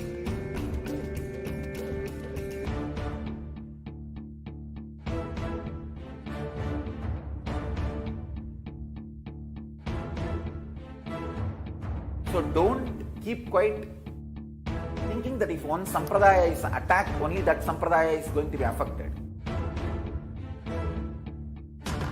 All of us are ecosystem.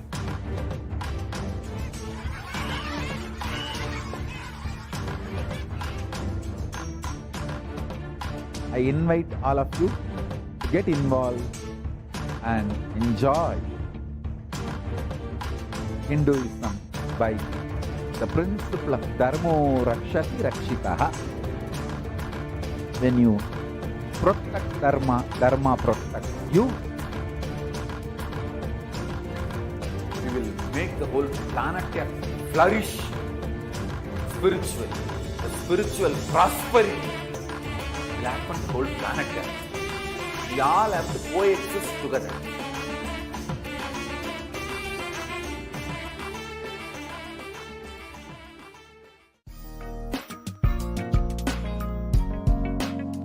We get you health. We get you ability to build beautiful relationships in your life. We get you direct spiritual support, and we make sure you become wealthy.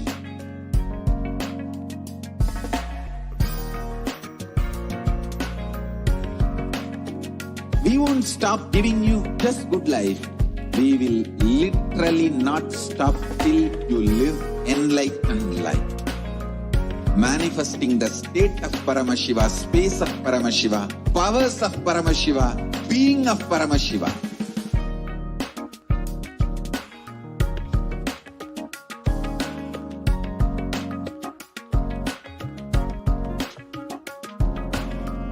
Whole world should become e-Kailashian.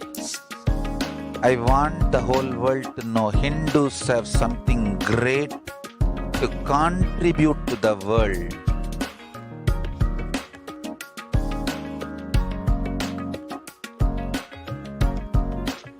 We have something great to contribute to the world.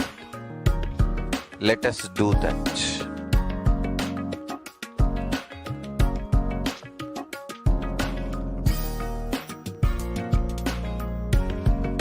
E-Kailasa, proper customized Nithyanandam, and welcome back to your viewers. A very beautiful sharing from Ma Nithya Parameshwarananda, who shared with all of us how, as a mother and as she was a single mother and everything, how her passing, she was able to be healed of the passing of her husband just by Devi Parashakti's one boon. Next, we have one person who's joined to share with us, who has a very unique, a very powerful, and a very exciting sharing in store. Who is going to be sharing with us about how her lifestyle was, how her how was her lifestyle, her upbringing, her ambience, and everything, and how meeting Swamiji and how understanding about Hinduism has drastically empowered her, changed her, made her realize that her dreams are not just dreams that can simply become reality. We have joining with us Ma Nithyananda. Nithyanandam. Nithyanandam, thank you so much for having me. So my name is Ma Nithyananda. I do live in New York City, Brooklyn, New York. I found Swamiji, or he found me back in 2017 during the world tour, actually, and it was kind of crazy because I was going to move to California, and I moved back to New York, and I'm an entertainer, and things just weren't working. Things just weren't going my way, and I was asking God, and I was praying to God for just a new lesson, and I was Christian at the time, and when I noticed, it came to me one day, every time that I would pray and ask God for a new lesson, there would be I would get on Facebook, and there would randomly be a picture of this Indian man going, and I really didn't know what that meant. And when I noticed that it was happening over and over again, and every time I asked God for a new lesson, I would see it, I decided to click on it. And it was Talk Tour coming to New York City. And I said, okay, I'll check it out. So It it can't hurt kept to coming check in your out. feed. So like, sorry, just to understand. So it kept popping in your feed again and again, the same photograph of Swamiji, whom you did not know at that time. And it just kept coming again and again.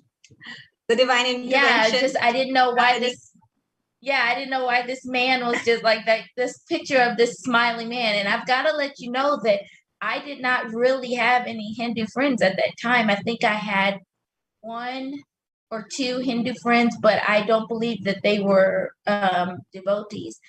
And so I went to the world tour, and I had to fight for that day off because I worked that day. And my life was changed. It was really just powerful because the things that they did were things that I felt that humans could do, but we didn't. It's just something that you normally just see in a comic book. To see Mahayoga read people, heal people, to see Ma Yogananda walk around blindfolded, handing out roses. What people were like stopping her just randomly and showing. She was telling them what was in their wallets, their purses, their pockets, and then them pulling it out, and like it was really exciting. And then towards the middle, they were like, "You can do it too." What?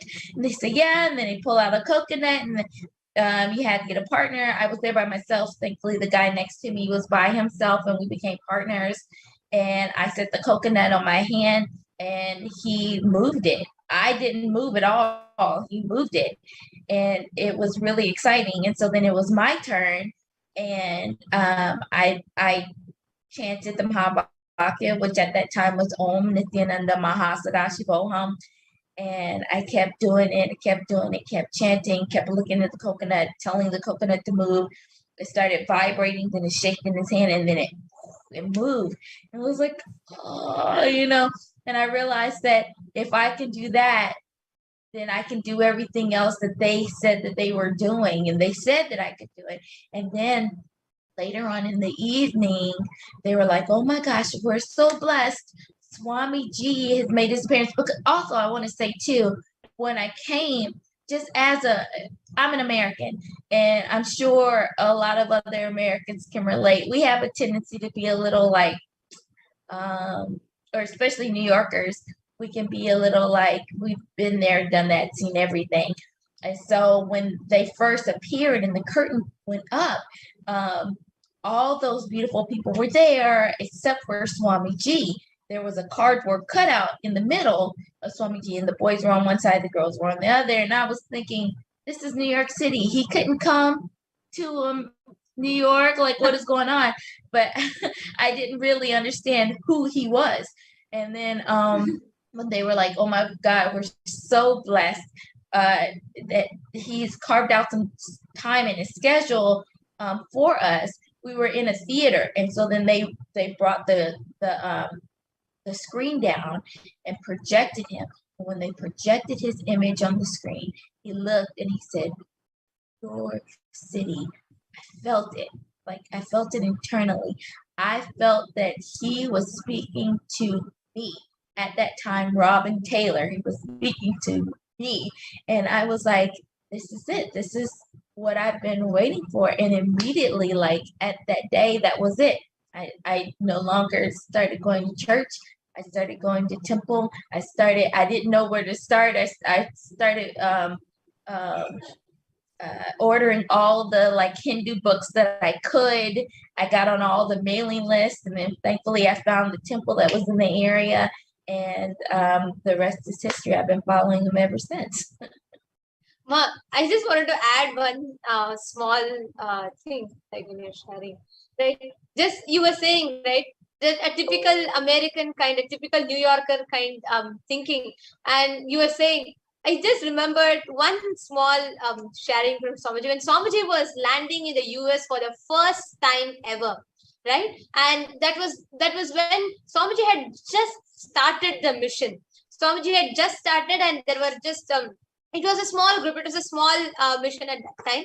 Early years, early 2000s, when Swamiji first time went to the US, and Swamiji was there, a young and just so new for the first time landing in US. He was just all by himself with just saffron dhoti and an angavastram. And Swamiji is there landing in the airport, entering the airport, and the airport officers look at him and ask, "Hey, you think you're going to be able to talk? People are going to, listen to you, or they're going to get anything from you with you, seeing you in some saffron robes like this?" And then they ask Swamiji that, and Swamiji says, "Give me 1 week, I will make this as a fashion in America." For a young man who's just entering the US, and this is what Swamiji said. And today, seeing you, a New Yorker, and sitting here with sari, rudraksha, jatas, and trinetra tilak, everything, that just shows how much of a depth, how much Swamiji just touches our being and transforms. It is so beautiful to listen to it from you. And how did you see the difference? Now, you were saying you were going to churches, and there was a different lifestyle that you were living. And when you decided that, you know what, I have to become a Hindu, it was so cool. And you so beautifully shared that how the people are all manifesting powers, just chanting Swamiji's name. Without knowing who Swamiji is, you were able to start manifesting those powers. How did this drastic lifestyle, from believing that, there are different, as a, in your religion, in the previous religion that you were in, and that upbringing and everything, the kind of cognitions that you might have had would have been entirely different from cognizing you are God, you are Paramashiva, you are the divine, and what Swamiji is what you are. How did that drastic change happen? How did you meet it? How did that happen in you? Oh man, it was such a change, because in my previous religion, we are taught that we are sinners from birth. There's an age of accountability, and like from the time that you are born up until like maybe 12, you're blameless. But once you reach the age of accountability, you are a sinner, have to repent for your sins, because this special person decided 2,000 years ago to die for you, and then and all of the things that goes with that. But Swamiji says that you are not a sinner.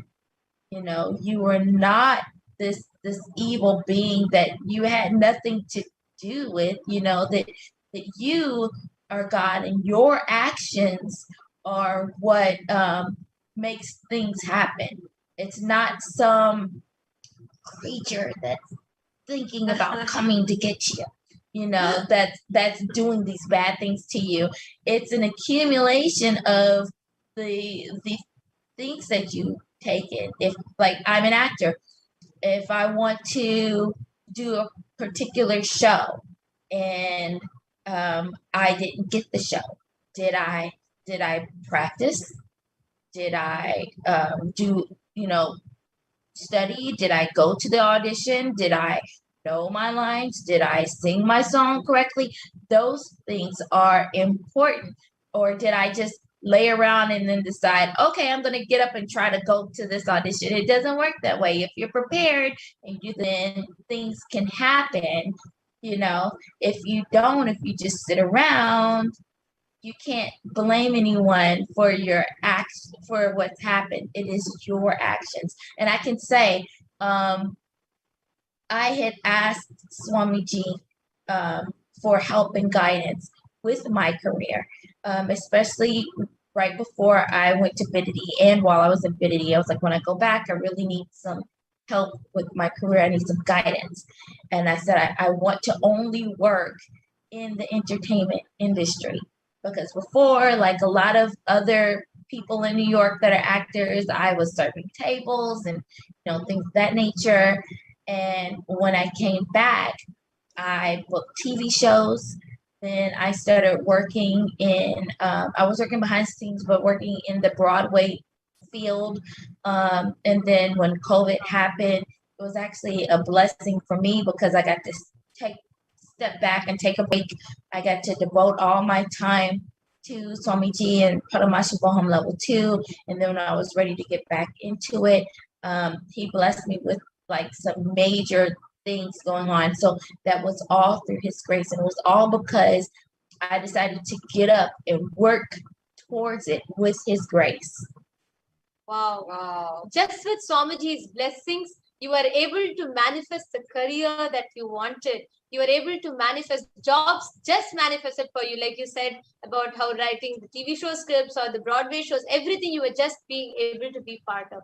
And one important thing that you shared, I'm sure, which every viewer will be able to relate with. There are so many people actually commenting that they're able to understand, they're able to experience Swamiji in each and every expression that you are sharing, like in each and every sentences that you are sharing. Because it is so true, Ma, from being taught that you are a sinner and you are responsible, and that guilt being used, there to exploit. And throughout continuously that guilt being used, and it's not unfortunately, it's not conscious. People continue to believe that guilt which gets passed on generations after generations, generation after generation. And here you come, walk into a show, walk into a world tour, and walk into a group of people, and then listen, see Swamiji's picture and listen to him say, you are not a sinner, you are God.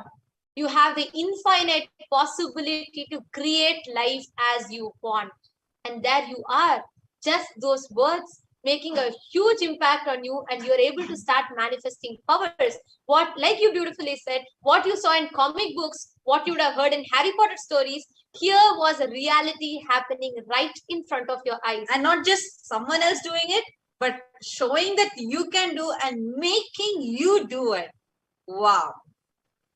So tell me, Ma, how did you experience, how is it for you to see Devi Parashakti coming, manifesting, giving boons, and how did you experience it? Just yesterday you received a beautiful blessing from Devi Parashakti. So how was it for you?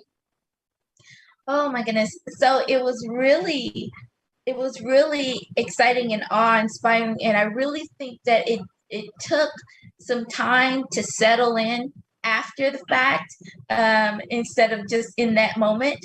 I had wrote her, my grandmother has been very ill, and I have written a lot of people, anyone that's my friend on Facebook, I've written them on Facebook, I've written on WhatsApp, I've written you ladies, everyone, to please heal my grandmother. And so I asked Ma to heal her, and there was no response, and that's fine. I know she sees all. I asked her for a personal thing, and there was no response. That's fine. And so then a thought came to me, and I've been wondering about it. And so I thought this is a good time to ask, ever since I was young, I've been young. I had been sick when I was young. I had a childhood illness for quite a while.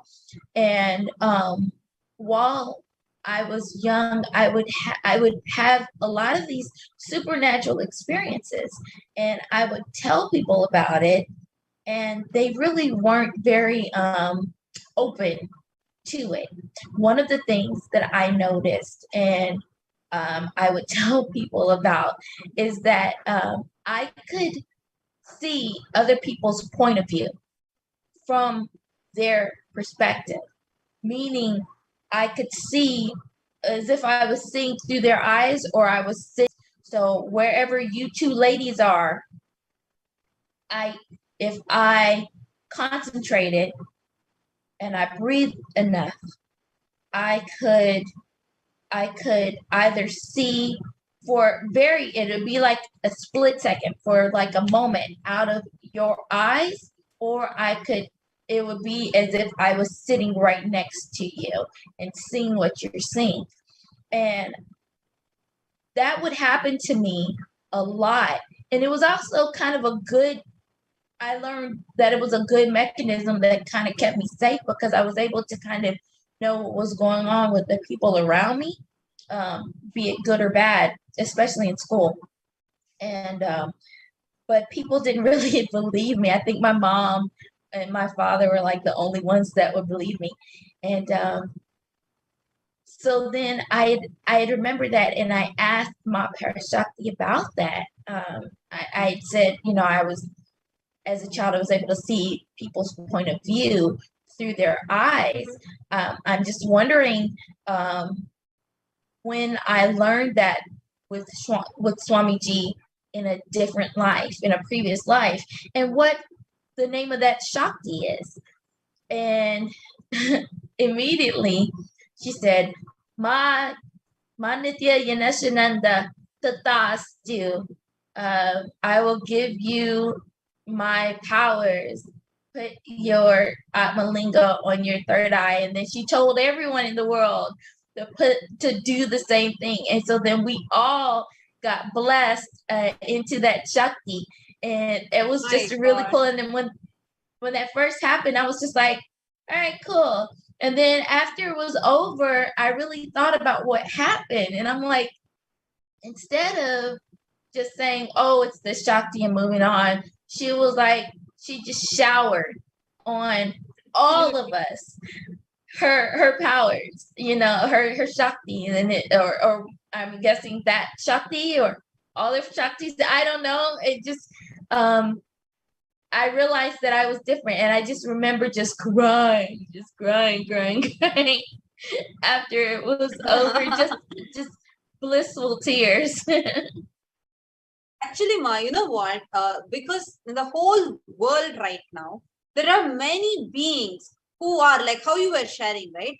Because in your earlier religious belief, you were forced to believe that you were a sinner. And even when some powers, like some possibilities, some powers naturally were trying to express itself through you, you were embarrassed about it because people were not ready to accept it. People are not ready to take that.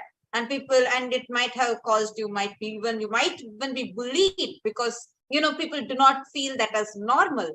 But when you saw that, when you were met Swamiji, when that divine intervention happened in your life, you saw how beautifully that very fundamental root cognition Swamiji shifted in you, saying, you are not a sinner, you are God, and you have infinite possibilities for you. And you can create whatever you want. And not just stopping that, making you manifest the powers. And see, there are many people, actually today, if you see in so many countries, the conflicts that are happening, the violence that is happening, so many people going through so much, people are in so much of chaos inside, which is reflecting outside. And when you keep believing that you are like, you know, some lower cognition about yourself, you put yourself down more and more. And because your being is not able to tolerate itself, because that is not it, but you try to force feed a cognition and try to suppress it, it erupts more out as a violence. So when that violence is coming, that's why you can see today, so much is happening in the world, be it, I don't want to name the conflicts, but you know the amount of violence. People are afraid of their lives. People are trying to flee to a different place. They are not feeling safe in their own homes. This is the current scenario that is happening in the world today. But this is because the violence that is erupting out of people, which is reflecting outside as violence, which is reflecting outside as climate crisis. This inside what is there. But now the grace, blessings of Parashakti, she has shifted that cognition in you, and not just shifted, but through, just because you asked for one boon, she could have just blessed, but she didn't stop with that. She showed you that, see, really, I am there for you. As a cosmic mother, I am there for you. She has showered her love upon you in an unfathomable way. For one person's boon, just for one person, she initiated the whole world with that Shakti. My God, this is the compassion of the cosmic mother. Actually, because of that, when that initiation happens, when that Diksha happens, and that when power manifestation happens through us, we express that energy in the form of power manifestation, and all the violence in us all the conflicts that in us will melt down, resulting in the world reflecting the same.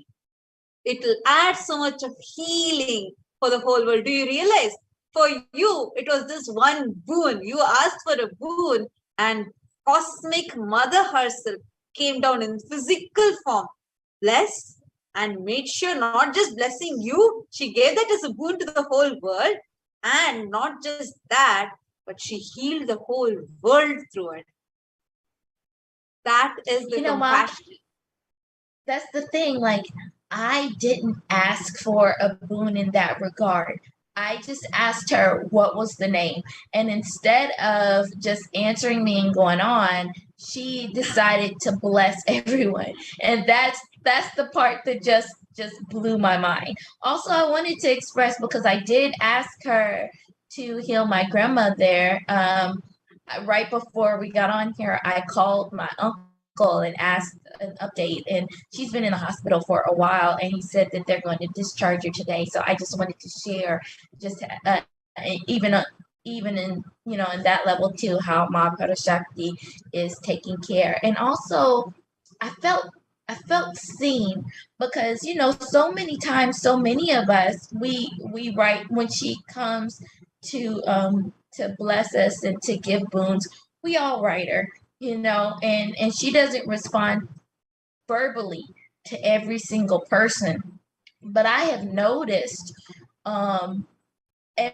lately, every time that I write her and ask her something, even if she does not mention me, it gets resolved, in one way or another. So I know that she's... Devi had blessed this, no? Devi Parashakti had told that even if her eyes fall on your message, that's the reason we encourage people to post their messages. Even if her eyes fall on your message, it is blessed. That is why there are so many people, they just put a comment on the YouTube to Devi Parashakti, and their boons just manifest, even though Parashakti wouldn't have even uttered their names. Just her eyes falling on it is enough. Her eyes are so powerful. Just that power of her eye, immediately, that is why she's called as Kannata. Just